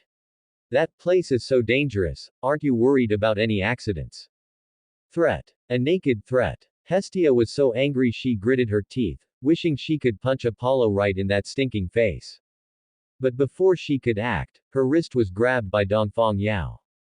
Yao. Hestia was puzzled. Hestia, agree to him. Dongfang Yao smiled, a very bright smile. But there was no warmth in his eyes, cold and terrifying. He could just take this opportunity to completely clear this disgusting god out of the game. Don't be impulsive, he's just provoking you. Hestia was anxious and wanted to say something, but Dongfang Yao placed a finger on her lips. Trust me, I have a plan. His voice was gentle and firm, making the panic in Hestia's heart subside instantly. Really? Of course. Would I lie to you? Dongfang Yao scratched Hestia's nose with his small hand. When he looked at Apollo again, he became expressionless. War game. Fine. But the time needs to be 3 days from now. Oh, really? Apollo was overjoyed and looked at Hestia. That's right. Hestia stomped her feet. Just 3 days from now. What? You can't even wait that long. How could that be? Apollo had achieved his goal, was in a great mood, and laughed. Then I am very much looking forward to the war game 3 days from now. As he spoke, he laughed up at the sky and swaggered away with his minions. And the surrounding gods were also blooming with joy, and had already started to spread the word about the upcoming war game to the whole world. 1 vs 100 plus. A genius adventurer versus a core familia. This gimmick immediately caused a huge sensation in Orario. Babel, 30th floor. Conference hall. Gods from various familias in Orario gathered for the General Assembly convened by Apollo. The so-called General Assembly was originally just a gathering held by bored gods. Everyone would meet up, eat, drink, chat, and laugh, and time would pass happily. However, as time went by, more gods participated, and the content of the gatherings shifted from chatting to familia cooperation, intelligence exchange, discussing dungeon strategies, and various major events in Orario, becoming more formal. At the General Assembly, one activity the gods were very keen on was giving titles to leveled-up adventurers. This title represented the gods' recognition of the adventurer's strength and talent and was a manifestation of honor. But today, everyone was not here to give a nickname to any adventurer, but for something more exciting, the war game. Ever since Hestia and Apollo set the agreement for the war game, the news spread throughout Orario in less than an hour.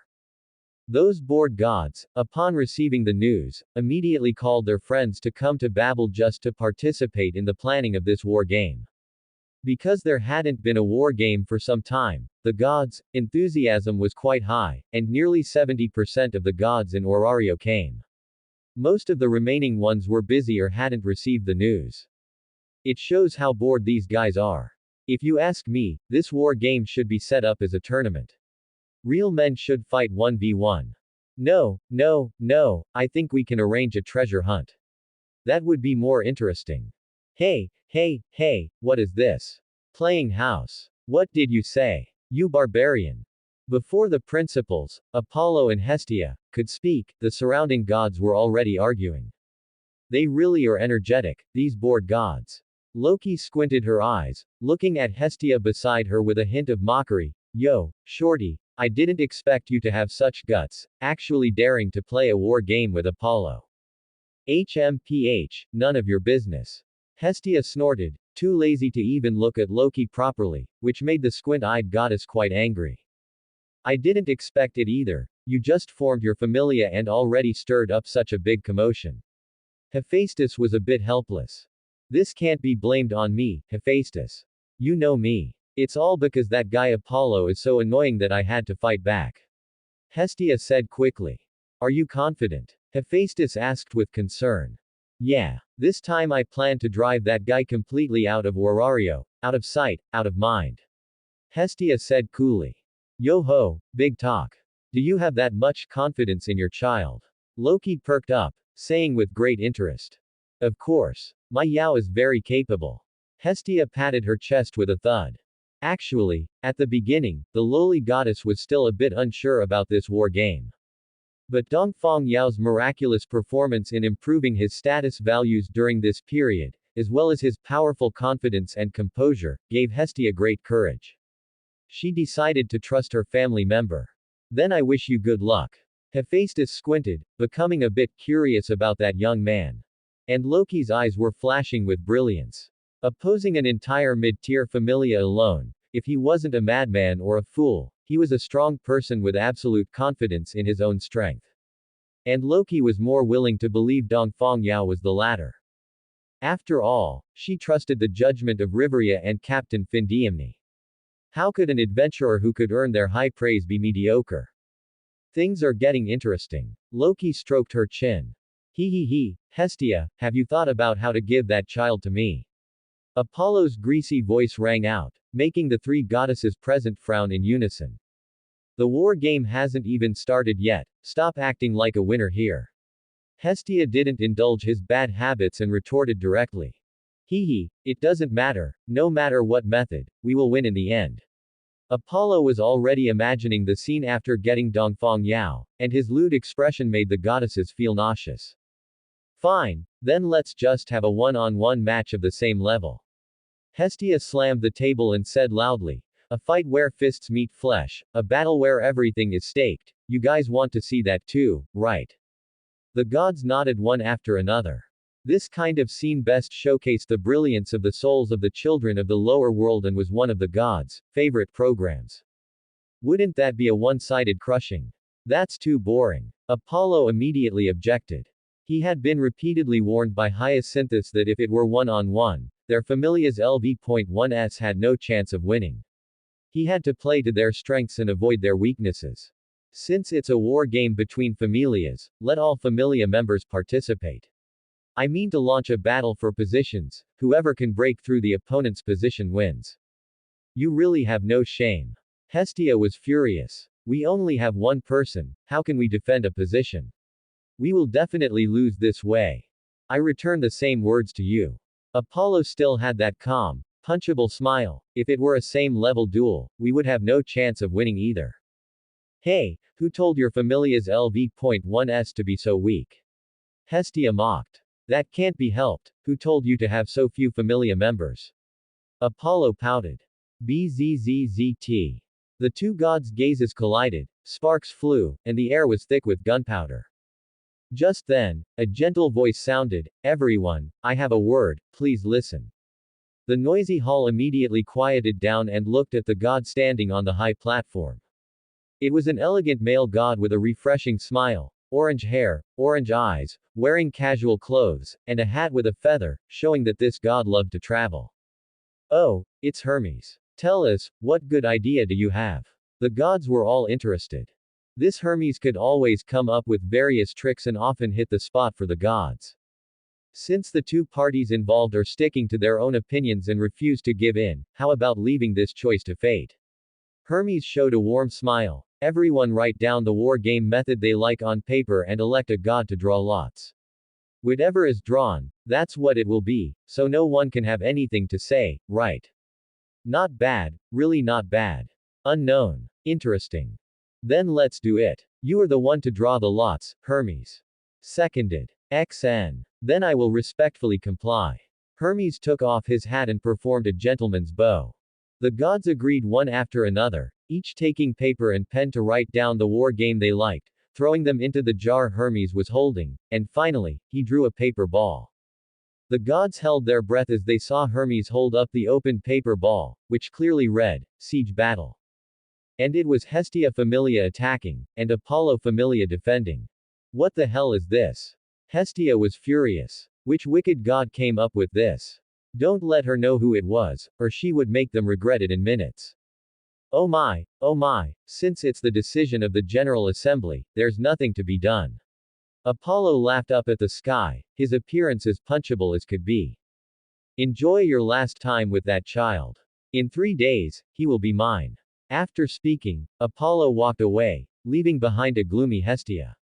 Shorty, good luck, I'm rooting for you. Loki smiled and patted Hestia's shoulder, leaving while suppressing her laughter. Hephaestus came over. How about it? Do you want me to lend you some manpower? In Orario, if the main god agrees, familia members can convert. Hearing this, Hestia's eyes lit up. Are you going to lend me Tsubaki? Tsubaki Kulbrand, captain of Hephaestus Familia, the most powerful mortal blacksmith in Orario, an LV.5 first-class adventurer. If this powerhouse joined, their strength would be as solid as a rock. I don't have a problem with that. Hephaestus smiled, but even if you win, will Apollo and those gods admit it? I guess there will be more trouble later. Never mind then. Hestia was discouraged and decided to go home and discuss it with Dongfang Yao. I'll see you off. Hephaestus was as caring as ever to this little sister. Hephaestus Familia. Dongfang Yao, who was waiting here, looked very calm after hearing Hestia's account. Yao, what are you thinking? Hestia looked at Dongfang Yao seriously. Answer me seriously. Don't worry, those trash under his command are no match for me. Dongfang Yao was very calm. There are over 100 people on the other side, plus double-digit LV.2s, and 1 LV.3. Hestia was unmoved. Even if you completed a great feat and leveled up to LV.2, normally speaking, the chances of winning are slim, right? You said it yourself, that's normally speaking. Dongfang Yao said confidently, and I am the special one, aren't I? Hestia was speechless. Whether it was that powerful skill or Dongfang Yao's extremely unusual growth speed over the past few days, everything was proving this to her. But the opponent has an LV.3 after all. Hestia said. Don't worry, I have my trump card. Hearing Dongfang Yao's words, Hestia's brows relaxed. Since you've said so, I'll trust you once. Even if we lose, it doesn't matter. At worst, I'll pretend to agree to his pursuit, and then stab him to death. Dongfang Yao quickly covered his goddess's mouth. No need, no need, I'm not joking, I can really handle it. This lowly god looked soft and delicate, but who knew she had such a fierce personality inside? However, it's to my taste. He liked it. Hestia, next, you stay at Hephaestus's place for 2 days, I'm going out. I'll take this opportunity to fully improve myself. Dongfang Yao instructed. Hestia didn't know his concerns and didn't refuse, but nodded, then be careful, don't push yourself. Rest assured, rest assured. Dongfang Yao turned back to Hephaestus and said, I'll have to trouble you for these few days, goddess Hephaestus. Leave Hestia to me. That guy Apollo is really not worth mentioning. Hephaestus said with disdain. Kid, give him a good lesson for me. Haha, leave it to me. Dongfang Yao waved his hand and walked towards Babel. Not long after leaving the Hephaestus familia residence, Dongfang Yao encountered some trouble. He was being followed. Without any concealment, the other party followed right behind, as if afraid Dongfang Yao wouldn't know. Hyacinthus, the captain of the Apollo familia. You're really giving me face. Dongfang Yao chuckled. Is this because you're afraid I'll have some miraculous encounter in the dungeon to improve my strength? That's really thoughtful. With an LV.3 spying from behind, Dongfang Yao naturally couldn't focus on training himself. And once he stopped exploring the dungeon, Dongfang Yao's miraculous growth would be curbed.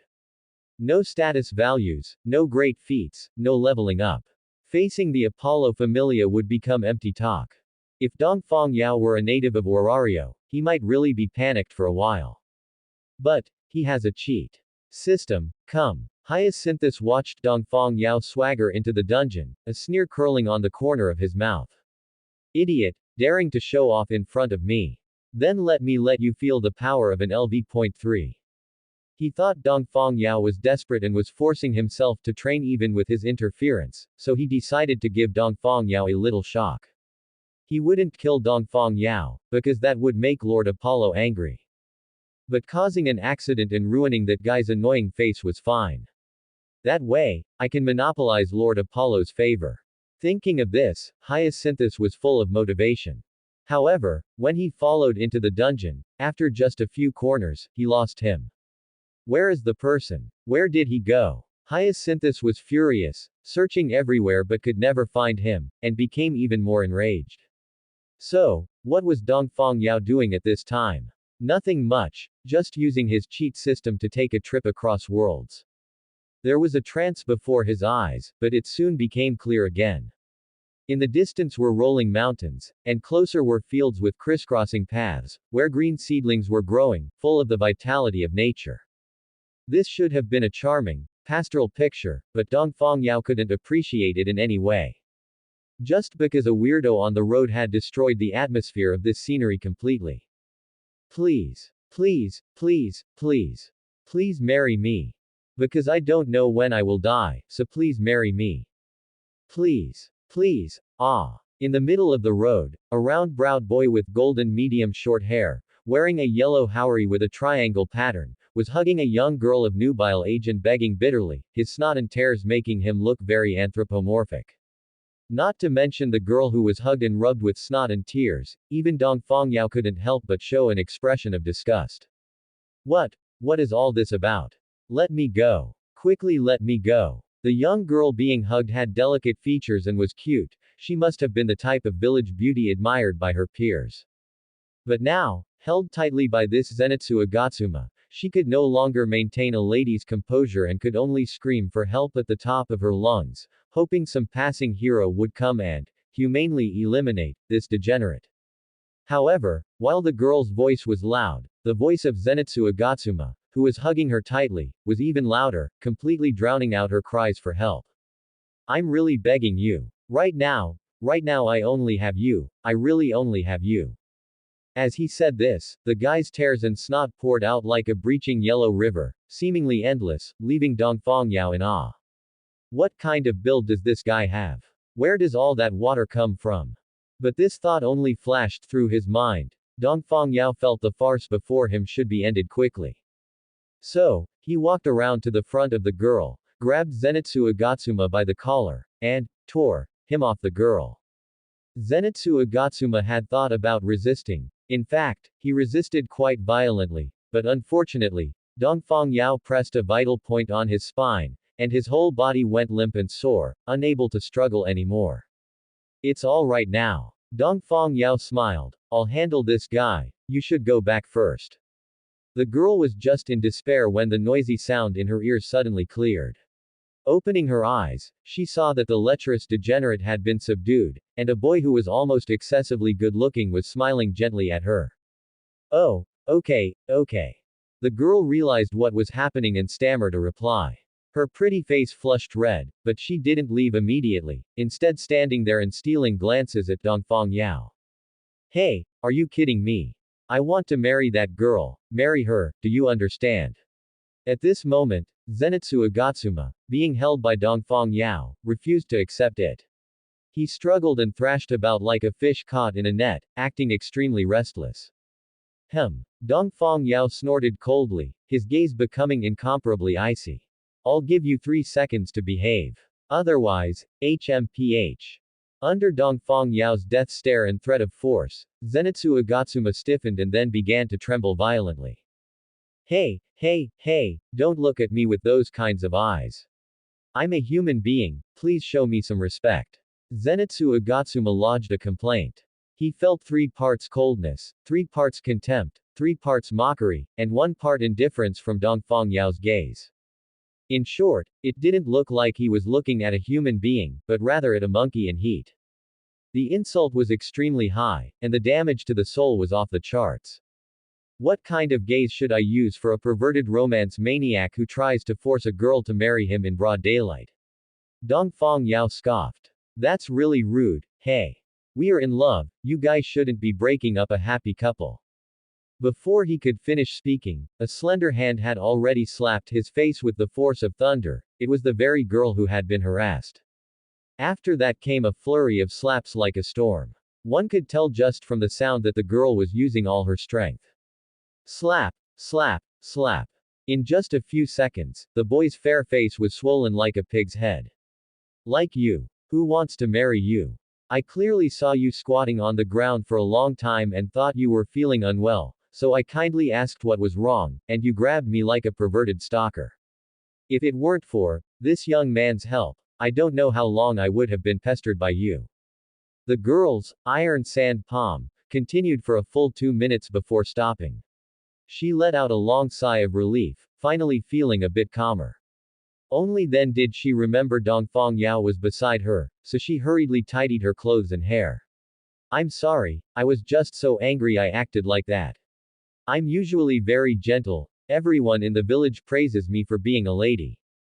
Her voice was soft and sweet, her face shy, like peach blossoms blooming in spring, which left Zenitsu Agatsuma completely dumbfounded. What's going on? Why are you so gentle when talking to that guy, but so violent toward me? Zenitsu Agatsuma wailed as if he were breaking down, rolling around on the ground. Behave. Dongfang Yao was annoyed by the noise and said coldly, if you make any more noise, I'll chop you up. Zenitsu Agatsuma actually stopped, even covering his mouth, though helpless whimpers still leaked through his fingers. Seeing Dongfang Yao subdue this bad guy so cleanly and neatly, the girl's bright eyes were full of little stars. So cool. Hearing this, Zenitsu Agatsuma's whimpers became even more heartbroken. Excuse me, what happened here? Just then, a voice appeared. The group looked toward the sound and saw a boy carrying a wooden box looking at them with some surprise. He had deep red hair and eyes, a delicate face, and his gaze radiated a gentle yet firm luster. The look he cast toward them was concerned yet also somewhat vigilant. It was the protagonist of Demon Slayer, Kimetsu no Yaiba, Tanjiro Kamado. Nothing much, just ran into a pervert. Dongfang Yao pointed to the girl and recounted the anecdote about Zenitsu Agatsuma one by one. After hearing Dongfang Yao's account, the boy's expression relaxed, and he scratched his head embarrassedly. I'm really sorry. I saw him kneeling on the ground just now and thought you were bullying him. After all, we're all in the Demon Slayer Corps, so I thought I'd help out. I didn't expect the real situation to be like this. By the end, the look he cast toward the boy on the ground became one of disgust. Hey, we're all in the Demon Slayer Corps. You don't help me, that's fine, but why are you kicking me when I'm down? Zenitsu Agatsuma yelled. I'm about to die soon, who knows when I'll die on a mission. So before I die, I absolutely must get into a relationship and get married. Isn't that reasonable? It's very reasonable, right? X3. Everyone was stunned by this guy's logic. After Tanjiro Kamado reacted, he apologized to the girl. I am terribly sorry. Our group has such a shameless guy. Please rest assured, we will definitely discipline him strictly. Huh. Actually, it's nothing. The girl secretly took a look at Dongfang Yao, just about to speak, when she heard a harsh screech from overhead. Tanjiro. Zenitsu, run, run quickly. A target has appeared, a target has appeared. What? A crow talked. The girl looked up, completely shocked. But by the time she lowered her head to ask what was going on, the three boys in front of her had already disappeared. In the mountain forest several kilometers away, Tanjiro Kamado was running at full speed. According to the message delivered by the Kasugai crow, someone had already been taken by a demon. If they didn't hurry over, these people were likely in grave danger. Ever since the tragedy that day, Tanjiro Kamado could no longer bear to watch such tragedies happen in front of him. But, although his mood was extremely urgent, his body was uncontrollably getting slower and slower. The injury is acting up again. Tanjiro Kamado clutched his waist and abdomen, his ribs and leg bones were sending waves of intense pain. This was an old injury left from a previous battle with a demon, and it hadn't fully healed. Kid, in your current state, by the time you get there, you'll likely not save anyone and instead get yourself killed. Just as Tanjiro Kamado was gritting his teeth and trying to push forward, a gentle voice sounded in his ear. Looking back, he saw Dongfang Yao following along while carrying Zenitsu Agatsuma under one arm, his expression very relaxed and leisurely. So amazing. Tanjiro Kamado marveled. He knew his own speed when running at full power, but this person in front of him, while carrying a grown man, could easily keep up with him. This strength was simply too amazing. Are you a senior from the Demon Slayer Corps? Tanjiro Kamado asked respectfully. My name is Tanjiro Kamado, I don't know how to address you. My name is Dongfang Yao, and I am not a member of the Demon Slayer Corps. Dongfang Yao walked up to Tanjiro Kamado and replied, tossing Zenitsu Agatsuma aside. Then you cannot continue forward. There is a man-eating demon ahead, and slaying these monsters is the duty of our Demon Slayer Corps. As he spoke, he pulled at his injury and frowned. I don't like nonsense, so, be quiet. Dongfang Yao said, then placed his hand on Tanjiro Kamado's rib area.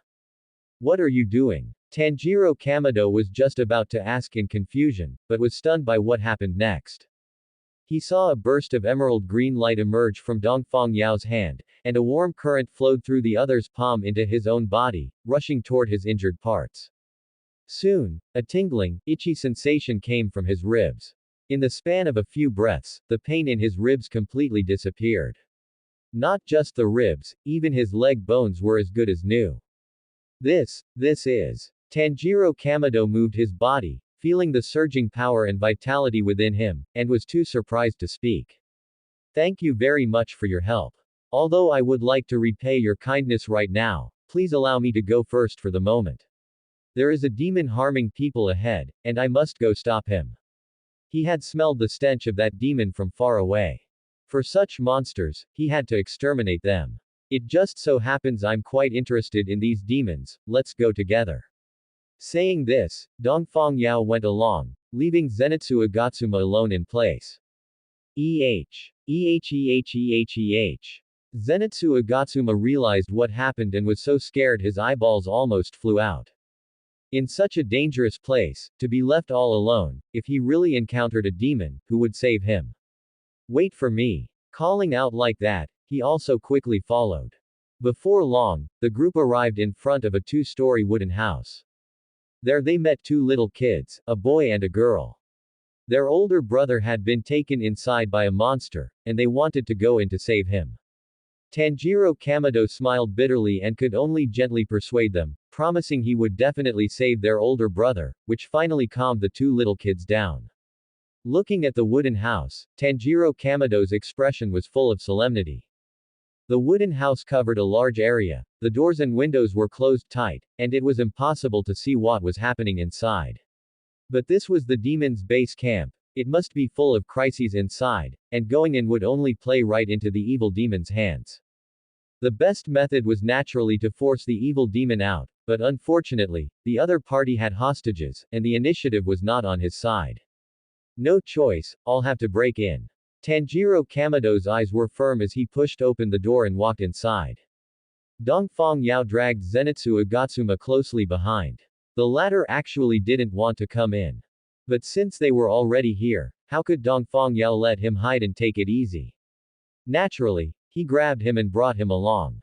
Zenitsu Agatsuma was shocked, afraid, and anxious, but toward Dongfang Yao, a guy with both high combat power and a terrifying aura, he had absolutely no thought of resisting. He could only enter the wooden house with a bitter face, following closely behind Dongfang Yao the whole way, clutching his clothes. In such a dangerous place, hugging the big boss's thigh was the right thing to do.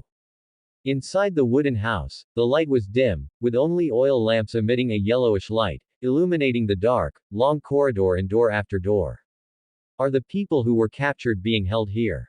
Tanjiro Kamado carefully opened the doors one by one to investigate, but missed empty several times in a row. When they reached the eighth door, Tanjiro Kamado's expression tightened. He saw a boy's figure sitting in the corner of the room, and his footsteps subconsciously moved toward it. Boom. Just at this moment, the sound of a drum rang out, and Tanjiro Kamado felt the world spin, and the scene before him changed drastically. The boy's figure was gone, and Dongfang Yao and Zenitsu Agatsuma behind him were also gone. In their place was a demon. Tall and sturdy, with pointed ears and blood-red eyes, red hair and fangs, he had only a loincloth on his entire body. There were small drums on his left and right shoulders, abdomen, and left and right hips. This guy, the smell is the same as the smell permeating the whole house. In other words, this guy is the master of this house. Tanjiro Kamado widened his eyes, secretly thinking his luck was good. As long as he killed this guy, the people who were captured would be safe. However, that guy should be able to use blood demon art. Tanjiro Kamado recalled the inexplicable space transformation earlier, his expression solemn. Must grasp the timing and kill with one strike. Thinking of this, he no longer hesitated. He bent his knees, accumulated maximum strength, and launched forward. Hey, what the hell is going on? Why did that red-haired guy suddenly disappear?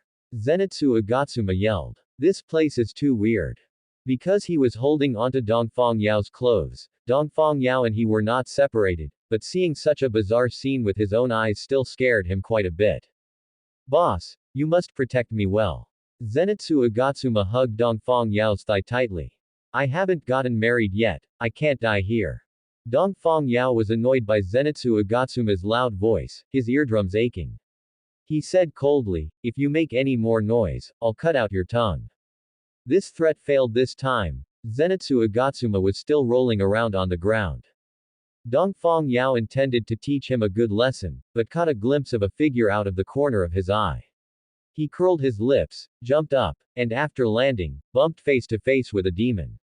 It had two eyes on its forehead, walked on all fours, and its hanging tongue was as long as an arm, looking both hideous and disgusting. Ah tilde. This guy fainted directly without saying a word. What the hell is this guy doing?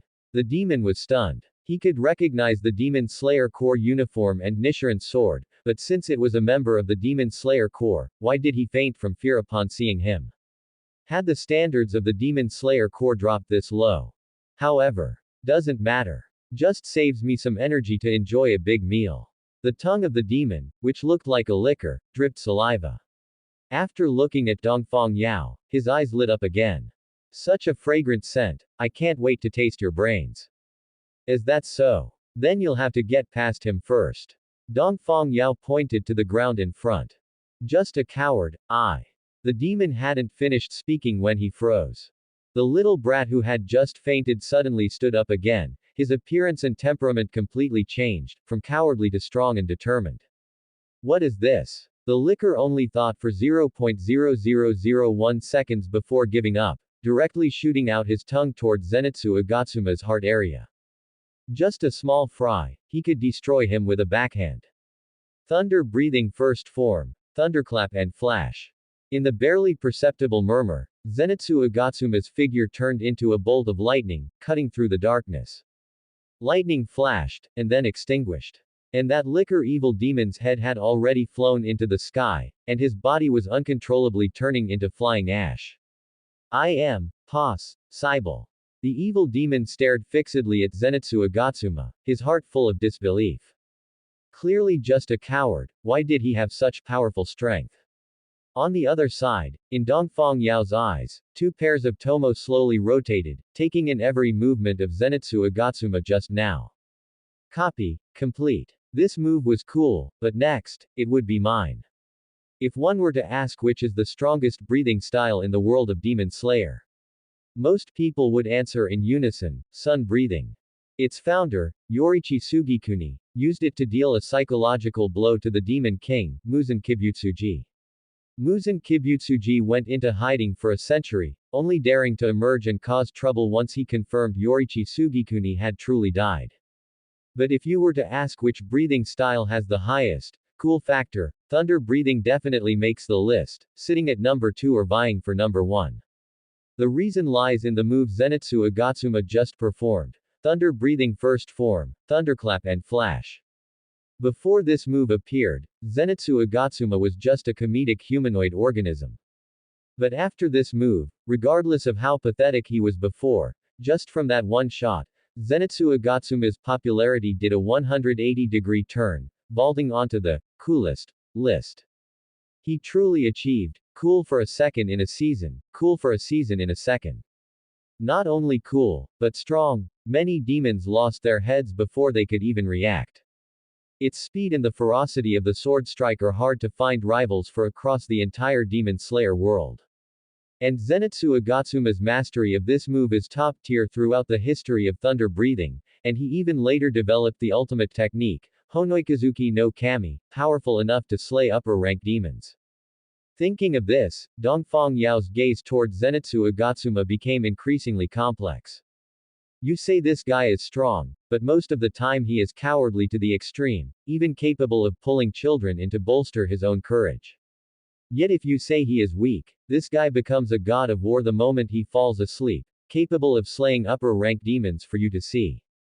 Being able to become a god only when asleep is just too unreliable.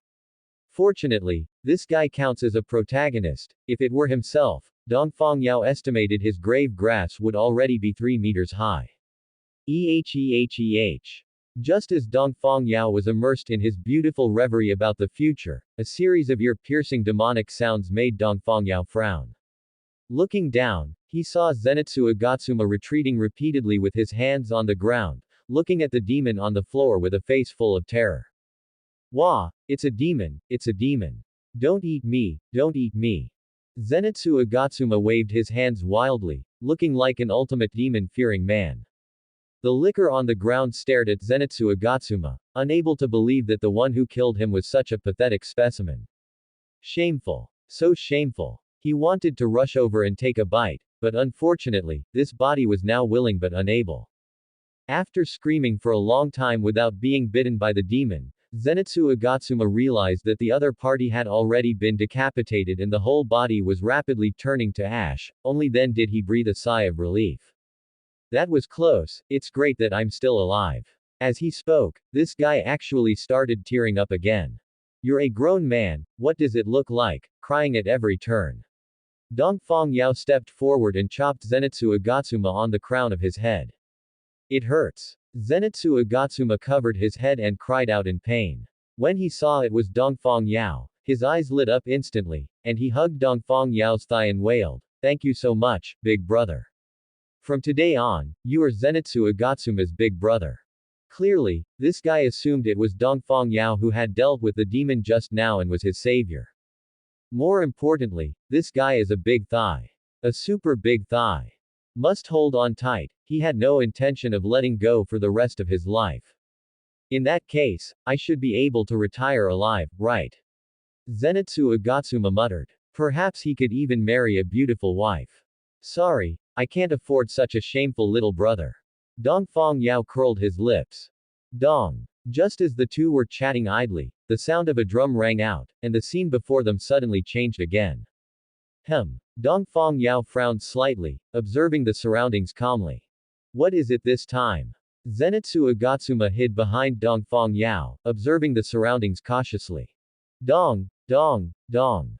The drum sound became increasingly dense, and the speed at which the scene changed became faster and faster, making Zenitsu Agatsuma dizzy, his pupils already turning into mosquito coils. What on earth is happening? He cried out in discomfort. It seems the battle on Tanjiro Kamado's side is quite intense. Dongfang Yao made this judgment, otherwise, that ability using demon wouldn't be using its power so frequently. Just as he lifted his foot, preparing to find Tanjiro Kamado, the scene before him changed again. The red-haired, red-eyed youth and the demon carrying 5 drums appeared in his sight simultaneously. Tanjiro Kamado. Zenitsu Agatsuma shouted. Zenitsu. And Big Brother Yao. Tanjiro Kamado saw the two, first surprised, then quickly turning to worry. Be careful, this guy is very strong. He's a demon with an ability. Dongfang Yao was not from the Demon Slayer Corps. Although his physical fitness was good, his combat power was hard to evaluate. As for Zenitsu, let's not mention him. If they ran into this ability using demon, it would be very dangerous. Are you kidding me? We have to face this kind of enemy right away. Tanjiro, aren't you very strong? Hurry up and finish him off. Zenitsu shouted. I'm trying to. Tanjiro Kamado replied. Then suddenly his hair stood on end, and he hurriedly dodged to the side. And it was this subconscious movement that saved his life. Almost 0.001 seconds later, several huge cuts appeared in the position where he had been standing. One can imagine that if Tanjiro Kamado had been even a tiny bit slower, his body would have been cut into several pieces. Wow, how scary. Zenitsu hurriedly ran behind Dongfang Yao. Only the big shot's mountain-like back could give him a sense of security now. Lend me your Nichiren sword. Dongfang Yao's calm voice sounded in his ear, and then the Nichiren sword at his waist was snatched away by Dongfang Yao. What is the big shot trying to do? A big question mark appeared over Zenitsu's head. Could it be that Big Brother Yao also knows a breathing style? Not only Zenitsu, but Tanjiro Kamado also had questions in his heart. But he knew now was not the time to ask questions. His best option was to continue attracting the demon's attention to buy time for Dongfang Yao. And then, he saw a scene that amazed him. Thunder breathing. Dongfang Yao stepped back into a lunge, lowering his body slightly. This is. Zenitsu's eyes widened. This movement looked somewhat familiar. First form. With a click, he pressed his left thumb, and the Nichiren sword slightly unsheathed. Can he make it in time? That demon's reaction isn't slow. Tanjiro Kamado worried. Previously, several times he had charged for a beheading, only to be displaced by the opponent's ability, leaving him in a sorry state. But soon, he had no more doubts. Thunderclap and flash. In an instant, Dongfang Yao's figure disappeared. A bolt of lightning lit up the dim room. Crackle. Click. The long sword returned to its sheath, and the ability-using demon's head flew into the sky, its face still wearing a ferocious, cold smile. So fast. Tanjiro Kamado's eyes widened. What was that just now? Lightning-like speed, was that the thunder breathing that Mr. Urokodaki spoke of? So strong. And so cool. Zenitsu Agatsuma's eyes were full of longing. If he could also be this strong and this cool, maybe he would have already won over a beautiful girl and become a winner in life. And Dongfang Yao closed his eyes, savoring that scene just now. As expected of one of the coolest moves in Demon Slayer, the effect is indeed powerful. In that instant, he felt his speed increase explosively. He was confident that even those LV.3s in Orario would suffer a great loss if they were careless. With just this move, Thunderclap and Flash, his attack speed could be greatly enhanced. If he could obtain the legendary primordial breathing style, sun breathing, to what extent would his combat power leap? After killing those powerful demons, to what extent would his ability values improve? Thinking of this, Dongfang Yao couldn't help but look forward to it. His gaze toward Tanjiro Kamado became even more fiery. And this was exactly Dongfang Yao's purpose in coming to this dimensional world. There are many demons here that can be treated as monsters to kill, increasing his experience points. And the breathing styles here can greatly enrich his attack methods and enhance his strength. It can be said that for him at this stage, this is a very suitable dungeon world. Yao. Big brother Yao, what's wrong? Tanjiro Kamado was startled by Dongfang Yao's searchlight-like gaze and was a bit at a loss. Oh, nothing. Just thought of something happy. Dongfang Yao coughed lightly and quickly changed the subject. Let's find the people who were captured here first. Just as the few were about to set off, they stopped in their tracks simultaneously. Someone is approaching. Tanjiro Kamado sniffed his nose, Zenitsu Agatsuma twitched his ears, and they said in unison. Boar rush. Accompanied by a rough voice, the wooden door in front of the three was shredded by a slash, and a guy with a bare upper body wearing a boar head mask rushed in. That momentum was like a wild boar charging. This guy is here too. Dongfang Yao observed the boar-headed youth opposite him, Hashibira Inosuke, with great interest. A reckless youth who likes to use jagged Nichiren swords and is always shouting, "Boar rush," in his mouth. Boar head monster, Zenitsu was startled by the boar head mask. This person is from the Demon Slayer Corps. Tanjiro Kamado saw the sword in the other party's hand. Although it had been damaged to the point of being full of jagged teeth, he recognized at a glance that this was a weapon exclusive to the Demon Slayer Corps, the Nichiren sword. And the smell emanating from him was also normal, it was the smell of a human. So, this is probably a companion. Tanjiro Kamado was a bit uncertain because this guy seemed aggressive and not very friendly. What's going on? Where are the demons here? Where did those demons run off to? Hashibira Inosuke looked around, only to find humans, and immediately became dissatisfied. Hey, you stinky demons, all of you get out here. I am Hashibira Inosuke, the man who is going to wipe you all out. Obediently let me cut off your heads and become the stepping stones for my growth. After yelling for a long time at the top of his lungs, not a single demon came out. This guy's temper became even more explosive, and he rushed out behind them. Bang, bang, bang. Several times in a row, the doors were all shattered. Sunlight from the outside shone in, adding quite a bit of brightness. In this direction, there is the smell of a demon. Tanjiro Kamado's face changed drastically. Nezuko. He shouted and then rushed out violently. Why are they all so strange? Zenitsu Agatsuma muttered. Let's go, find the captured people first, then go out and join them. Dongfang Yao said as he walked out, and Zenitsu quickly followed. Now that the ability-using demon had been slain, these rooms would no longer change, so Dongfang Yao and Zenitsu Agatsuma quickly found the villagers who had been captured. They were two young boys, 15 or 16 years old, with faces still full of fear. After being told that the evil demon had been slain, they cried out as if they had survived a disaster. By the time the few arrived outside the big house, they happened to run into a fierce battle. The two sides of the battle were the boar-headed youth and Tanjiro Kamado.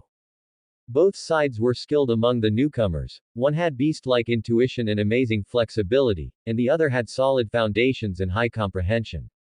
For a time, they were evenly matched, with fists and kicks flying, making it quite lively. Hey, stop, we are not enemies. Tanjiro Kamado shouted. Stop talking nonsense, you are protecting that demon, so you are the enemy. The boar-headed youth shouted, demons are monsters that must be eliminated. She is my sister, the most important person to me. I will not allow anyone to hurt her. Tanjiro Kamado's tone was firm. To even have a demon as family, you are a freak too. The boar-headed youth spoke fiercely, making the good-tempered Tanjiro Kamado so angry that he struck with a bit more force. What should we do? Should we stop them? Zenitsu Agatsuma asked weakly. Dongfang Yao looked up at the sky and found it was getting late. If he let them continue fighting, they would probably have to spend the night in the forest. Then let's break up the fight. Arcs of electricity jumped on Dongfang Yao's body, his speed soared suddenly, and in the blink of an eye, he was between the two. His Sharingan accurately captured the movements of both. One hand grabbed Tanjiro Kamado's wrist and threw him away. The other hand swung Hashibira Inusuke in a circle, and then a wooden strip quickly extended from his hand to firmly bind the boar-headed youth. With a bang, Hashibira Inusuke fell heavily to the ground. However, he didn't cry out in pain. Instead, he stared fixedly at Dongfang Yao, continuing to shout, "What was that just now, hey? A wooden strip actually grew out of your arm. Are you a demon? No, there's no demon smell. Are you a legendary monster?" Let alone him, Zenitsu Agatsuma and Tanjiro Kamado were also stunned.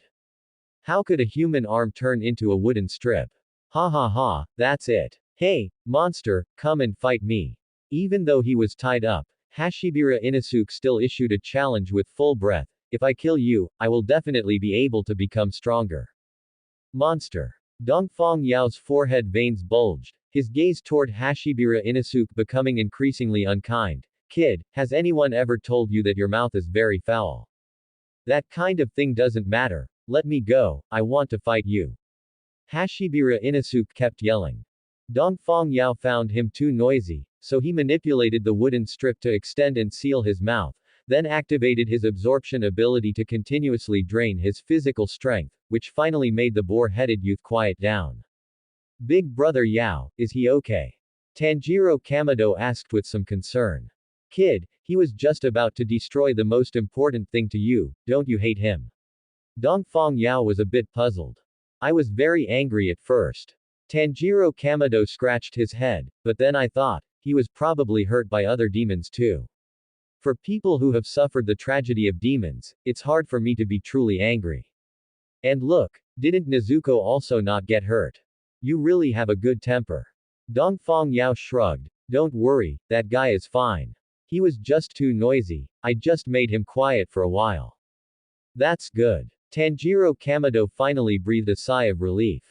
Don't you worry. Such a good person like Big Brother, how could he do anything random? Zenitsu Agatsuma took the opportunity to flatter him. Then he rubbed his little hands and said, Big Brother, that move you just did, can you teach me? No other meaning, just think it's very cool. Dongfang Yao glanced at Zenitsu. Young man, you are very sensible. I would love to teach you, but you can't learn this. How come? Zenitsu Agatsuma's face immediately fell. Gurgle. Just as he was planning to continue trying, his stomach protested. Only then did he come back to his senses. It seemed he hadn't eaten for a long time. So hungry. Why not come to our house for a sit? A timid voice rang out. Looking back, he found it was 3 teenagers, one big and 2 small. Among the rescued teenagers, one was family with the 2 little brats waiting outside, so the 3 of them were naturally overjoyed to be safe. To thank Dongfang Yao and the others for saving their lives, they invited them to be guests at their home. We can't do anything else, but we can still cook a meal for our benefactors. The teenager said with a firm expression. Having traveled for a long time, the 3 of them were also a bit hungry, so after saying goodbye to the other teenager, they simply followed them. As for Hashibira Inusuke, he was dragged along by Zenitsu Agatsuma all the way. The 3 young people returned home full of confidence with Dongfang Yao and the others, only to be shocked to find their house had been reduced to ruins. Only then did they remember that their house had indeed been demolished by those reckless demons. Forget about making a sumptuous dinner to reward their lifesavers, they couldn't even provide a clean room for their benefactors to spend the night. How could this be? Thinking of this, tears welled up in the eyes of the 3 youths. It's okay. We still have some dry rations, which is enough, Tanjiro Kamado said first to comfort them. Tanjiro Kamado, you brought dry rations. I didn't bring anything. Zenitsu Agatsuma clutched his stomach, looking somewhat aggrieved. Hearing this, the few little ones looked like they were about to burst into tears again, which made Tanjiro Kamado glare at Zenitsu Agatsuma. Alright, it's not a big deal. Dongfang Yao raised his hand, stopping Tanjiro Kamado, who was about to lose his temper. It's just a house, we'll have one soon. Hearing this, everyone turned to look at him, their expressions as if to say, Big brother, can you be reasonable? Is a house something you can just have whenever you want?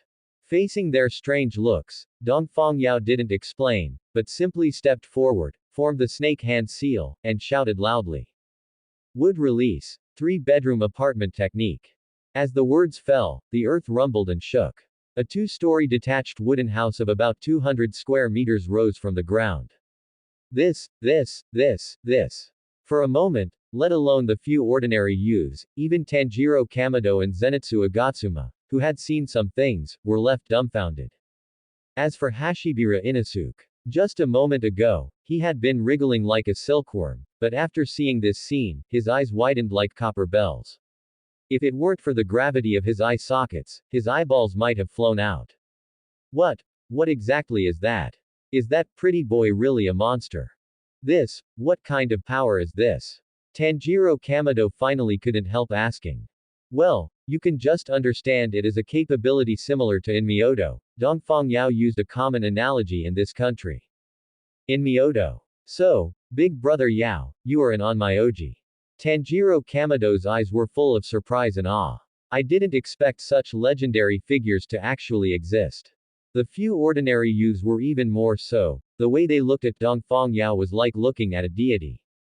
The beams are thick, the doors and windows are complete, the walls are solid. I can't imagine how comfortable it would be to live in a house like this, Zenitsu Agatsuma muttered, his mind racing. If I could do this too, wouldn't I be able to become a rich man immediately? And then wouldn't I be able to marry as many wives as I want? Thinking of the happy scene of being surrounded by beautiful girls, Zenitsu Agatsuma's blood almost boiled. Coach, I want to learn this. He hugged Dongfang Yao's thigh and shouted loudly. Although the other little ones didn't speak, their eyes were full of longing as they looked at Dongfang Yao. They also wanted this kind of magical power. I've already told you, this depends on talent. Dongfang Yao sighed. Instead of worrying about such unrealistic things, it's better to hurry up and find some prey. Otherwise, today's dinner will be gone. Hearing this, the quiet Hashibira Inosuke on the ground began to struggle violently. Dongfang Yao didn't want to pay attention to him, but didn't expect this guy to get even worse. Helpless, he had to undo the seal on his mouth and asked, what exactly do you want to do? Of course, it's hunting. Hashibira Inosuke shouted excitedly. This is the area I am best at. Really or fake? Dongfang Yao didn't believe it. Of course it's real. Can what I, the great Hashibira Inosuke, say be fake? 2 streams of hot steam sprayed from Hashibira Inosuke's nostrils. Alright then. Dongfang Yao released Hashibira Inosuke's restraints and said to Tanjiro Kamado and the others, you guys go too, lest this guy just brag while his skills are mediocre. HMPH, you just watch me properly. Hashibira Inosuke was furious when he heard this and rushed into the forest in a hurry. In less than half an hour, he dragged a wild boar and ran back, throwing it heavily on the ground. The posture of his hands on his hips was as spirited as it could be, making Dongfang Yao laugh. This guy was really easy to understand. A simple provocation made him use all his strength. With the wild boar, the rest was much easier. Dongfang Yao took the lead in cooking, while the others helped out. Using some wild mushrooms found everywhere here, along with some spices Dongfang Yao carried with him, they made a large pot of meat soup and fragrant roasted meat. The aroma made these people's mouths water. Let's eat. The moment Dongfang Yao gave the order, everyone started their feasting mode. Before long, they had consumed most of the food. A group of people ate until their bellies were round, lying on the porch outside the house to recover. But Hashibira Inosuke jumped out directly, pointing his fingers like a sword at Dongfang Yao. Hey, wooden monster, let's have a showdown. Dongfang Yao didn't react at first, but when he realized the wooden monster the other party was referring to was himself, veins bulged on his forehead. What did you say? Dongfang Yao smiled, looking very gentle. But whether it was the 3 siblings or Tanjiro Kamado and Zenitsu Agatsuma, they all felt a chill down their spines. Zenitsu Agatsuma even hugged Tanjiro Kamado directly for some comfort. Cold sweat also broke out on Hashibira Inosuke's forehead, but this pressure didn't make him timid. Instead, his fighting spirit became even higher. I knew you weren't a simple guy. You must be very strong, right? Come, let me see your true strength. After Hashibira Inosuke finished speaking, he rushed over directly. Pig assault. Stop it quickly. Members cannot fight each other. Tanjiro Kamado instinctively wanted to stop them, but was held back by Zenitsu Agatsuma. Fool! Let that wild boar idiot suffer a little, and he will calm down. Zenitsu Agatsuma whispered. Tanjiro Kamado nodded, seemingly understanding. And just while the two were talking, Hashibira Inosuke had already launched several fierce attacks. He lowered his body, putting his center of gravity very low. He approached as quickly as a swimming snake, sometimes kicking out with both feet like thunder, and sometimes smashing down with both fists like heavy hammers. His naked body was clearly covered with strong muscles, yet it had incredible flexibility, always able to perform incredible movements at critical moments. For example, right now, while maintaining the posture of his chin touching the ground, his legs violently lashed out at Dongfang Yao's face. Tanjiro Kamado and Zenitsu Agatsuma were dazzled by the sight. Such fast movements. Such a soft body. But the strongest is still the big brother after all. The youngest little girl said the cruel reality in a childish voice. That's right, although Hashibira Inosuke showed a fierce offensive, like surging waves, when facing Dongfang Yao, this reef, they all shattered without hitting a single blow. Attack after attack that seemed sure to hit missed, and he was panting with exhaustion, while his opponent was calm and relaxed. This disparity made Hashibira Inosuke's anger rise. You coward, do you only know how to use monster tricks and dodge? If you have the guts, face me head on. Shouting like this, he kicked out another heavy whip kick. Suddenly, Dongfang Yao in front of him disappeared. He knew something was wrong and was about to adjust his posture to defend, but he took a heavy punch to the abdomen. The violent force penetrated his internal organs and spread through his limbs, making his consciousness a little blurry. So, such a hard fist. This thought flashed through his mind, and then he was covered by a storm of fists from Dongfang Yao. Bang bang bang bang. Amidst the collision sounds that made Zenitsu Agatsuma shudder and Tanjiro Kamado's teeth ache, Hashibira Inosuke's figure was forcibly beaten into a swollen state, making them feel pity for him. Why did you provoke him for no reason? Zenitsu Agatsuma shook his head and sighed. A minute later, the sparring ended. Dongfang Yao adjusted his breathing and nodded in admiration to Hashibira Inosuke, who was lying on the ground. Not bad strength, you almost hit me. PFF'd. Hashibira Inosuke, who was already seriously injured, spurted out a mouthful of blood. This made Zenitsu Agatsuma and Tanjiro Kamado have black lines on their foreheads. This Big Brother Yao is also someone who doesn't mince words. Big Brother Yao, is he okay? Tanjiro Kamado asked cautiously. It's fine, just a bit painful, no big deal. Dongfang Yao waved his hand. I'm not a devil, how could I kill people casually? Phew, that's good. Tanjiro Kamado finally breathed a sigh of relief. A guy like this definitely won't die. Zenitsu Agatsuma said, then placed his hands on Tanjiro Kamado's shoulders, looked straight into his eyes, and said word by word, compared to this, I have something more important to tell you. What? Why are you carrying a demon with you? Zenitsu Agatsuma pointed to a wooden box placed on the ground and asked the question he had been hiding for a long time. She is my sister.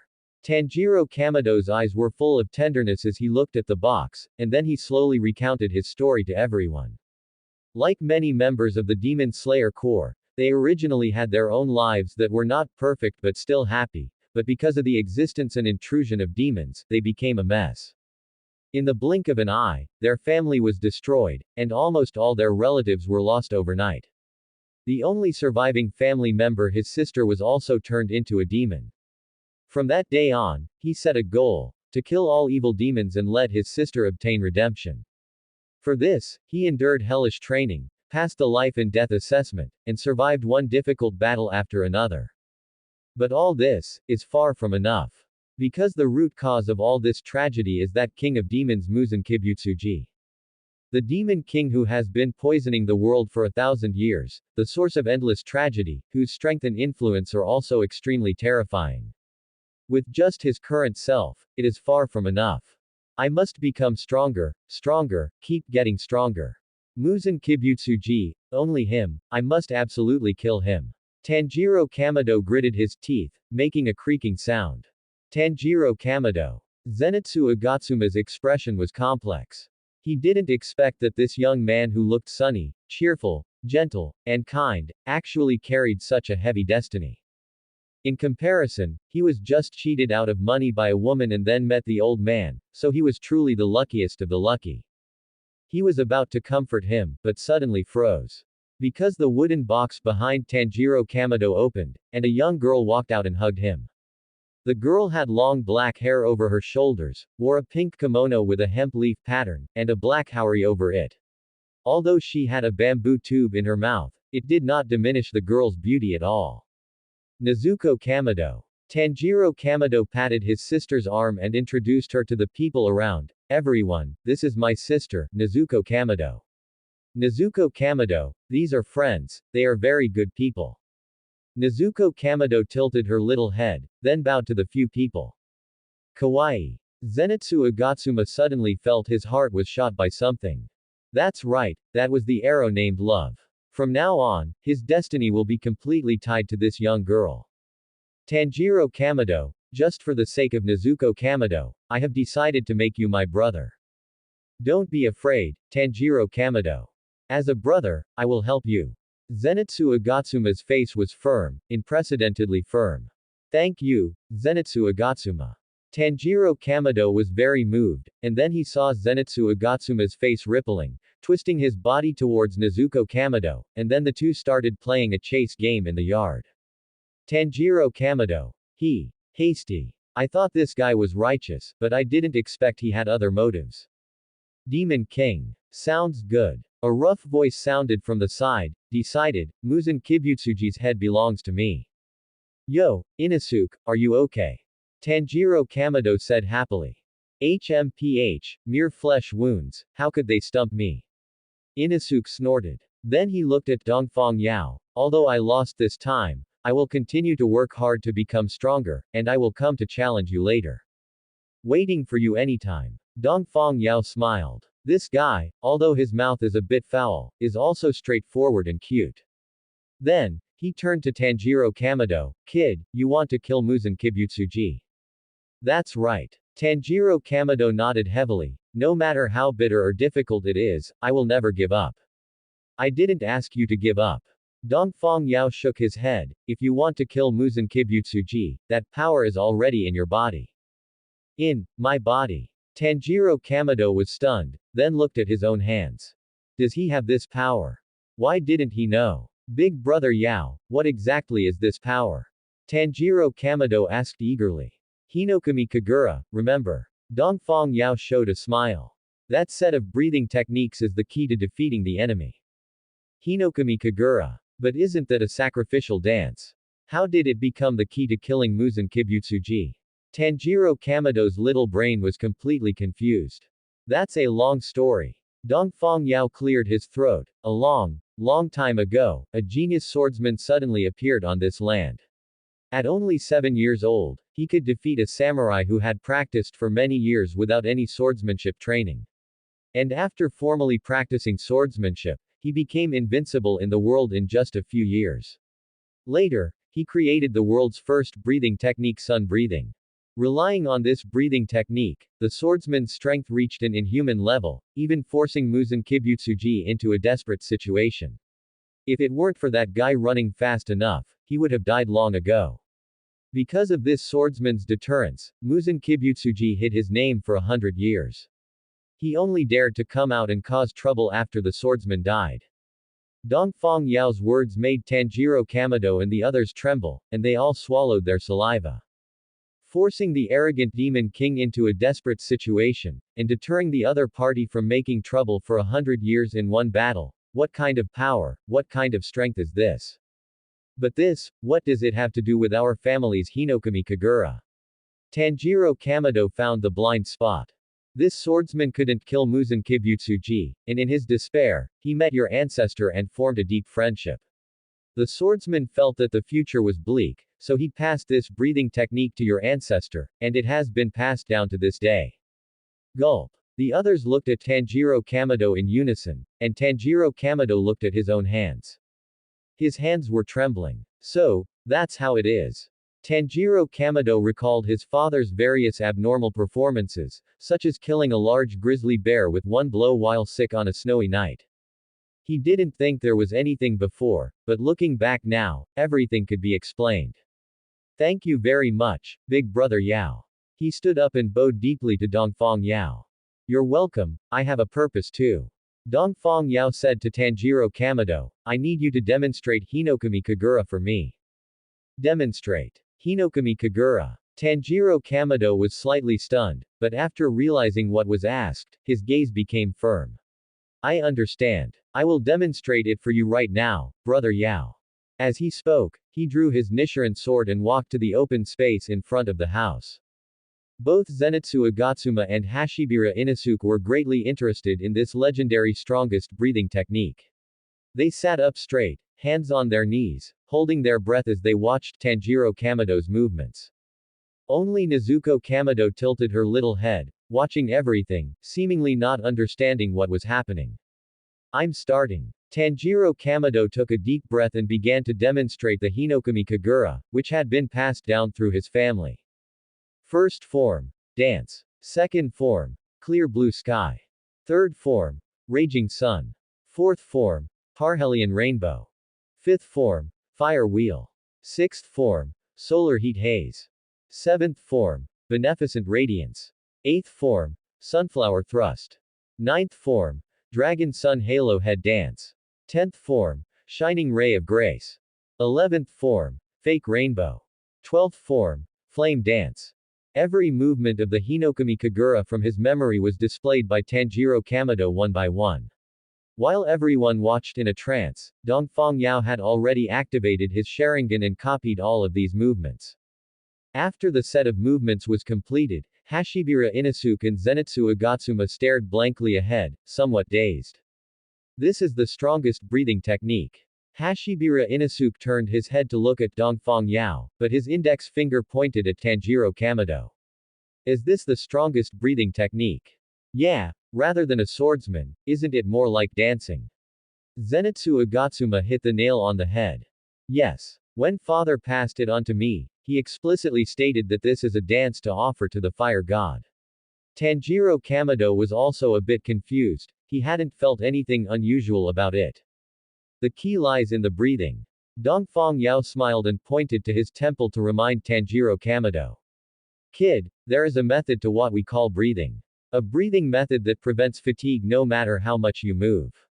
Breathing. Upon hearing this, Tanjiro Kamado felt as if he had been struck on the head, subconsciously murmuring.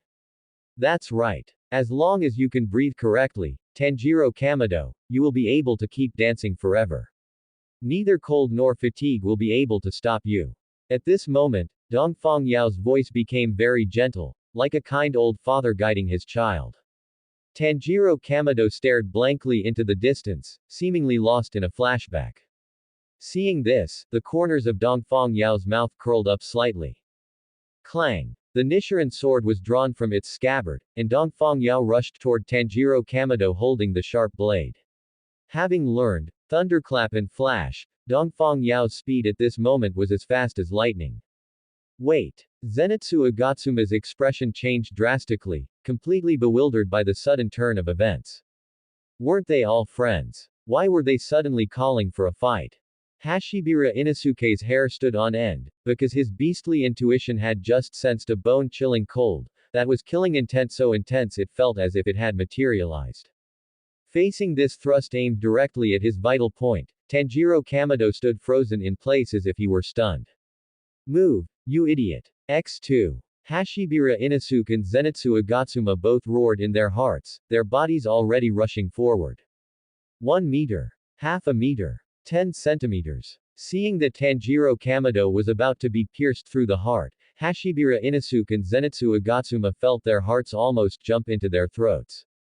Dance. Suddenly, Tanjiro Kamado moved. He swung his Nichiren sword, unleashing a brilliant strike like never before. At that moment, Hashibira Inosuke and Zenitsu Agatsuma felt as if they saw a great sun rising from the horizon. So dazzling. Cling. The two swords collided gently. Dongfang Yao changed his stance and dissipated the force in time, Otherwise, given the momentum of Tanjiro Kamado's sword, it would likely have snapped the Nichiren sword in his hand. Afterward, the two of them became locked in a fierce fight. Clear blue sky, raging sun. The Hinokami Kagura was once again unleashed by Tanjiro Kamado, technique by technique. But unlike the gentleness that felt like a dance before, the sword techniques now became sharp and ferocious, scorching and explosive, as if a great sun were wantonly casting its light and heat, seemingly wanting to burn everything to ash.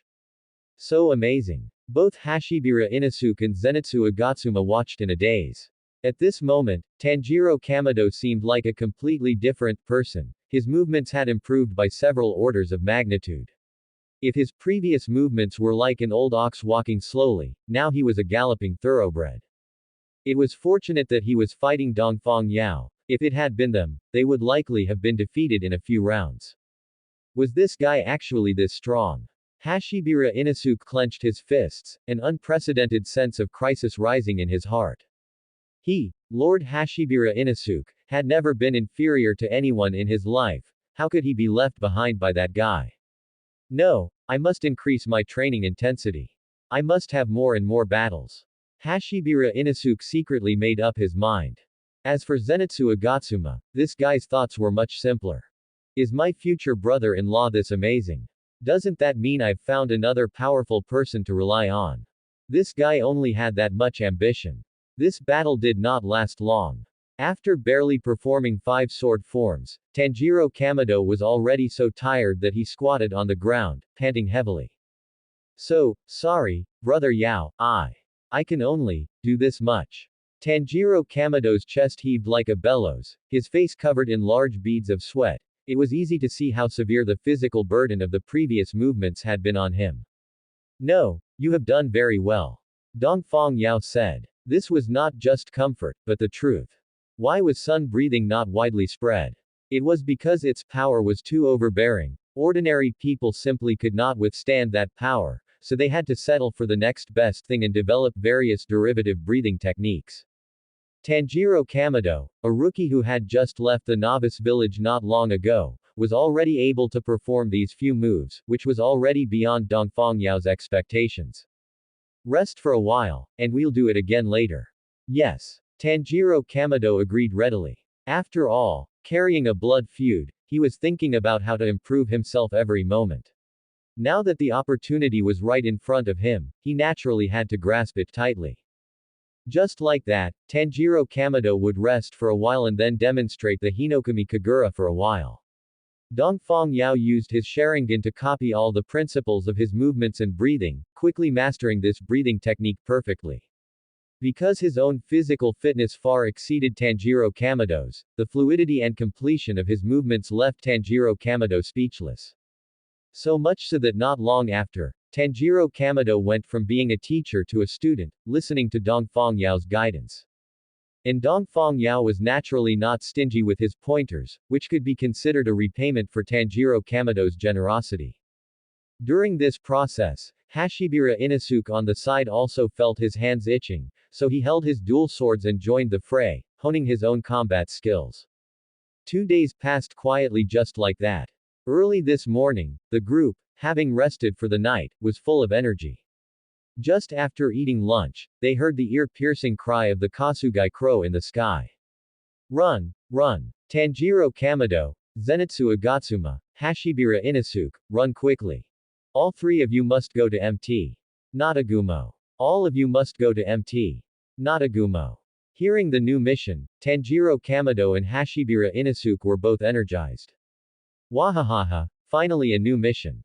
Hashibira Inosuke put his hands on his hips. My Nichiren sword is already hungry and impatient. You hateful demons, are you ready to take my slashes? Charge like a boar. As he spoke, he dashed toward the direction of Mt. Natagumo. Is this guy an idiot? Zenitsu Agatsuma complained. Then he and Tanjiro Kamado, along with Dongfang Yao, said goodbye to the 3 siblings before embarking on their new journey. The group was in peak condition, so they naturally moved very fast, arriving at their destination, Mt. Natagumo, before sunset. Looking at the mountain forest shrouded in darkness, a gloomy and terrifying feeling welled up in his heart, and Zenitsu Agatsuma's legs were already trembling like a plucked pippa string. I. He had just started to speak when Dongfang Yao cast a kind look at him. You don't have to go if you don't want to. But is that okay? We three are all going in, and you'll be left here alone.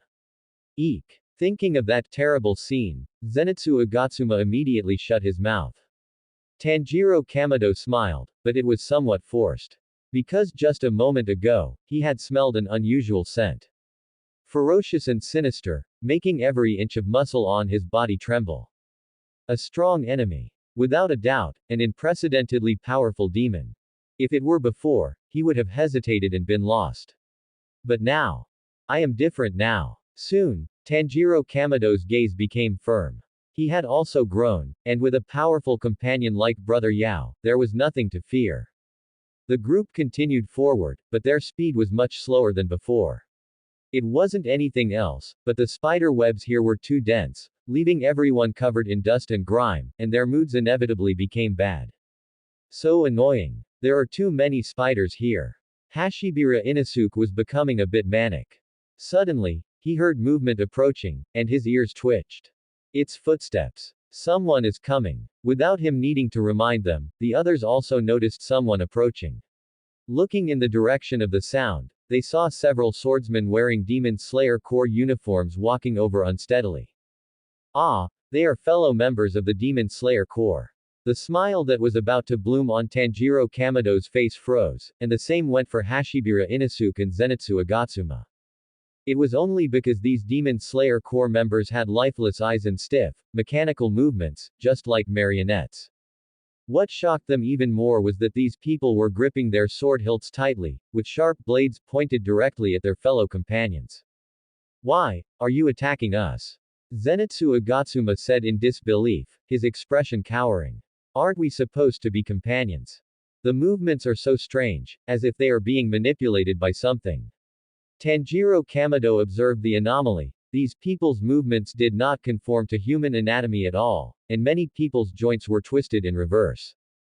That is exactly right. Facing a slash from a member, Dongfang Yao performed an unarmed disarm and casually cut the spider silk attached to their back. Although these things were extremely thin, they could not hide under the Sharingan. Chish chish chish. Seeing this, Tanjiro Kamado and Hashibira Inosuke followed suit, quickly cutting all the silk threads attached to the back of these members. Without being manipulated, these people all fell to the ground and stopped moving. Phew, finally solved. Zenitsu Agatsuma breathed a sigh of relief. He really didn't want to go so far as to fight with fellow Demon Slayer Corps members. But this relief did not last long. Soon, dense rustling sounds came, and when they looked down, they saw many white spiders gathering from all directions under the moonlight. After they crawled onto those Demon Slayer Corps members, the previously fallen members became active again and launched attacks at them once more. If this continues, it will be endless. They realized that if they didn't get rid of the mastermind, no matter how much they cut the silk threads, it would be useless. That may not be the case. Dongfang Yao smiled lightly, his actions as fast as lightning. After cutting the silk threads, he cast Forest of Myriad Manifestations, wrapping these Demon Slayer Corps members up one by one with hard wooden strips. He only left a tiny gap for ventilation, without having to worry about spiders crawling in. Amazing. As expected of Brother Yao, you always have a way. Just as the group was happy, Zenitsu Agatsuma felt a spider land on him and immediately screamed in terror. Hey, this thing wants to manipulate me. This guy actually dares to play this trick. Hashibira Inosuke was indignant. Watch me drag you out. As he spoke, he thrust his dual swords into the ground and knelt on one knee, holding his hands out level. Beast breathing, 7th form, spatial awareness. Suddenly, an image in his mind kept magnifying. It was a three-dimensional perception image centered on him, where sound would feed information back to his brain, allowing him to detect those unusual existences. Found you. Big-breasted female demon with long hair. Hashibira Inosuke was almost about to roar with excitement, but just as he intended to rush over, he sensed another figure rushing toward that female demon. That figure, that movement, why was it so familiar? Ah, you mean that one. It must be Brother Yao. Tanjiro Kamado said.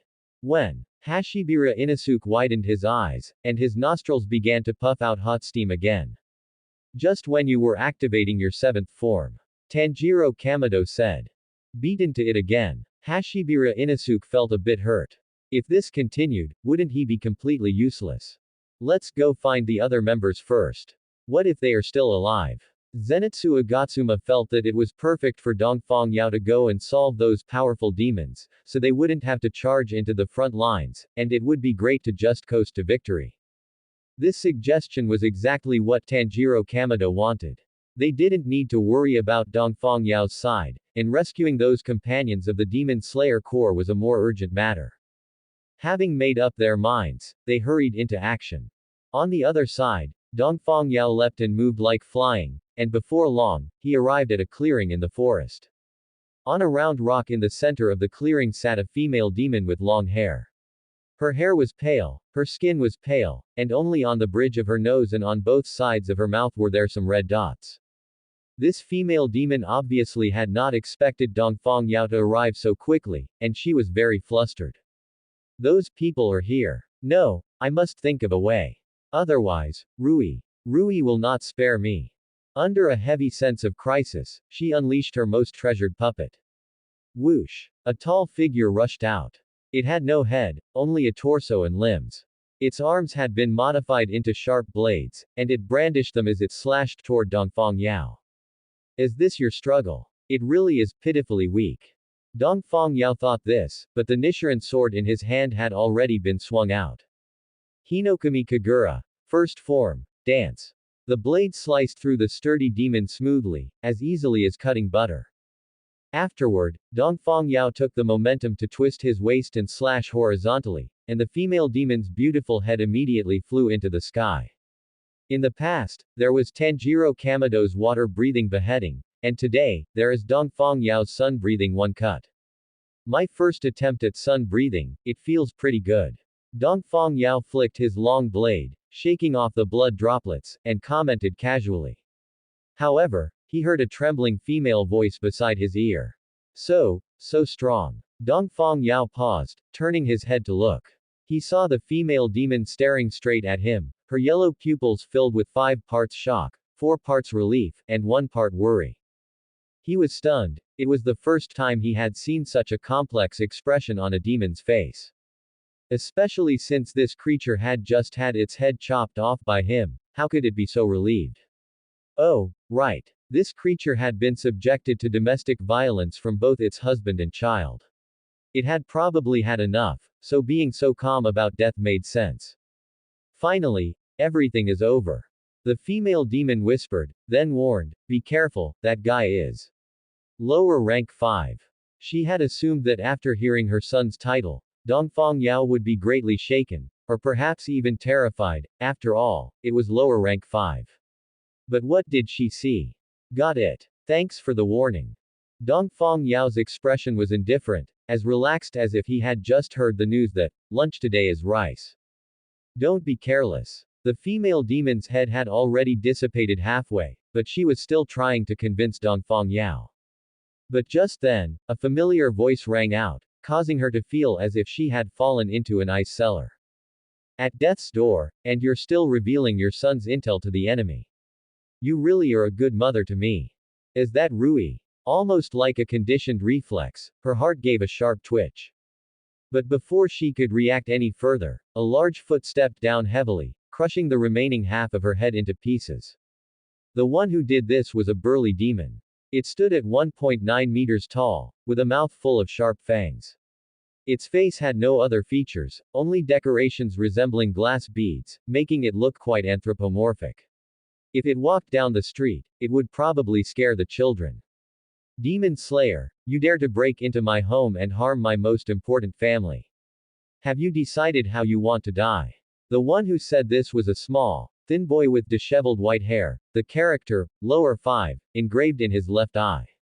One of the 12 Kazuki, lower rank 5, Rui. In terms of build, he was much more petite than the big guy beside him, but the aura he exuded was far more ferocious and terrifying than the big guys. Especially when those emotionless eyes stared, it was enough to make ordinary members of the Demon Slayer Corps lose their nerve and their will to fight. Dongfang Yao did not make a move. He just watched this scene of filial piety and harmonious family, quietly, a mocking smile appearing on his face. Is this your so-called family? It really is an eye-opener. Dongfang Yao raised his Nichiren sword. Since you value your mother so much, I'll send you down to reunite with her. Just you. Rui smiled contemptuously. Does killing a piece of trash make you so arrogant? As he spoke, without turning his head, he ordered, kill him. Don't you dare get close to my family. As the voice fell, the burly, fanged anthropomorphic demon let out a roar. Its thick legs stomped hard on the ground, and it charged over like an arrow released from a bow. Boom. The sandbag-sized fist carried terrifying kinetic energy, causing the very air to tremble. Facing this terrifying attack, Dongfang Yao stood dazed in place, as if scared silly, taking the demon's violent punch head-on. HMPH, pathetic. Rui sneered, but immediately his expression stiffened, and his whole face darkened. Boom. The burly demon's fist pierced straight through Dongfang Yao's body, smashing a crater into the ground. But the Dongfang Yao standing in place vanished like bubbles under the sun. Sun-breathing fake rainbow. An illusion. No, an afterimage. Rui widened his eyes, searching carefully for Dongfang Yao's tracks, and shouted a warning, he's behind you. The burly demon turned around abruptly and threw a violent right hook, but unfortunately, Dongfang Yao's blade was faster than him. Sun-breathing setting sun transformation. Shish. Dongfang Yao's Nichiren sword emitted a sun-like orange-red glow, slicing off the demon's arm and neck as easily as a hot knife through butter. In the blink of an eye, the battle turned. To let your own father come to die first, you really are a filial son. Dongfang Yao shook the blood off his Nichiren sword and smiled at this lower rank 5. Idiot, do you think you've already won? I am not in the same dimension as those scraps. Rui's expression was gloomy, but his posture remained composed. Dongfang Yao's strength exceeded his expectations, but only to that extent. Next, he would let Dongfang Yao experience firsthand what the terror of the 12 Kazuki was. Thinking this, a dense web woven from spider silk appeared between Rui's hands. Oh, this. Dongfang Yao looked surprised and nodded. I must admit, your cat's cradle skills are indeed not in the same dimension as theirs. You practiced hard for a long time, didn't you, little kid? All you do is flap your lips. Rui's hands instantly turned crimson, the power originating from demon blood activated. Blood demon art murderous eye cage. In the blink of an eye, the cat's cradle-like spider web between his hands expanded rapidly, then surrounded Dongfang Yao like a cage, leaving no gap for escape. Get minced into meat paste by my spider silk. Rui squinted his eyes, unable to wait to see the miserable sight of Dongfang Yao being cut into pieces. This guy smells good, I can enjoy him in a while. Such a thought flashed through Rui's mind. However, this expression of confidence in victory was soon broken. Sun-breathing burning bones, summer sun. Dongfang Yao spun at high speed, his Nichiren sword brandishing a scorching, tornado-like vortex, slicing away all the approaching spider silk threads completely. As everyone knows, spider silk fears fire, so using sun-breathing to deal with it was perfect. What? Rui was stunned by this scene. A mere human was actually able to shatter his blood demon art in an instant. This level of power was somewhat inconceivable. Hey, little kid, don't space out. Dongfang Yao's figure appeared beside Rui like a ghost, his Nichiren sword slashing horizontally. Sun-breathing waltz. Rui was shocked and wanted to dodge, but it was already too late. Shish. Dongfang Yao brushed past Rui, his Nichiren sword easily slicing across Rui's neck, and a head full of white hair flew into the sky. Nice trick. A look of keen interest appeared on Dongfang Yao's face. You actually cut off your own head with thread in advance. Little kid, your reflexes are fast. On the other side, Rui controlled the threads, pulling his flying head back to reattach it, his eyes full of rage as he looked at Dongfang Yao. You fool, interfering with me again and again, and even damaging my precious body. Unforgivable, unforgivable. Oh, what do you plan to do? Let me see. Dongfang Yao held his Nichiren sword and took a stance. He really wanted to see the opponent's ultimate move. After obtaining sun breathing, Dongfang Yao had a very distinct feeling. He had become stronger, far stronger than before. Even though his status values were still at LV.1, he felt that he could fight evenly against those adventurers who had just entered LV. 3. This breathing style was simply too suitable for him. It was as if it had been tailored for him. Dongfang Yao even had the illusion that he was the reincarnation of Yorichi Sugikuni. Otherwise, how could he be so compatible with it? But after thinking carefully, he understood the root cause. His constitution had been transformed into a sage body under the modification of Hashirama cells and Hestia's divine blood. This constitution naturally contained powerful yang power. This powerful vitality and vigor, combined with his all-attribute status values raised to S rank, allowed his body to naturally withstand the load of sun breathing, thus enabling him to unleash the true power of sun breathing. The surging power gave him an urge to vent recklessly, so when he learned that the destination was Mount Natagumo, he rushed over impatiently. The goal was to use this lower rank 5 of the 12 Kazuki as a whetstone to test the caliber of his own strength. The good news was that he had indeed become stronger and could easily suppress the lower rank demons among the 12 Kazuki. The bad news was that he was too strong, and this lower rank demon provided no pressure at all, giving him an awkward feeling of using a sledgehammer to crack a walnut. Little kid, come on, don't lose face. Dongfang Yao concentrated his spirit, fully focused, preparing to take the opponent's ultimate move head-on. Blood Demon Art Technique Cutting Thread Rotation. In an instant, blood-red light surged between Rui's palms, and countless blood-colored threads crisscrossed within them. Then, these blood-colored threads surged violently, rushing toward Dongfang Yao like thousands of venomous snakes. The hardness of the threads was comparable to the highest-grade steel, and their sharpness far exceeded ordinary swords. Everything in their path was sliced in two. Whether it was leaves, trees, or rocks, they were as fragile as thin paper in front of these threads. This is it, this is it. Facing this move, a strong sense of crisis made Dongfang Yao's blood feel like it was burning. Then, he moved. The Nichiren sword in his hand emitted an orange-red glow like a sun halo, tracing a winding and agile arc through the air, like a swimming dragon. Sun-breathing dragon sun halo. Facing these slashes carrying searing high temperatures, even these tough spider silks enhanced by blood demon art became vulnerable. In just the blink of an eye, that dragon sun halo grew larger and larger in Rui's pupils, and then, it filled his entire field of vision. Shish. Rui's head flew up again. But this time, there was no so-called active decapitation to survive, it was a complete termination of life. Are you a human or a demon? Rui's head fell to the ground, his eyes staring fixedly at Dongfang Yao, unable to believe that he had been defeated so easily. He was lower rank 5, possessing the potential to join the upper ranks. How could he be defeated here? Little kid, when you play house in your next life, don't be so overbearing.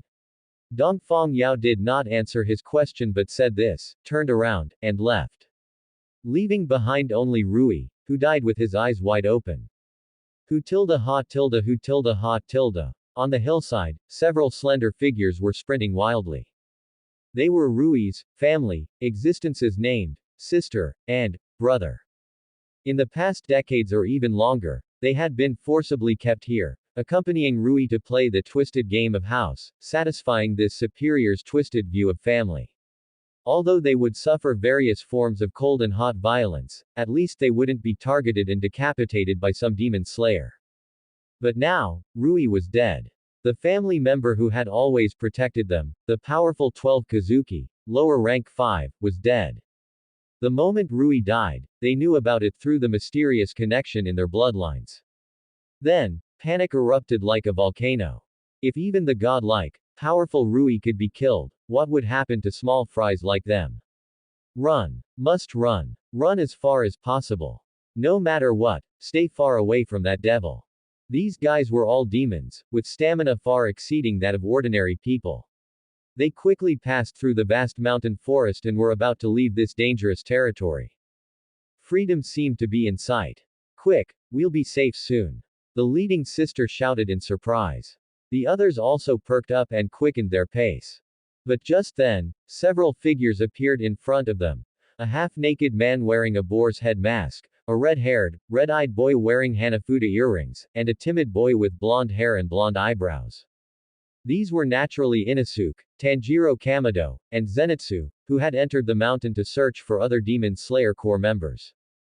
During the process of Dongfang Yao and Rui's battle, they hadn't been idle either. They were busy gathering the injured Demon Slayer Corps members together, busy to their heart's content. But just at this moment, the demons broke in, and they immediately became nervous. Ah, it's a demon. Zenitsu screamed, and why are there so many? So scary. Zenitsu Agatsuma's performance immediately made the few demons breathe a sigh of relief. What is this? It turns out they are just a few rookie demon slayers. The leading sister chuckled and licked her lips. Just right to bring some food on the road. Catch them. Among these people, she was the strongest one besides Rui and father. At her command, the brothers and sisters beside her acted immediately, rushing toward Tanjiro Kamado and the others. They had thought this process would be as simple as a lion hunting a rabbit, and they were the predators who could take whatever they wanted from a high position. Especially after seeing that timid, blonde-haired, blonde-browed boy kick his legs and pass out directly, they were even more convinced of this. However, water-breathing first form water surface slash. Beast-breathing second fang slice and dice. Those two rookies acted decisively, and the swift slashes caught the two demons off guard, causing their heads to be cut off directly.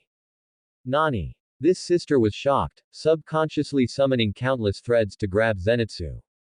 Those two guys were tricky, she needed to find a hostage, otherwise, she would be finished here.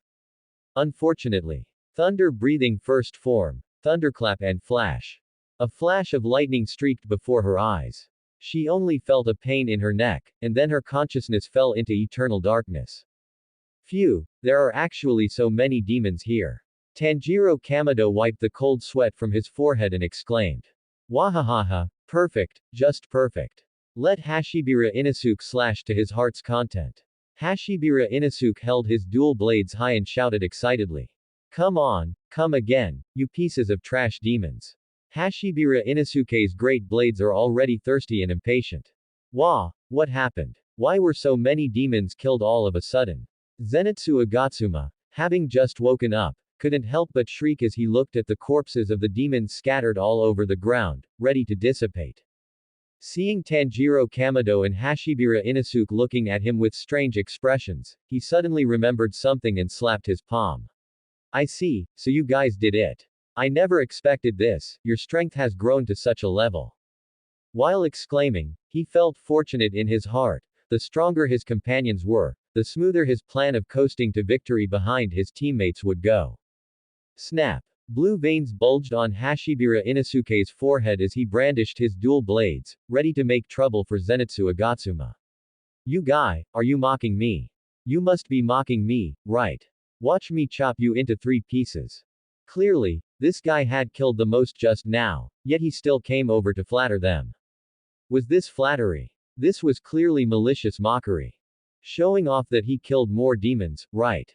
Wah, why are you trying to cut me? What did I do wrong?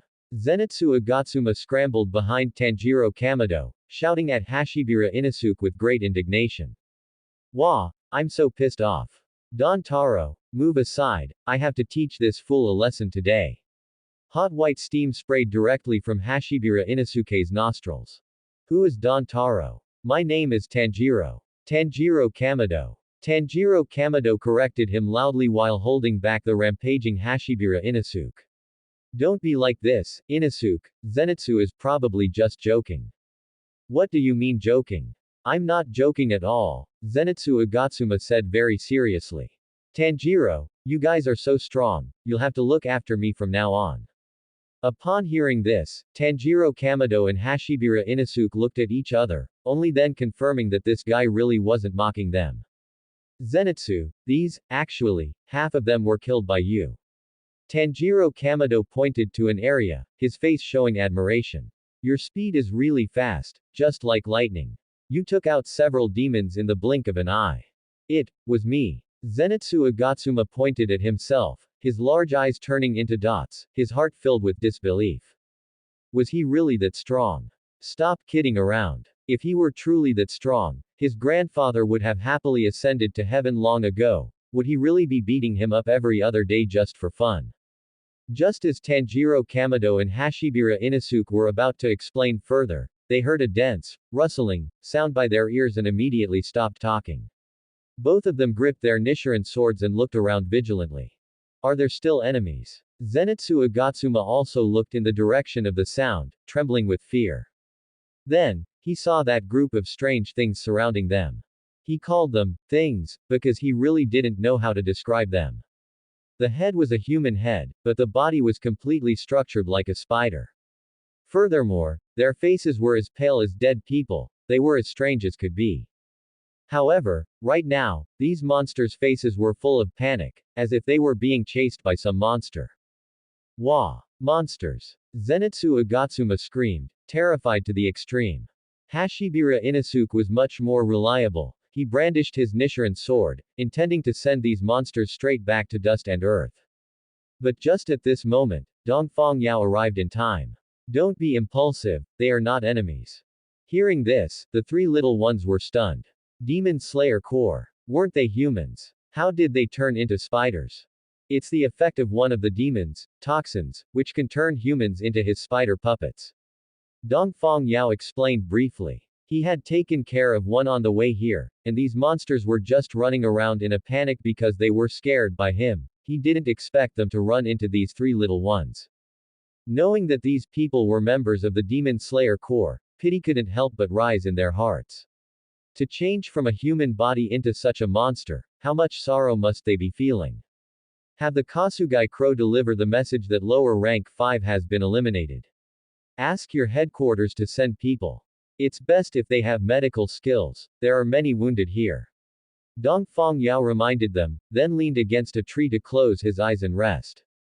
Tanjiro Kamado followed instructions. After having the Kasugai Crow deliver the message, he and Zenitsu Agatsuma stayed behind to look after the injured members. Hashibira Inosuke, however, couldn't sit still and went off to hunt for any remaining demons. Because the biggest threat here had been cleared, Dongfang Yao wasn't worried and let him go. He had expected to wait a long time, but to his surprise, only 2 hours later, reinforcements from the Demon Slayer Corps had arrived, and the leaders were two unexpected figures. Moshi Moshi, are you all okay? The girl wearing a haori landed as lightly as a butterfly, looking at the Demon Slayer Corps members on the ground with a strange expression. She had been shocked when she heard about lower rank 5 and immediately rushed over at full speed. Fortunately, the distance was relatively close, so it only took her less than 2 hours.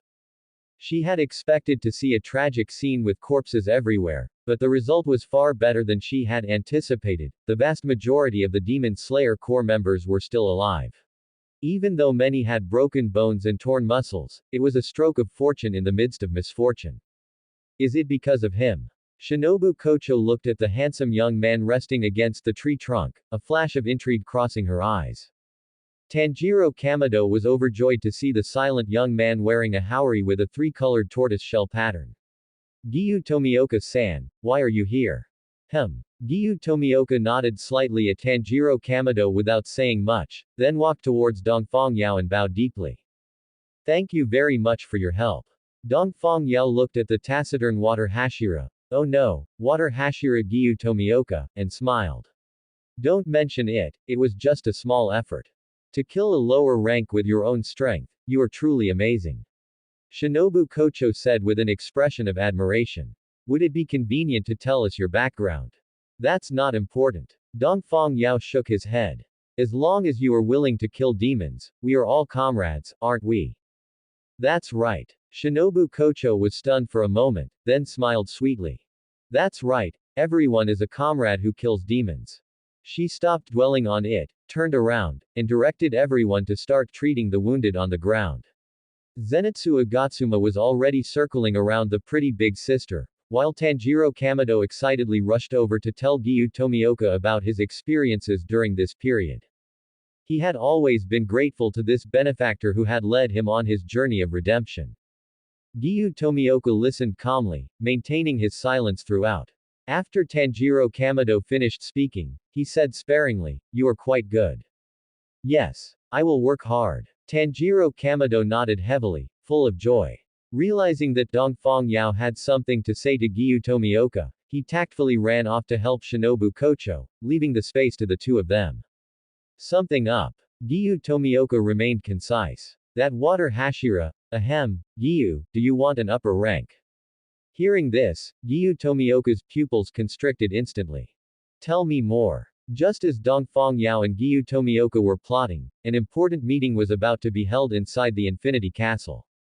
The upper ranks, who hadn't met in a long time, gathered together, each standing in silence. In the past, these upper ranks might have communicated enthusiastically. For example, upper rank 2 Doma and upper rank 4 Gyoko, who had similar artistic aesthetics. Or upper rank 3 Akaza and Doma, who didn't see eye to eye and would always bicker a couple of sentences when they met. But today, they were unusually quiet. All of this was because of the man standing on the high platform. The Lord of all demons, the scapegoat of this world, the source of chaos, the cross-dressing enthusiast, the human scum boss, Muzan Kibutsuji. This source of all demons, the undisputed master of all demons, was currently exuding an astonishing murderous aura, sweeping in all directions like a raging storm. Even though these upper ranks had traversed the world for centuries and were already overwhelmingly powerful, they still felt their breath hitch under the pressure of their boss, and their postures became upright. What on earth happened? This was the common question in their minds. What happened? Muzan Kibutsuji opened his mouth slowly, his voice as cold as a winter wind. Rui is dead. Rui. Who is Rui? Is there anyone by that name among the upper ranks? All the upper ranks looked confused. He was lower rank 5. A subordinate I liked very much. But now, he is dead. Muzan Kibutsuji's forehead bulged with blue veins. Killed by those fools of the Demon Slayer Corps. Just that. Doma opened his fan to cover his mouth, his voice slightly mocking. I say, Muzan-sama, is a mere lower rank worth you gathering us all together? You know, they, the upper ranks, hadn't gathered in over 100 years. When he received the summons for this meeting, he even thought there was news about the blue spider lily. And it was just this. This question was very impolite. If any of the lower ranks dared to speak in this tone, they would have long been cleaned up by Muzan Kibutsuji, but these upper ranks were different. They were treasures that Muzan had discovered and cultivated one by one over hundreds of years. They were very rare, so Muzan was inevitably more lenient with them. Could it be that the person who killed that little guy is problematic? Upper rank 3 Akaza began to think. That's right, that man is a successor of sun breathing. And, he has practiced it to a quite proficient level. Muzan Kibutsuji recounted the information he obtained from blood memories, causing upper rank 1 Kokushibo, who had been sitting quietly to the side, to open his eyes. Sun breathing. Is there actually still a legacy of this breathing style? Kokushibo's voice carried surprise, but it couldn't be called all that astonishing. It was just sun breathing, not that man resurrected, so it wasn't worth him paying much attention to. Wah! So scary, really so scary. Are we going to be killed? Upper rank 4 Hantengu clutched his head and wailed continuously, looking like a terrified old man. Muzan-sama, did you gather us to kill that man? Yoko asked. That's right. Muzan Kibutsuji's tone was like ice. Find that man and kill him. Otherwise, he will surely become our greatest threat. No problem. Daki said confidently, patting her chest. As long as that guy is still a man, he will definitely not be able to escape my capture. Hearing this, Doma smiled without a word, Hantengu trembled in fear, Akaza sneered with disdain, Yoko smiled exaggeratedly, while Kokushibo simply ignored her. Muzan Kibutsuji smiled. Then I'll leave it to you, Daki. Although Daki was a brainless, stupid woman, her brother Gyutaro was a skilled fighter. This sentence was less for Daki and more for Gyutaro to hear. As long as Daki took action, the extreme sister complex Gyutaro would never sit idly by and would definitely go all out. Leave it to me, Muzan-sama. Daki looked down on everyone and snorted disdainfully. Although she was never one to use her brain, she could still see the attitude these upper ranks had towards her. Hey, isn't it just that they think she's a brainless fool? Isn't it just that they look down on her as the only female among the upper ranks? She would let these snobbish guys see what the pinnacle of human charm really was. Daki was confident that as long as she found that guy, with just a little trick, he would obediently bow down under her pomegranate skirt and become her prisoner. By then, she would become a great contributor in Muzan-sama's eyes and would be able to gain more favor. And you snobbish guys, just enjoy singing praises of Lady Daki's strength and wisdom. Since you all understand, then go. Muzan Kibutsuji turned around. The opportunity has been given to you, I hope you won't disappoint me again. Hearing this, a sound of a shamisen rang out, and a door opened beneath the feet of these upper ranks, and their bodies fell into it and disappeared. The upper rank you mentioned is here. Giyu Tomioka looked at the bustling pleasure district in front of him, his expressionless face twitching several times, almost drawing his sword to slash someone. He, the dignified water Hashira, a busy man who dealt with dozens of demons a day, was actually dragged to a place like the pleasure district. What did they take him, Giyu Tomioka, for? But when his hand reached for his waist, he grabbed nothing. Only then did he realize that his Nichiren sword was not on him. Mama, relax a little. Dongfang Yao reached out and put his arm around Giyu Tomioka's shoulder. If you react this strongly, what if you startled a snake? The premise of startling a snake is that there is a snake here. Giyu Tomioka said calmly.